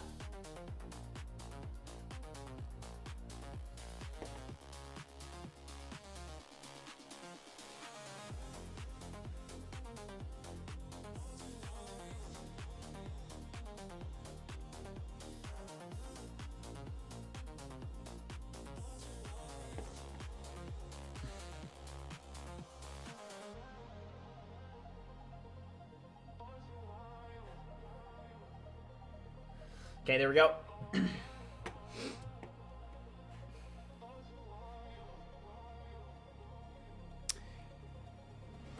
Backstory said, just got back. How was the ClawdBot working? Did you find it useful? Oh, yeah. I mean, this is insane. So I was able to get all these working. So, for example, if you guys missed the initial part of the stream, we were working on our ClawdBots. So I now have all 3 ClawdBots set up.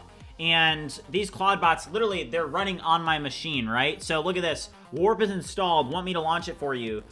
Yes, I want you to launch Warp for me. And then I want you to CD into the Bridgemine directory that you created on my desktop. And I want you to create a project called... Hold on, we don't want to create a project.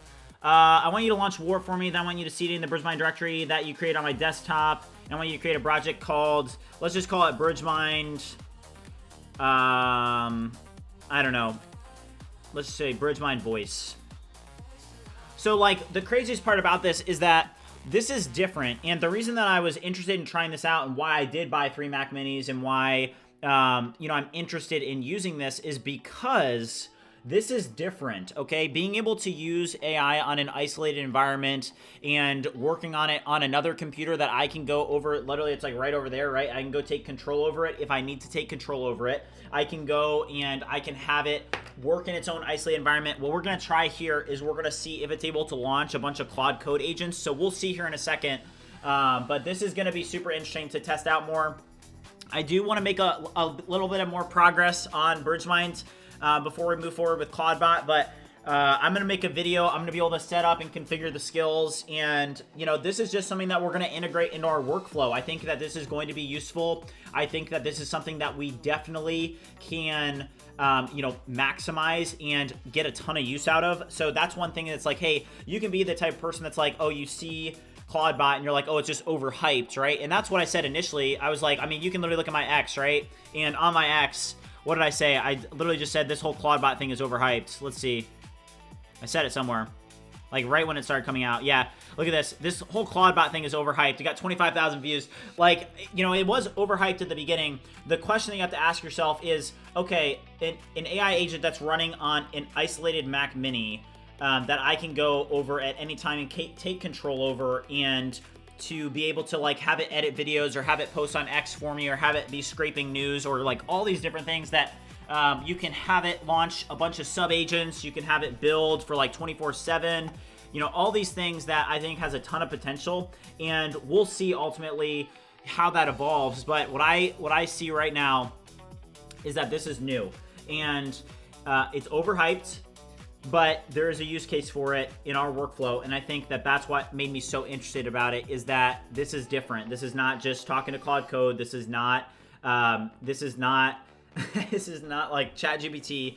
The first thing when the ClawdBot agent got set up is it was like, you need to give me a soul. There's a soul MD file in these ClawdBots.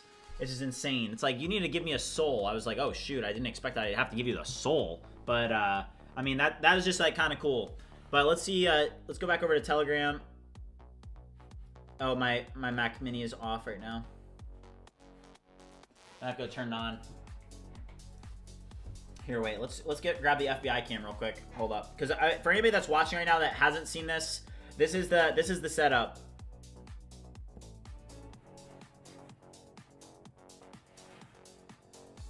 This is the setup. 3 Mac Minis right over there. That just echoed so much, I bet, so I'm sorry about that. But yeah, so we have 3. This is what we worked on earlier in the stream. We have 3 Mac Minis. They're all set up with OpenClaw bots. I'm going to ask one of them to fix the cords, but I think I'm going to have to wait till Optimus to be able to do that. I mean, I'm just excited for the time when I have an Optimus agent that I can just be telling to go do things. I mean, that thing will be going absolutely crazy for me. Okay, somebody said, can we use bots to be a marketing machine for our brands online? Yes, 100%. Or you can use a VNC from your Mac. What's a VNC? They can communicate together. Somebody said that's how Skynet began, yeah. All right. Okay, did this fix this issue that we were having with the scroll bar? Let's check. All right. Give me 1 second here. Let's log in.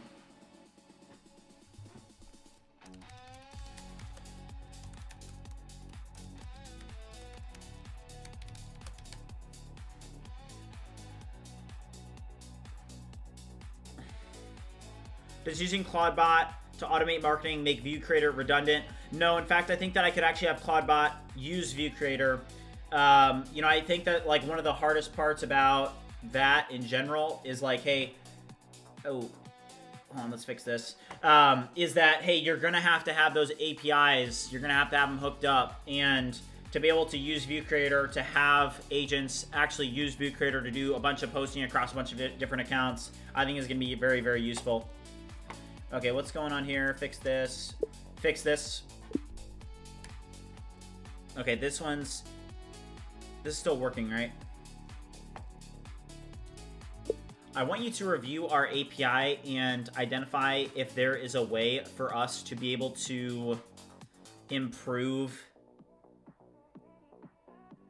the user feedback mechanism for errors in our API. So for example, when there's a 401 error, or if there's a 403 error, or if there's a 400 error, if we could be a little bit more descriptive in what those errors are without exposing sensitive information to the user. We also want to find and strike the perfect balance and be able to offer users user feedback when errors happen, rather than just saying error happened or something like that. Right now, there is no easy mechanism that we have. Would you review my API, launch 5 sub-agents to do an in-depth review with the API, and have one of those sub-agents search the internet for the best practice for this in a Nest API? We want to create a scalable way for us to be able to create this user feedback mechanism where we can have messages that are shown on the front end from errors or things that did not function properly in the back end, so that the user understands what went wrong, rather than just a plain 403 error or an error message. We want to be a little bit more descriptive for certain endpoints. Would you review this in complete depth and create tasks based off of what you find with a structured plan on what we need to do across the API and the UI to be able to create a robust system for this? Okay, so let's drop in the API as well as the front end there. I just want a little bit of a better feedback mechanism for people that are having issues, and a bunch of people have already signed up for Bridgemine, so shout out to you guys that are showing your support that way and being some of the initial testers. Let's actually check real quick how many users have signed up.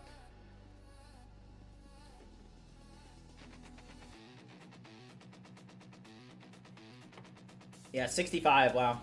Thank you guys. And once I put like a video out on it, that'll get a lot higher.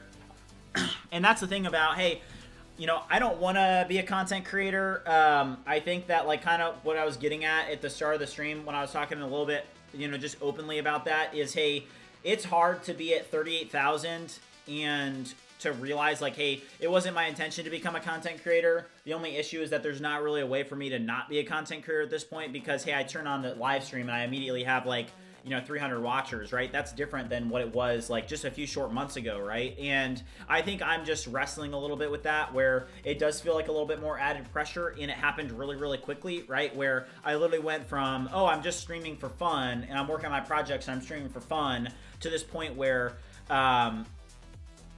you know, using, you know, just like getting to the point where you're to a size where you do have a lot of eyes on you, right? And there is definitely some implications with that. Somebody said that GeoHot's OpenClaw live stream yesterday was a bit disappointing, didn't seem creative at all. What, just that he didn't seem creative, or what do you mean? Somebody said that he tried to make his OpenClaw do some crypto stuff a bit lame. I mean, hey, yeah, overlap code. You just give it different tasks. Okay, so this is now done. Great. I now need you to proceed with next steps. I need you to be the one that generates the migrations, runs the migrations, and also seeds the database with the new system agents. Zach Tyler said, just started getting into vibe coding, never had any coding experience. Which is better, editor, VS Code, or Cursor? I think you asked that question earlier, and I did answer it. It's Cursor. Also, guys, we're at 651 likes. If you guys have not already liked the stream, our like goal is 700 likes today. If you guys haven't liked, make sure you do so. Also, I'm going to give a quick shout out to newly joined members of our Discord community. Big shout outs to the following new members. Shout out to James. Shout out to Alt. Shout out to FX. Shout out to Vinny. Welcome to the community, guys. Shout out to Jay Choro. Welcome, guys. Happy that you're here. Also, we do have a project sharing event, so if you guys would like to share your projects on stream, you know, this is something that we do every week to be able to give you guys the opportunity to share whatever you're working on the Bridgemine live stream. Yeah, we're getting close. Zane, let's go. All right, these two are working. Is this now fixed? Let's see. Why am I just getting a loading here?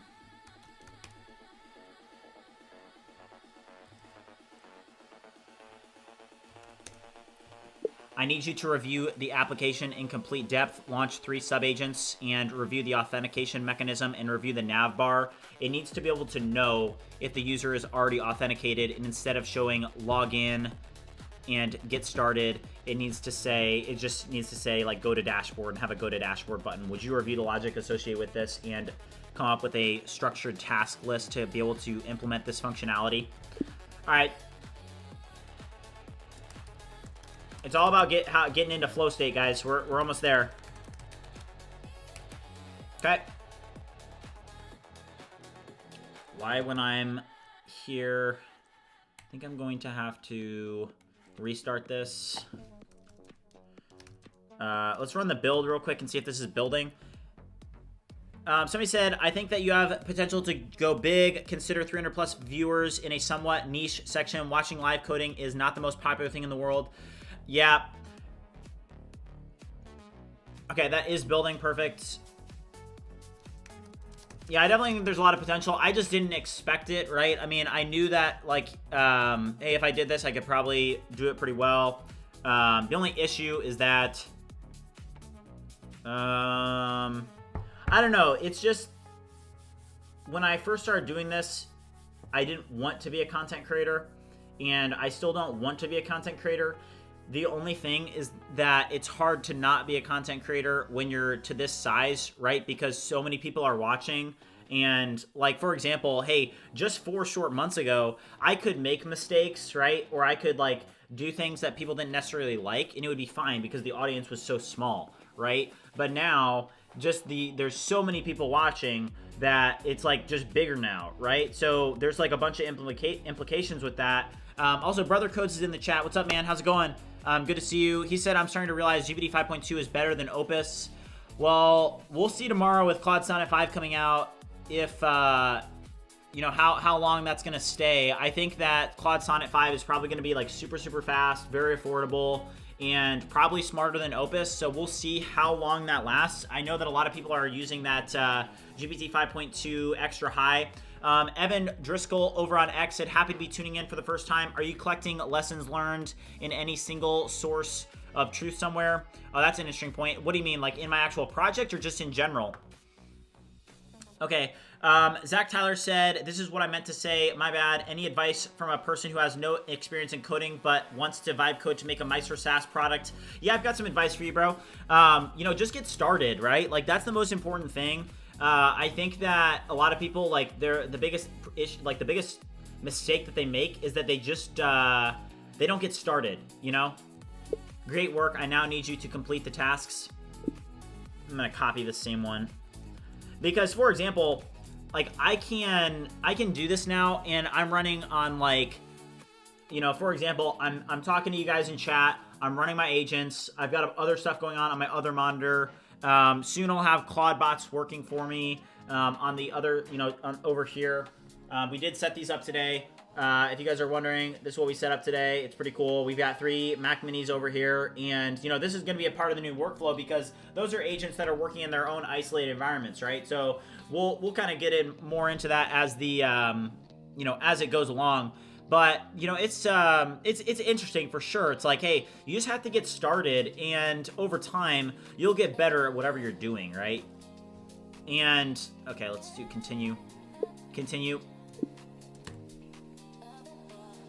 Okay, was this seated? Okay.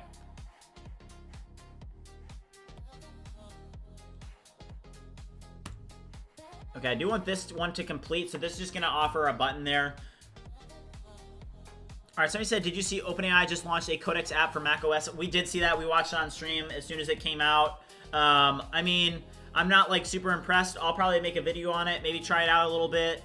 I hope that they do have a model coming out. Like, they got to stop launching stuff, and they got to, like, launch a model, which obviously the model is going to take time to do that. Somebody said, are you on Claude subscriptions or the API subscriptions? If I was using the API, this would run up, like, thousands of dollars per month for me.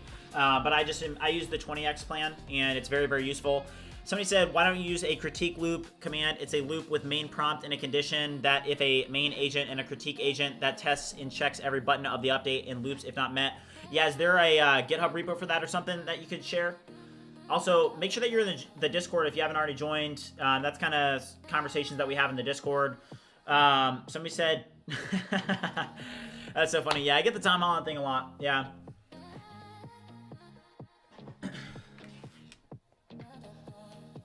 All right. What's the spec of the Mac Mini setup? I just got the baseline model. I discovered you today and really enjoyed watching you. I'm currently working on a SaaS product called Optic AI. That's cool. Welcome, man. I'm glad that you're here. Am I using free versions of AI or paid ones? What else are you paying for making this app? Well, you pay for a lot. You know, you have to have the subscriptions. I highly recommend it, at least. Also, why is this not working? Because I thought I was logged in already. Next public web app URL. Oh.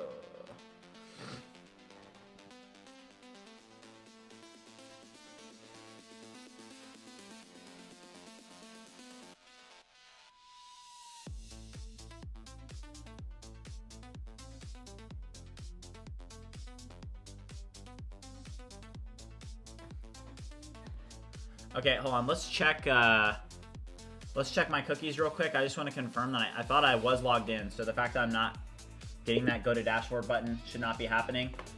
And here's the thing is that we are overdue for new models. Oh, I guess that we...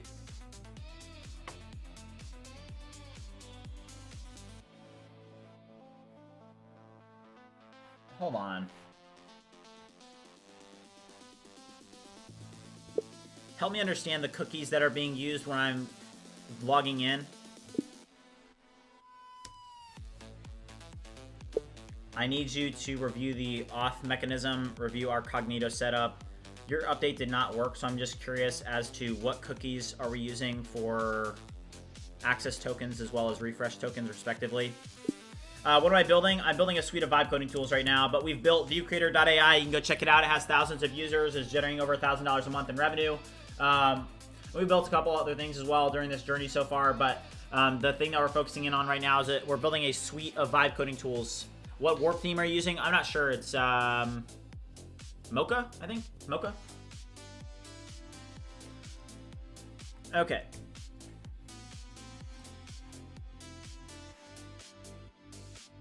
Okay.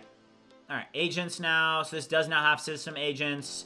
So we're going to have a couple things. So for example, like with Bridgemine, we're going to have the Bridge MCP, but then we're also going to offer basically like system agents, prompts, and skills. So for anybody that's new to vibe coding or anybody that wants basically a library of agents, prompts, or skills, this is like very popular. I think that there are, it's very important for people to be able to have access to different agent setups or different prompt setups or different skill setups, and it's very easy for us to do that. So to be able to offer you guys that, I think is definitely a value add. That is definitely one thing that we're going to be adding. For example, a testing agent that has, you know, we'll make these better. This was just an initial seed. We'll put a lot more thought into it, but those are just some of the initial examples here. Like here, these issues, what do you mean is this? It's a base service. Okay. All right. What's up, Chief Go? How's it going?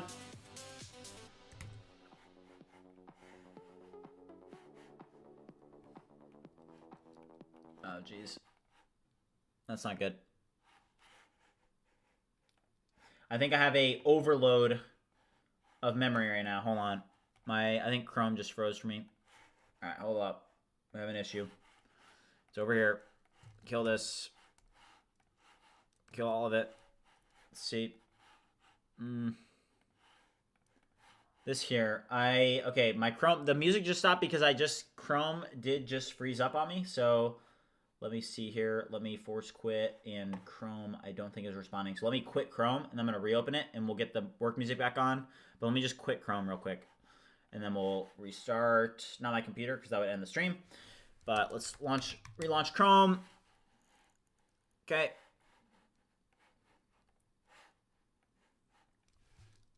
All right, go to YouTube. All right, perfect. All right.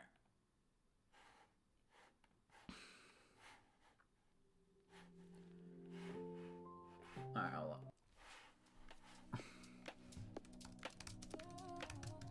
All right, we're back. Sorry about that, guys. Okay.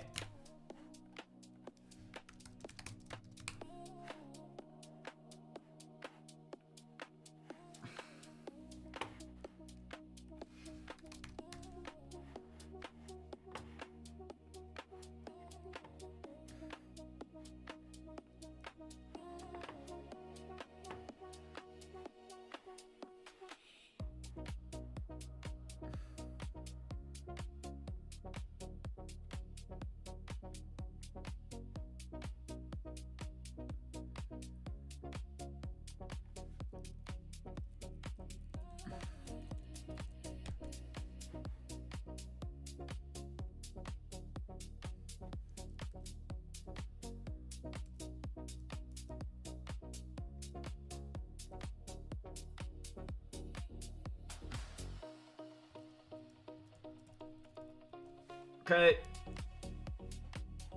How does your Claude Code session not end? Are you paying extra?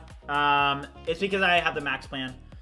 Okay, so this is the issue that I think we have here. So user logs in, VMAT cookie set, user redirected to homepage, no auth verification, redux users. Okay.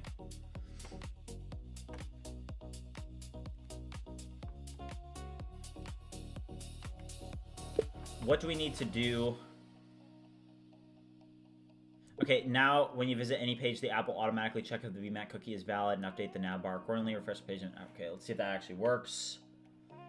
Go here. Okay, there we go. It does say go to dashboard now. Perfect. So you can see this. Go to dashboard.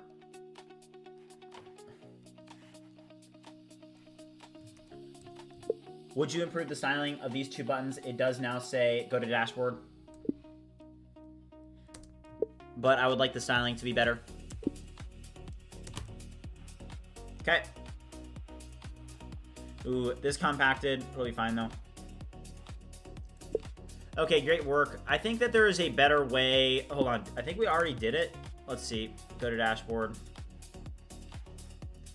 Prompts. Bridgemine prompts. Bridgemine skills. Okay, perfect. Okay, great work. Now, instead of referring to them as system prompts in the UI, I want them to be referred to as Bridgemine prompts. Somebody asked, how can you run multiple agents at once? Is that parallel? They can talk to each other while operating. So they can't talk to each other, but they do work on different tasks. So you just give each agent a different task. Also, guys, let's get the FBI cam set back up. Let me set it up real quick. Let me get it set back up, and then... I think it's this one. Let's move the desk up real quick. This is Warp that we're using right now.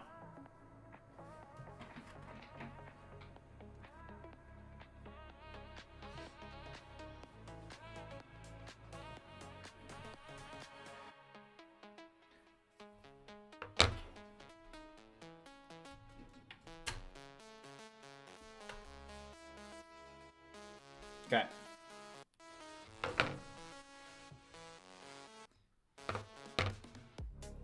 Okay, would it be possible to put a small Bridgemine logo symbol icon to the left of this and do the same for the prompt skill page as well? How do you market your product? You're looking at it. Yeah, the streaming is a phenomenal way to... I mean, look at, like, the way I see it is that in 126 days, I was able to build a platform and a community, and ultimately that will lead somewhere.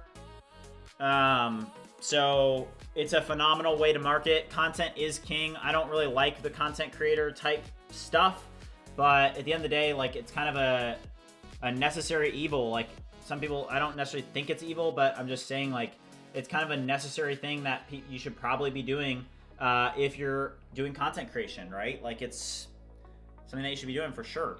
All right, I'm gonna use the restroom real quick. I'll be right back. This agent's working here. I'll be right back, guys.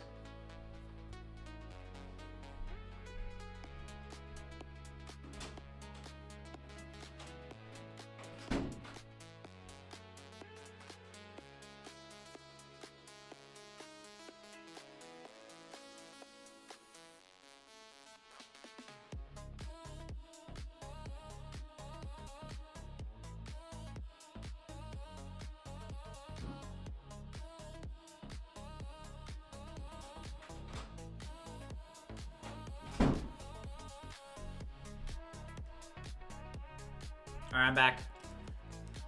Okay, I do need to get this continuity camera set up. Let me see.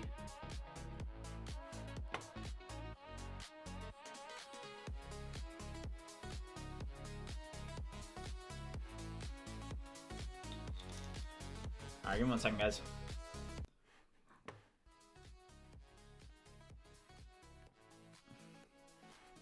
Okay, so it's gonna add a couple Bridgemine icons. Streams will definitely turn your products into users. I am gonna pull the experience card on that one.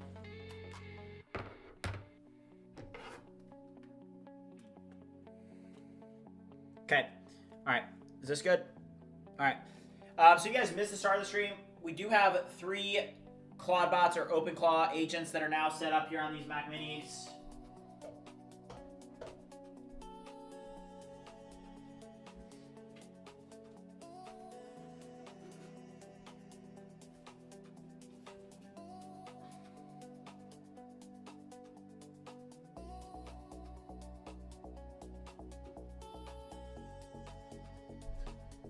Great. I think I killed the connection here. Oh my gosh. Alright, it's alright. Somebody said, what's happening with Claude 5? Haven't been checking about stuff recently. Yeah, it's supposed to come out today. Okay, let's go check this real quick. Perfect. Nice. Okay, so now I do want to use Gemini 3 Pro for a second and do a little bit of a better job. Okay. I'm going to do a better job on the UI. I do need to get this connected. Let me see. I'm going to try and get it connected here. Let's see. This. Okay. I think that this one...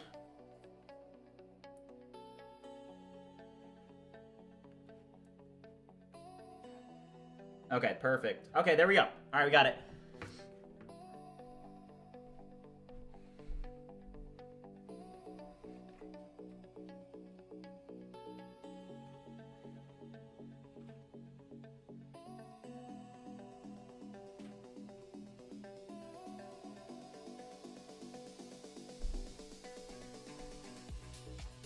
All right, guys. As you guys know, we do have a lot of push-ups and pull-ups on the agenda that we're gonna have to knock out. We need to get busy. So if you guys haven't already done any push-ups with me, why not do a few here? Let's pull up cursor here.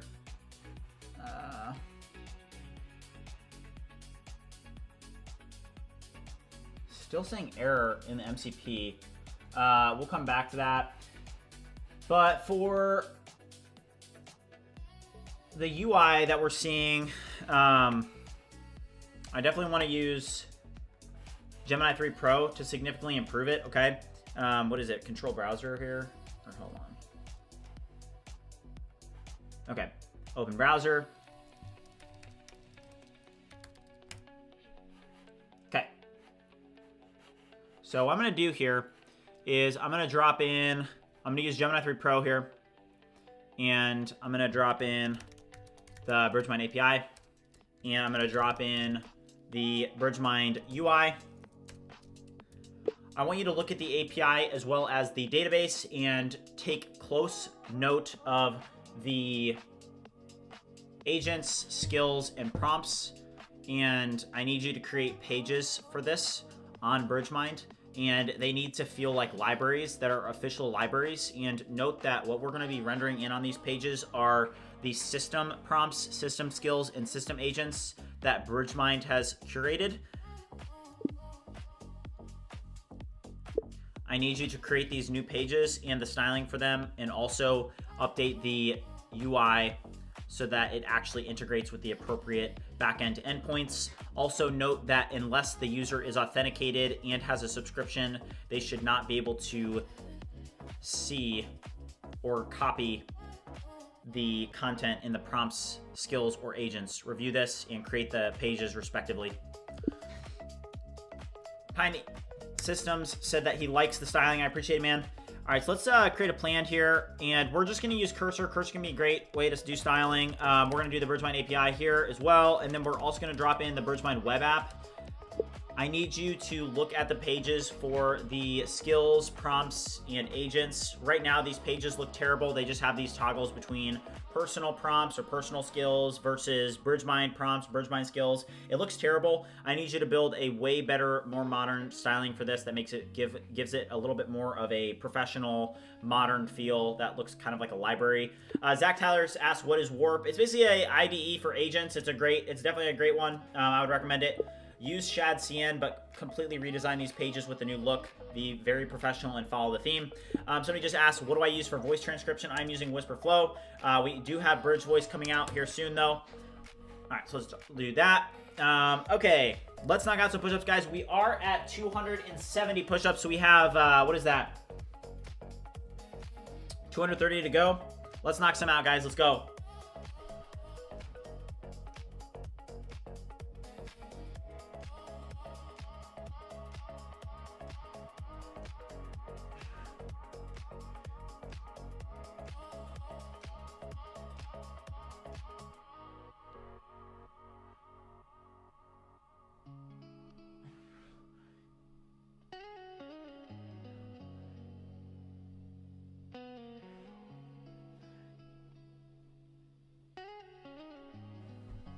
All right, 40 bomb. Let's go.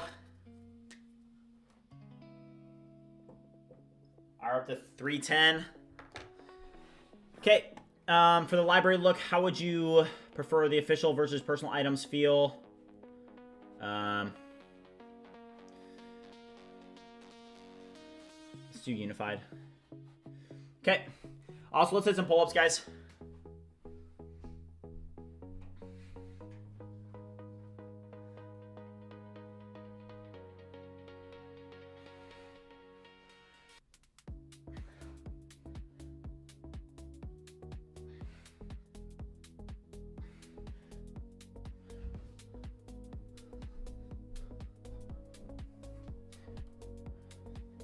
We're up to 30. We did the cold plunge.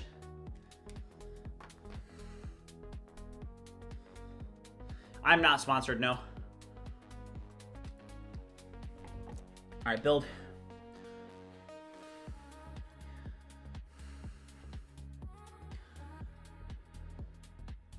What is this doing?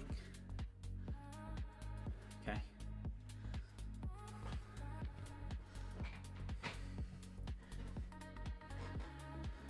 CC Flam, thank you. Also, guys, we're at 678 likes. If you guys haven't already liked and subscribed, make sure you do so. Oh, actually, never mind. We're at 701 likes. We just hit our like goal. Thanks, guys. Let's go. Appreciate it.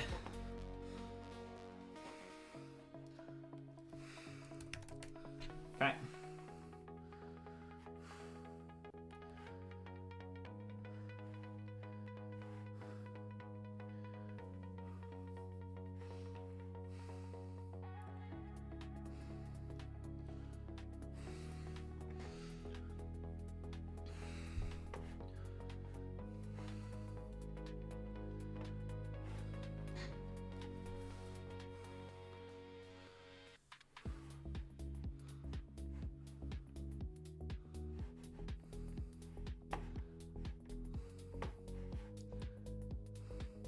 Yeah, this Claude Sonnet 5 model tomorrow is going to be insane. Why am I using Gemini 3 Pro instead of Claude? I'm working on styling, so it can be better to use Gemini 3 Pro for that, for sure. This is so plain. We're going to fix this, make it look way better.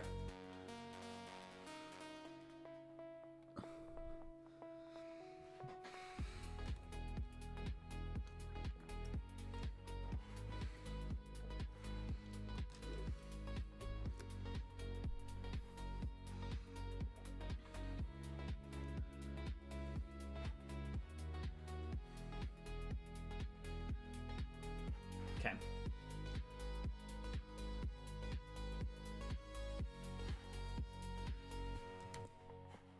Let's check up on our agents. These two are still working. Okay. Let's have one of these agents write a handoff prompt, and then we'll have it run through Gemini 3 Pro. Who is this one? Which one was it?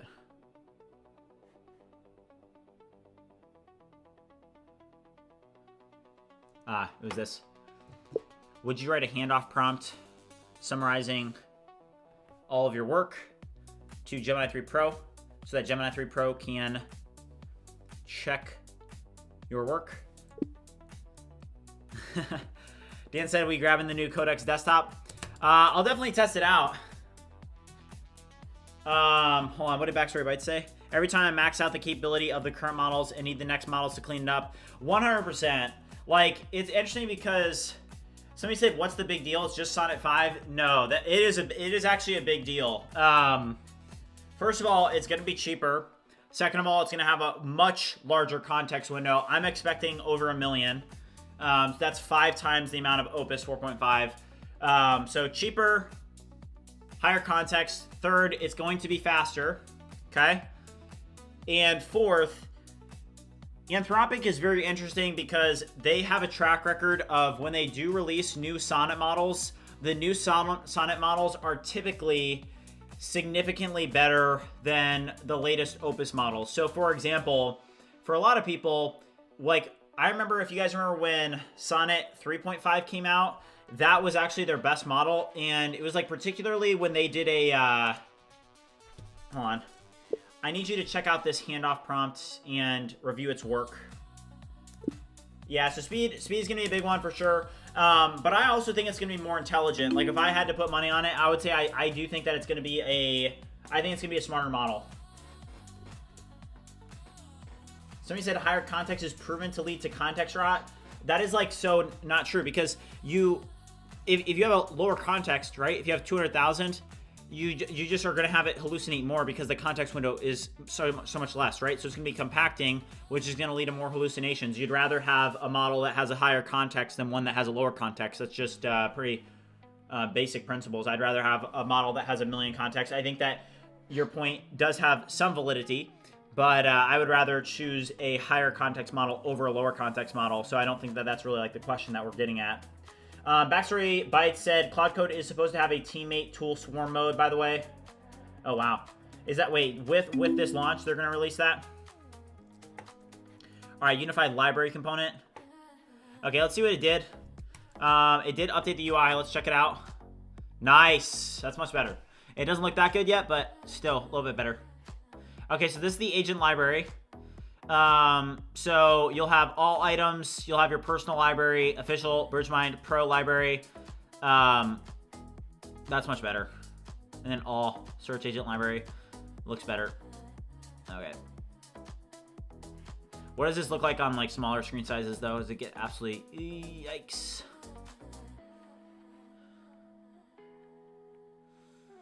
It doesn't look good on smaller screen sizes. But that is just one prompt away. Great work. I want you to take this a step further, though. And I want you to improve the responsiveness of these pages. Right now, it doesn't look good on smaller screen sizes. Also, this sidebar, I need you to significantly improve it. Make it so that I can make it smaller or larger. And also, the cards need significant improvement. They're not really on theme. I need you to review the cards and also improve things like the different hover effects, the coloring, all these different aspects are very, very important. So improve the modernness of each and make them better. Did you know how to code before all of this vibe coding? Yes. So I have hundreds of certifications on Codecademy. That's how I initially learned, was Codecademy. And you know, it becomes very obvious, you know, in the time that I started, it was when like ChatGPT had just been released, right? So I had been learning like around that same time. So I saw like, okay, you know, ChatGPT 3.5 was not that good at coding, right? But it had some capabilities of coding where you could have it, you know, output a Python script, you could paste it into VS Code, and you could, you know, run it and it would work, and you could prompt it back and forth, and you could probably do something, right? So what I saw then 3 years ago was that, over 3 years ago now, which is crazy. But what I saw was, okay, software engineering is going to completely change. It's going to morph from people writing code manually and having these brilliant minds that are, you know, super, super technical, to having people that are maybe not as brilliant, not as technical, but have, like, I feel like in the age of AI, what's going to be more so rewarded is work ethic. And I'm not saying that, I'm just saying that that is going to be a factor, right? Like work ethic, I think that work ethic always matters, but I think that even more in this context, like, think about it. If you wanted to create something, right?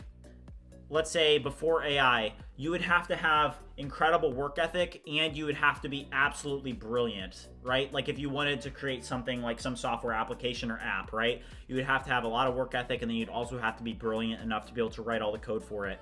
But now you don't have to be as brilliant. And the work ethic gets rewarded more, because the tools, you can pretty much create anything. It's incredible. Okay, so this did check over all of its work. The code is ready for production. The handoff prompt accurately reflects the implemented system. Okay.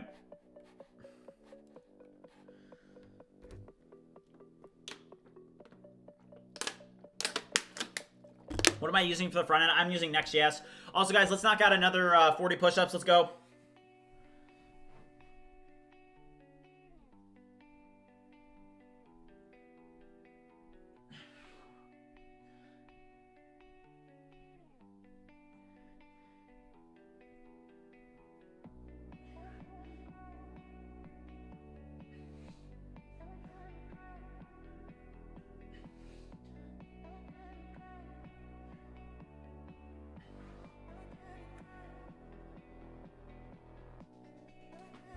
All right, 40 bomb, let's go. All right, we're at 350. Let's also hit some pull-ups.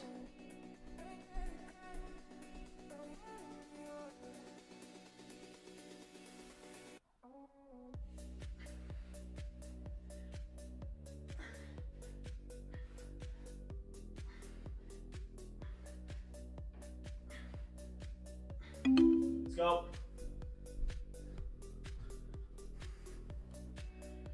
All right, we're at 40. I like using Gemini more for the front end, for sure.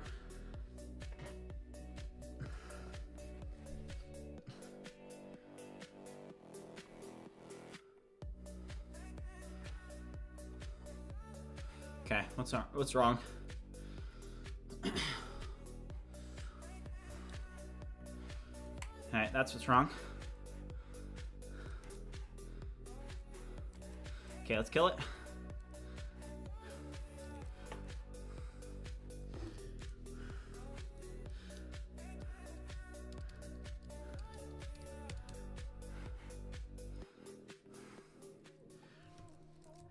Fix this error that you created.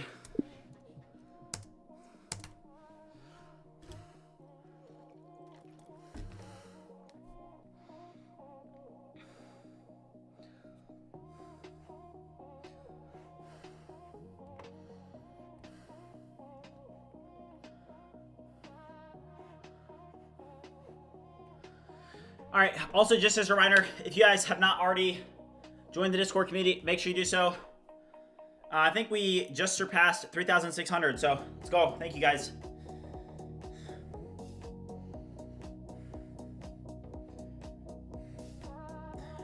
Guys, I've got my phone collection. We got 3 phones now.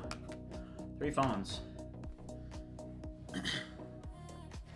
Okay, what's the OpenClaw up to? So where we're at with the OpenClaw setup is I do have them set up. They're over in the corner here. I don't think you can see them from this angle.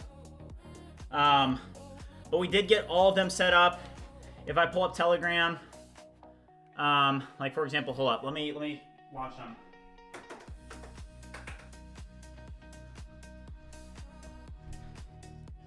All right, so hello there. Let me see. I don't think that they're awake unless they're actually like.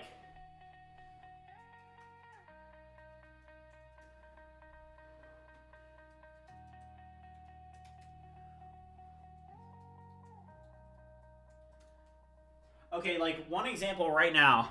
Okay, I think this will work. Hello.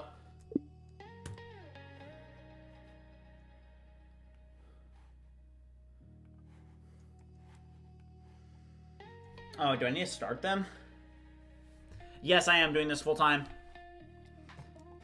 One for Sam, one for Dario, one for Elon. Exactly, yes. Yeah, let's run this.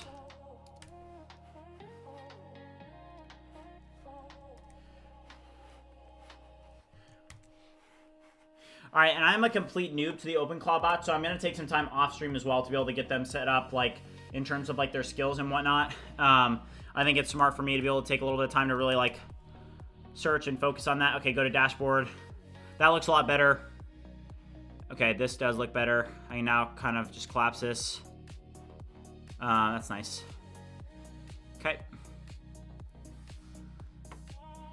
Okay, this is looking better. But this like continues to show up just these issues here. Is that a active subscription required?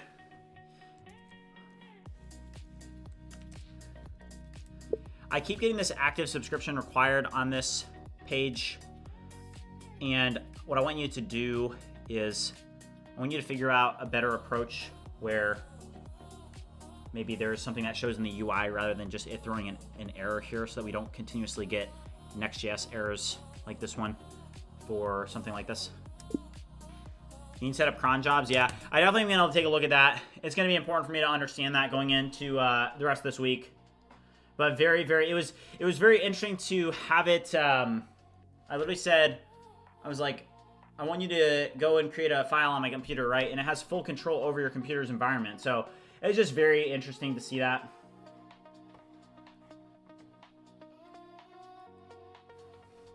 Blackwell said the best is when I have the live in the background while coding, vibe coding. Let's go, man.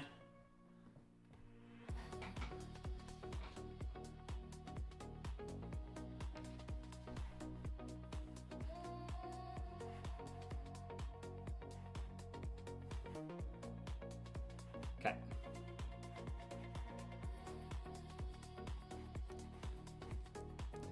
Okay, so let's actually check this out now. So we had that agent working on this. So if I go to, for example, skills, so there is errors with the toast notification here. So let's fix this.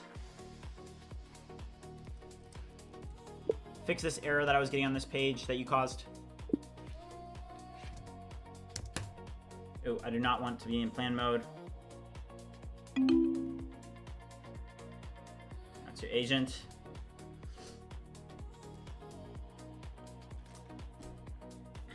All right, guys, let's knock out some push-ups. Let's go.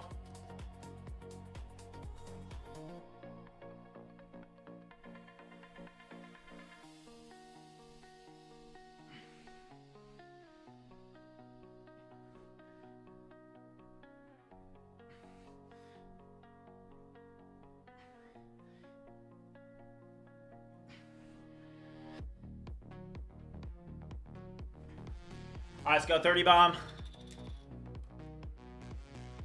All right, up to 380. Let's hit some pull-ups too.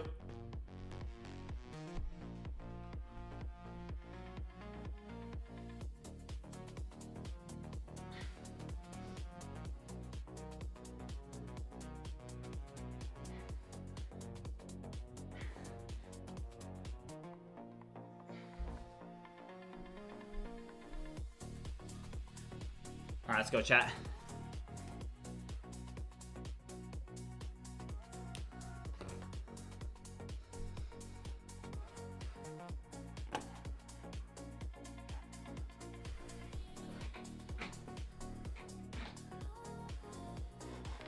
Okay, fixing that.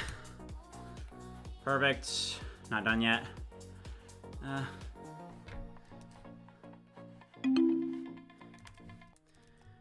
Now fix this error that I'm getting on that same page.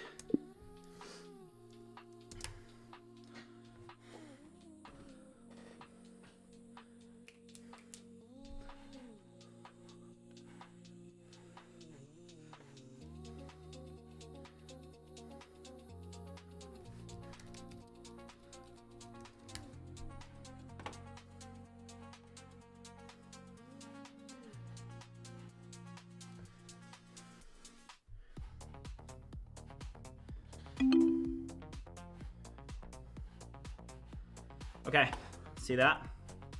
This good? Okay, perfect.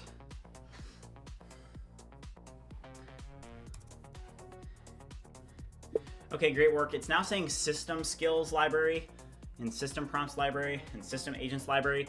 I want you to change it to say Bridgemine skills library and have the Bridgemine logo symbol to the left. It needs to be heavily branded. I do not spend $800 a month. I spend $220 a month now. It's not too bad.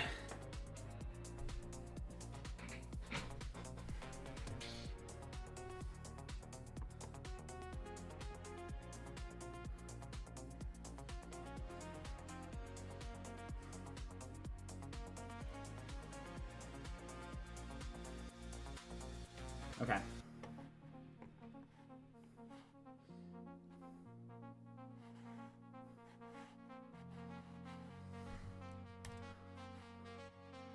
Perfect. Bridgemine skills library.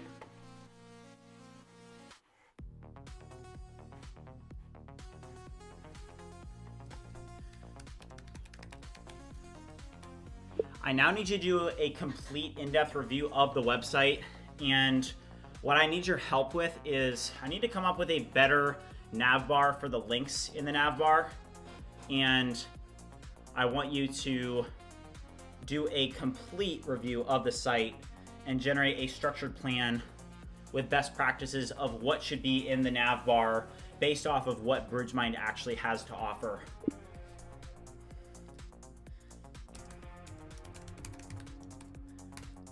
For example, UGC or Discord should not be in the nav bar. That is taking up unnecessary space in real estate in an important place on the website. Somebody asked, why am I not playing around in the game space yet? What do you mean? Like with like Roblox or something like that? Somebody said Cursor 200 and Warp 20. No, it's Claude Code Max 200 and ChatGPT plus 20.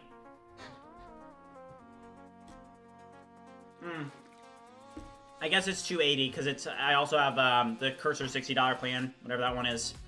So 280. No, Haiku 4.5 is not the best for coding, no.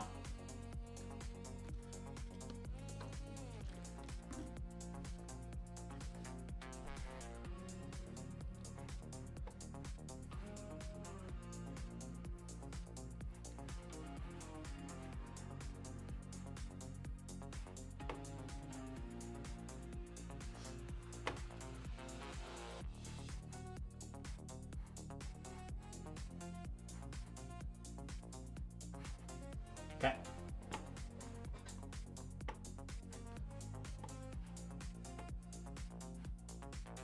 Yeah, Cursor has access to all the models, not just Gemini. Okay. Oh, wow, it changed them. Ooh. I don't know how I feel about that.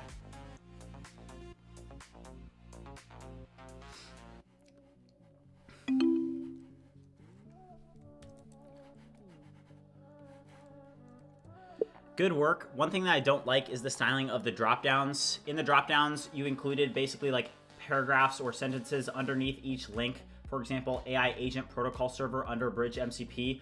I want those removed. I literally just want it to be the words. That's self-explanatory. And the styling looks bad when there's a basically explanation below the link. How's your energy level so high? You have so much energy. The push-ups definitely help. I have a lot of energy in general.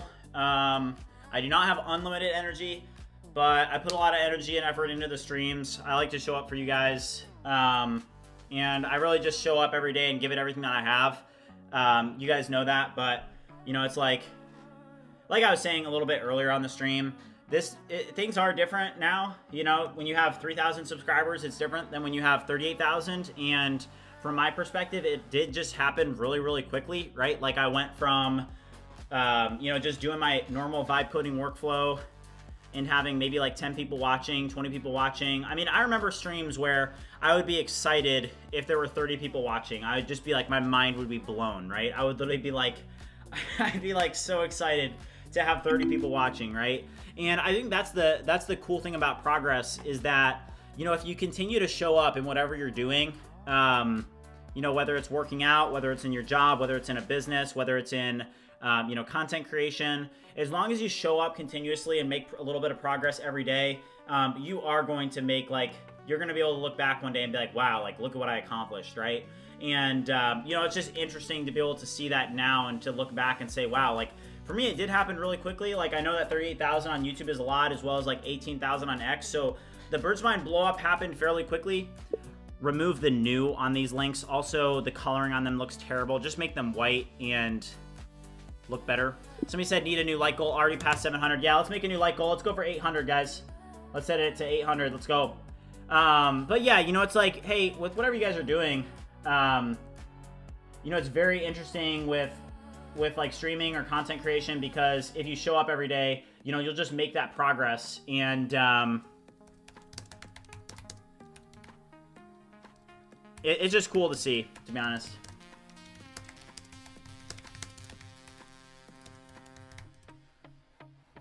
And it's not like some random thing.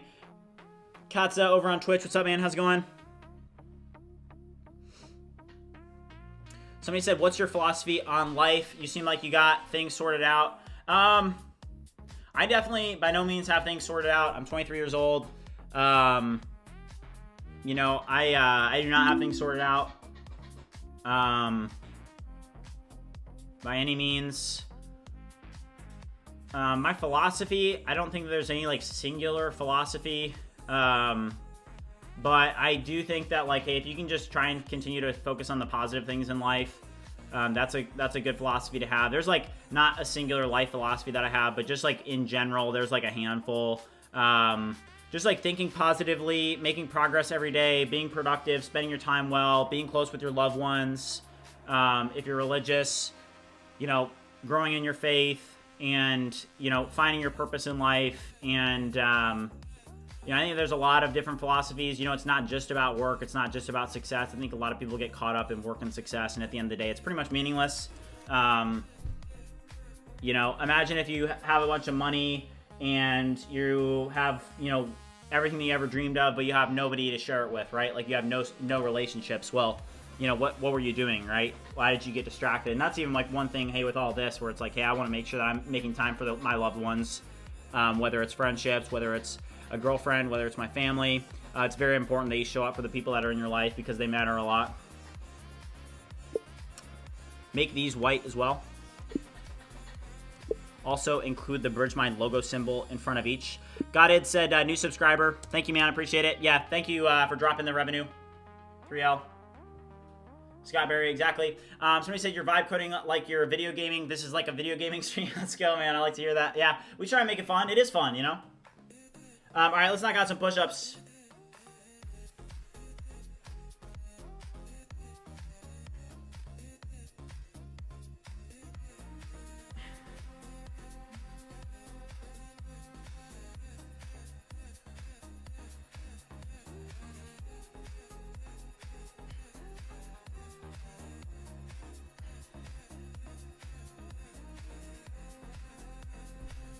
All right, let's go. We're on to 410. All right, let's check this out. All right, that looks cool.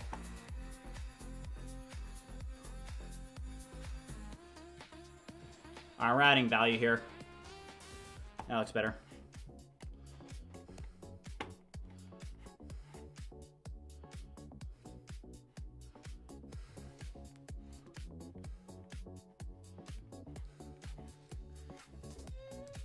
Great work. Now look at the skills, agents, and prompts page from a SEO perspective and make sure you create the title, keyword, and description meta tags for each.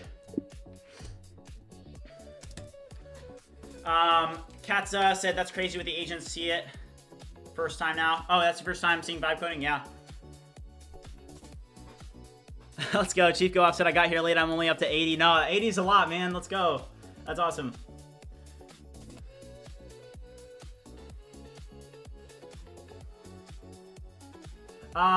Yeah, so Aerobox just asked actually a really good question. He said, since you are using agents, would it make sense to use work trees and do multiple UI designs at once? That's actually probably like a pretty good thing that I should actually start doing, to be honest. Okay, all of them now have that link. Okay, one issue that you created is now all of them have the Bridgemine logo next to the links. I did not want that to be the case. These drop-down menus actually look terrible in general. Would you improve the styling? Also,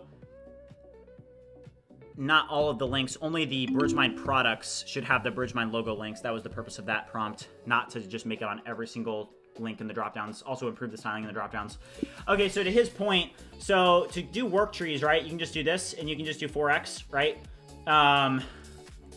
So we'll give this, we'll try this out. So this is gonna do 4 work trees, right? Oh, failed to create get work tree. That's not good. Did it totally fail? So is it even gonna do it?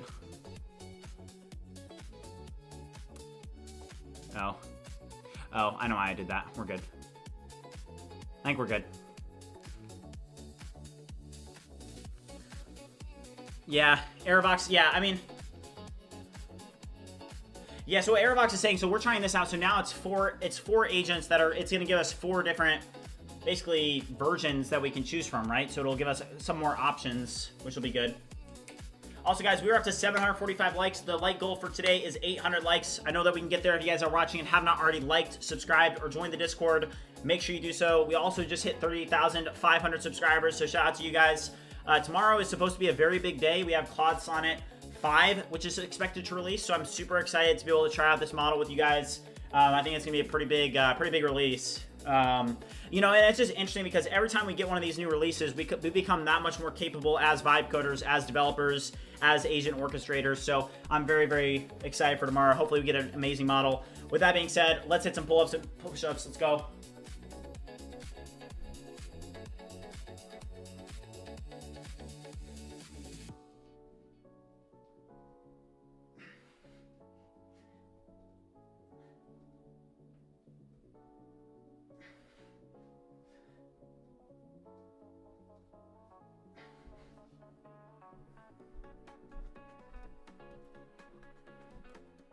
All right, we're up to 60 pull-ups, guys. This is Cursor.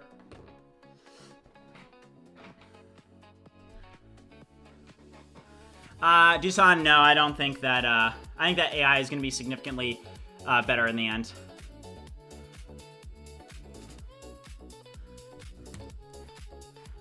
Okay.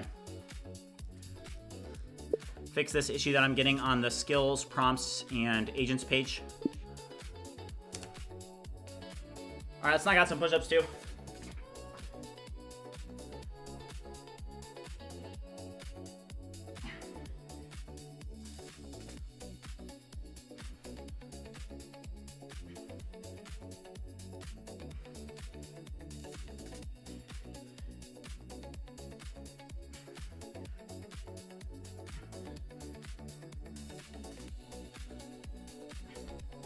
All right, 30 bomb, let's go. All right, we're at 440.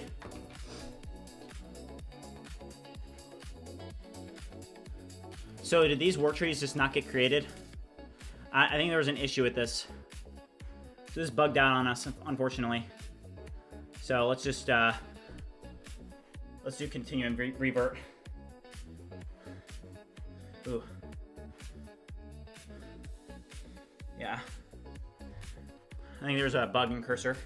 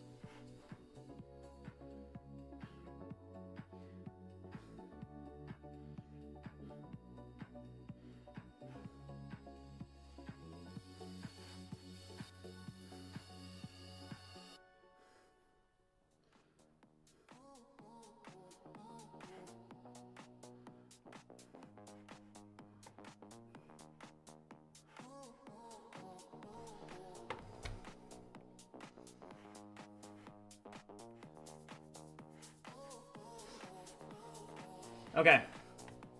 All right, how's this doing?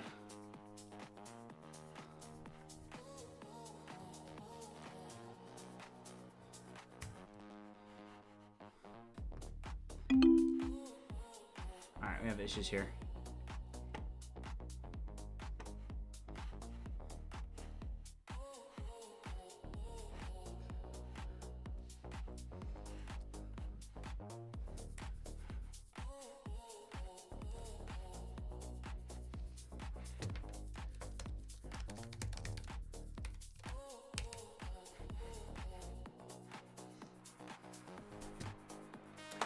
How does Warp work? Warp is basically like a agentic IDE, right? So you have a bunch of terminals. Very, very simple to use. Okay.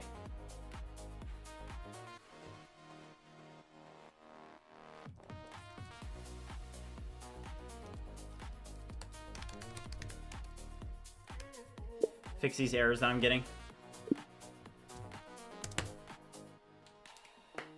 What do I like? Cursor versus sandbox? What do you mean? What's sandbox?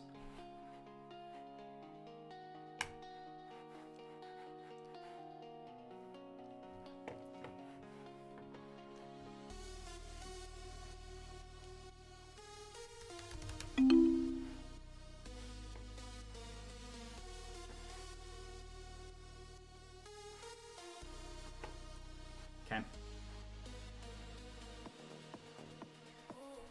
Is Warp better than VS? It's different. You use them for different reasons. Do you need Warp? Or are you good with just using Cursor? I use Warp to be able to manage terminal panes. For example, here's like a look at it. So here you can see I have 6 Claude Code instances that I was working with earlier. I then switched over to Cursor. So you use them for different reasons. I use Cursor for different reasons than I use Warp in Claude Code, and there are particular workflows where I'd rather use Cursor over Claude Code, or there are other reasons why I would rather use Claude Code over Cursor. So it varies for sure. Okay, what is going on here? One of these agents really screwed up. Okay, this is good, correct? Okay. All right, we have several different issues. This one good now? Okay, this should be good.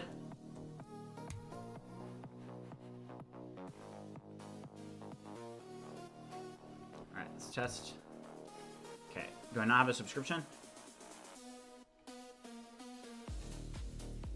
Okay, I don't have a subscription, so that's why that's happening. Now, in terms of what's happening here,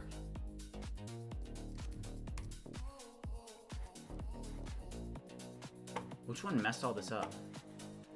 I think it's this one.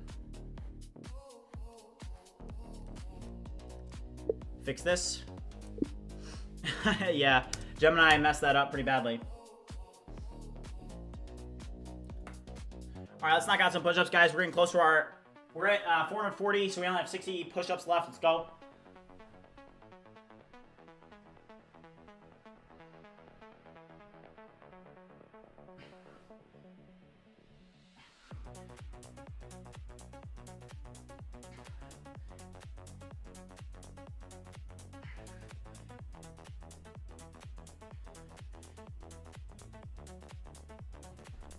All right, 30 bomb, let's go.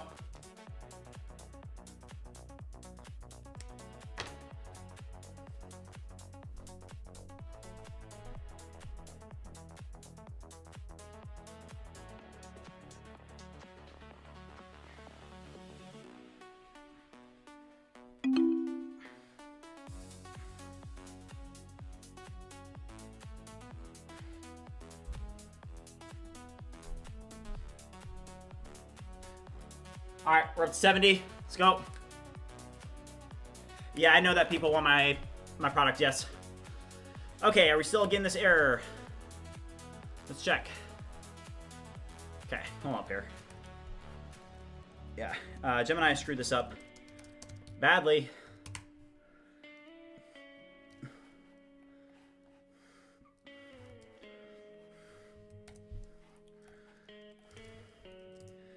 Review and fix this error now.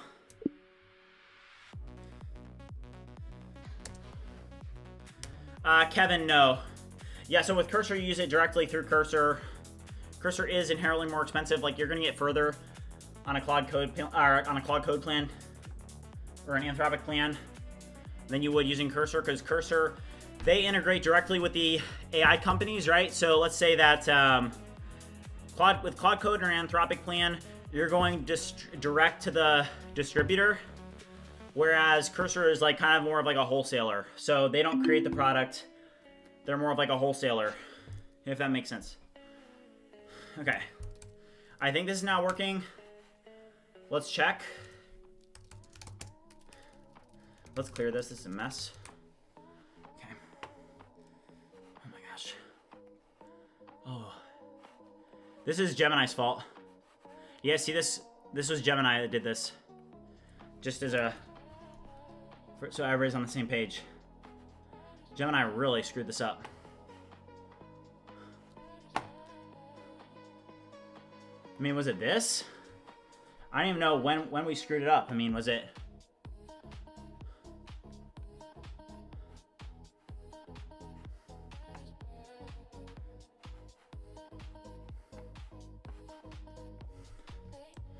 Why is the Tailwind not rendering in properly?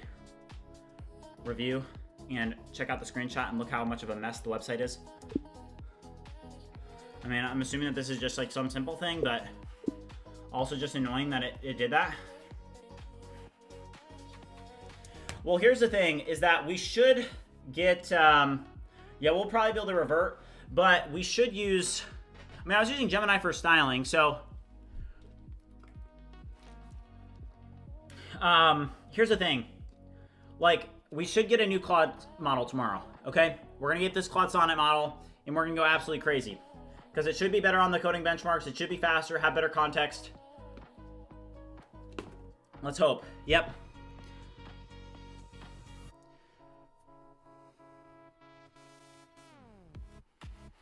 Restart the server.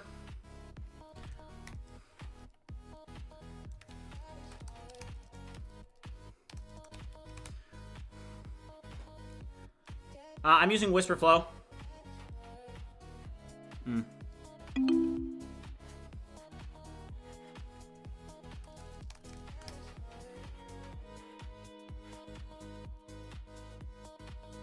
There we go. There we go. Fixed it. Obus cleaned up the mess that Gemini created. Okay, that does look a lot better. All right, products, libraries, community, company, pricing, a lot cleaner, for sure. How does the mobile menu look, though? Yeah, it looks good.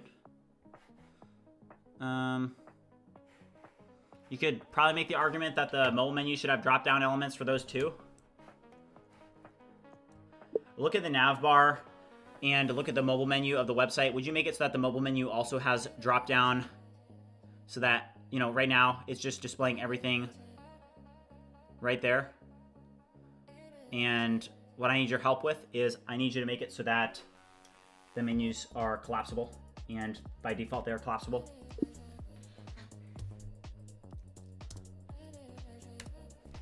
Yeah. All right, let's go here. I need you to run npm run build and fix build errors and fix all the build errors until the build completes successfully. Somebody said Cursor, ChatGPT, Claude, and Whisper AI. I'm using, yeah, Whisperflow. I'm using Cursor, Claude Code, and a ChatGPT plan. I mean, Redian, you're gonna have AI engineers that are gonna be coding. Like, I think that for the people that are like, I get it all the time, right? Because I'm doing the vibe coding streaming, but people come in the chat and they're like, this guy doesn't even know how to code. He doesn't know anything, right? Like, if you guys know my background, you guys know this is my third startup. In my last startup, I was able to build an online therapy platform. I had to write 2 million lines of code in 6 months. I worked with senior engineers, and a lot of the work that we did was with AI, and we were able to move very, very quickly. And with the team that we had, we were able to do quite a bit. So I do know that this does work in production environments. I know that you know, people may not be, and that's actually a good thing, right? It's a good thing for the early adopters that are using this because, hey, there's a lot of people that are very, very against vibe coding. And, you know, there's people that I talk to that are just like, oh, vibe coding's ridiculous, you know, all this stuff. And it's like, hey, like, if you don't see that AI is obviously going to just, I mean, it already has, but even more so, it's going to completely revolutionize this field and a bunch of other fields, then, yeah, I mean, you should definitely be keen, have a keen eye to, okay, like, things are changing, right? The world is shifting. And if you don't get ahead of this and you don't understand these workflows, like, the new skill is not writing syntax. The new skill is being an agent orchestrator and understanding the workflows. Like, most of the time when I'm passing in prompts or when I'm doing certain things, I'll know ahead of time, okay, this is going to be a one shot. I know this model is going to get this done. And there are some cases where I fail. There are a lot of cases where I fail. But, you know, as the models continuously get better and better, the capabilities are going to continuously get better and better. And the end products, the tools that we're using, for example, Cursor, ClawdCode, Codex, those are some that just like in the last year changed a lot, right? Vibe coding kind of exploded onto the scene because initially what vibe coding looked like was copying and pasting into ChatGPT, right? And now that's not the case. You know, you can now use these agents to work on your behalf. And, you know, I've been there from very early on where I was literally like doing vibe coding 10 hours a day, copying and pasting code from VS Code into ChatGPT and then pasting it back into Claude Code, right? So it's like, you know, that's the perspective that I have. I know that a lot of people are gonna, you know, hate on that. But, you know, ultimately what people need to realize is that this is the future. And if you don't get out ahead of it, it's not going to be good for you. I'm going to be honest. So just definitely be aware that you should be using AI. You should be integrating in your workflow. And we are moving away from writing syntax and we're moving forward to like basically agentic development. So I need you to review the navbar and I need you to remove the new text that is in the libraries dropdown. Somebody asked, how do I need to think about workflows to be as productive as possible? So it's less of like, there's a lot of intuition that goes into it when you get better at it, right? So it's like, it's kind of like playing basketball, right? Like if you put up, you know, 200 shots, right? You're gonna have the muscle memory to make a lot of 3-pointers, right? But if you've never put up a bunch of shots, right? If you haven't practiced shooting 3-pointers, you're probably not gonna be that good at shooting 3-pointers, right? Because you don't have the muscle memory. And it's like any other skill, practice is going to make perfect, right? So in the context of this, it's like, hey, in terms of like, what is the best productive workflow? I would just say, hey, what you guys are seeing in my workflows, I would say that a lot of the workflows that I use are pretty decent. I think that a lot of workflows that I'm using are good. I think that you should definitely like kind of like be watching a little bit. Not to say like, oh, like, you know, everything not everything that I've just found a good technique to do it. I've been doing it for a long time. I would say that I'm a pretty decent person to watch in terms of trying to learn how to do this or like keeping updated. I mean, like within 5 minutes, we normally know immediately when new models dropped. Yeah, so somebody in the chat said, you will never be a real programmer. Well, what is a real programmer, right? Is a real programmer somebody that's able to build working applications, or is a programmer somebody that literally just writes syntax, right? So I think that for you to be able to say what actually is a real programmer, because if there's a real programmer, right? Like if I'm a business person and I'm trying to hire somebody, am I going to hire somebody that can write code, or am I going to hire somebody that can get the job done? And I think that that's the exact type of thinking that you just need to think about, right? And there's nothing wrong with you saying that. And if you want to say that, like, I can totally accept that. Maybe I'll never be a real programmer, but I think that it's important for you to be able to understand what actually is that. Is that just somebody that writes syntax, or is that somebody that's able to build things? And I think that's the really important thing to understand. So I'm fine with you saying that because I really don't care, because I know what it looks like in a production setting. And I have been in this space long enough to know that this is the future. So I would definitely advise that you guys start doing this. I need you to look at the logs here. I'm getting a 404 on these pages. I need you to review the logs and pinpoint exactly why this is happening, and then review and update the code respectively. Okay, let's go over here. Okay, so libraries, prompts. Yeah. So it's prompts.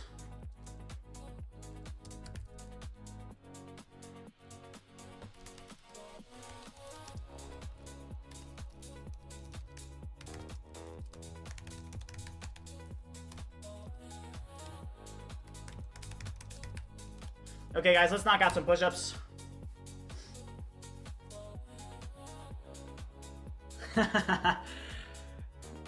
Astro, that's hilarious, dude.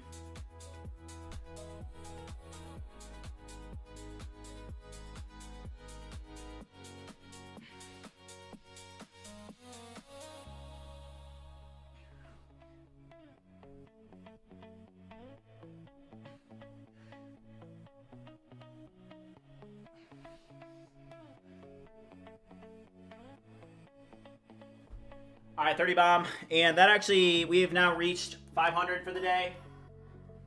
So we have done 500 push-ups. Let's go. Back goals, cross off the list. W's in the chat. Yes, the Mac Minis have arrived. Earlier on the stream, we actually set up OpenClaw bots or OpenClaw agents or ClawdBots on each one. So,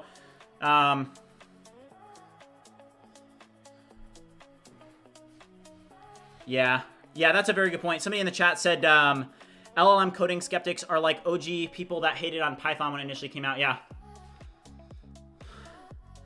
Yeah, so I do.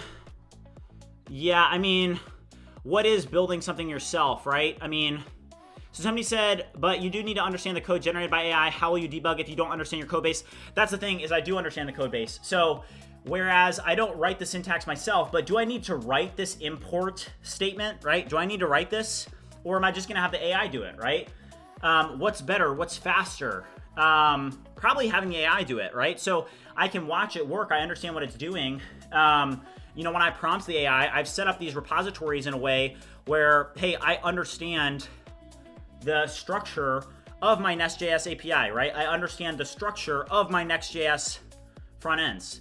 I understand the structure of my database. I understand the ORM system that I'm using. I understand all these things. I have the AI do it for me. So I think that you have a very good point, and I'm not going to discredit you in any way. And I think that when the conversation can become just a little bit more focused on things that are actually realistic, like, hey, look at what's happening, and you have to forecast 2 years from now when these models are hitting 90 on the Sweetbench verified benchmarks, what is going to happen, right? When they're hitting 90s, where the code that it writes is near perfect, and what's going to happen when the context windows reach 10 million, right? And what's going to happen when the tokens per second is like on average 500? And what's going to happen like when the cost gets reduced? I know that there's a lot of people that are saying, you know, that there's so much VC in the space that, you know, it's going to get basically like, hey, once the VC comes out of the space, it's going to, you know, I don't know. I'm not going to guess what's going to happen in the future. But what I will say is that, you know, right now what we've seen, for example, the price reduction from Opus 4.1 to Opus 4.5 was a 66% price reduction, right? So rather than them releasing a model that was better, that was more expensive, it actually got cheaper and smarter and faster. And like, it's like, you know, I just think that you should be looking at that.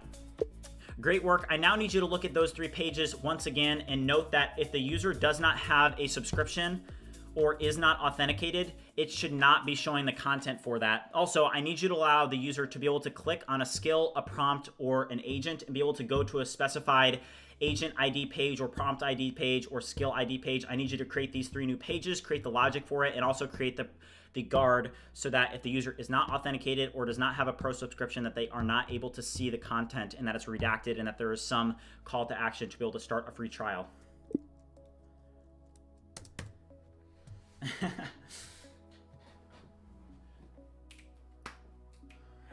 Runt Tobin said, Andrej thinks models will get really big but will end up becoming really small after enough time. Think SpaceX rockets. That's an interesting point. Just got whisper because of you. See, this is what I'm saying. We need to get Bridge Voice out as soon as possible. All right, what is this banger that's playing? Oh, this is so copyrighted. Let's go. All right. Congratulate AI before launching the next prompt to encourage them to continue. That's a good point. You want to be nice to it. I mean, this is the interesting thing. So if you guys were watching the stream earlier, you know, we did set up these ClawdBots. And the ClawdBots, like literally the first prompt that the ClawdBot, there is a soul MD in the prompt bot. And this is just one random thought that I had, but I was thinking, I was like, what if I took all of the streams and I transcribed them and I put them into some type of file, right?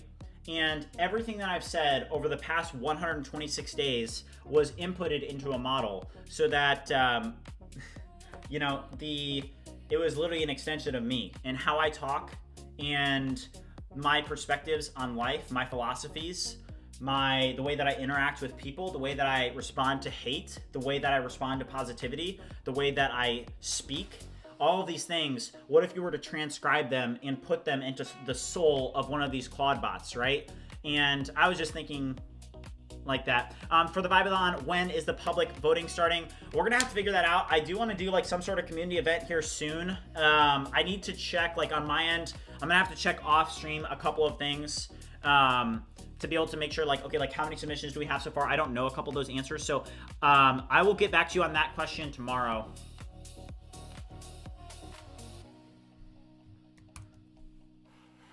Like, here's the thing is that like I'm at the point where hate, like if you guys have been around like for the past couple of weeks, like, you know, when you're in this position, you kind of just get hardened, if that makes sense.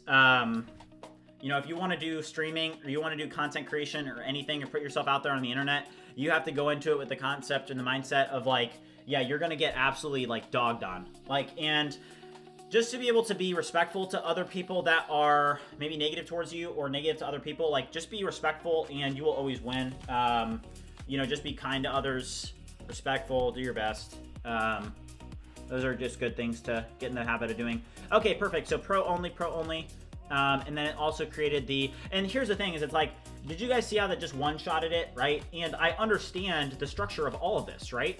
I understand where that file is in my code base. I understand how to find it. I understand the authentication guards that go into that. I understand the database schema because I was there for the entire process. I just didn't code it, right? So I think that some people like they misunderstand the difference between, okay, I'm a programmer versus, okay, like I'm literally just writing code, right? Like I don't think like I don't think that it's good that people have this negative connotation towards people that are using AI to work because like, hey, the reality of it is in 5 years, like nobody's going to be writing code, like no one. It's like not going to be smart to do that. Translate that file in your code base to binary on that whiteboard behind you right now. Yeah.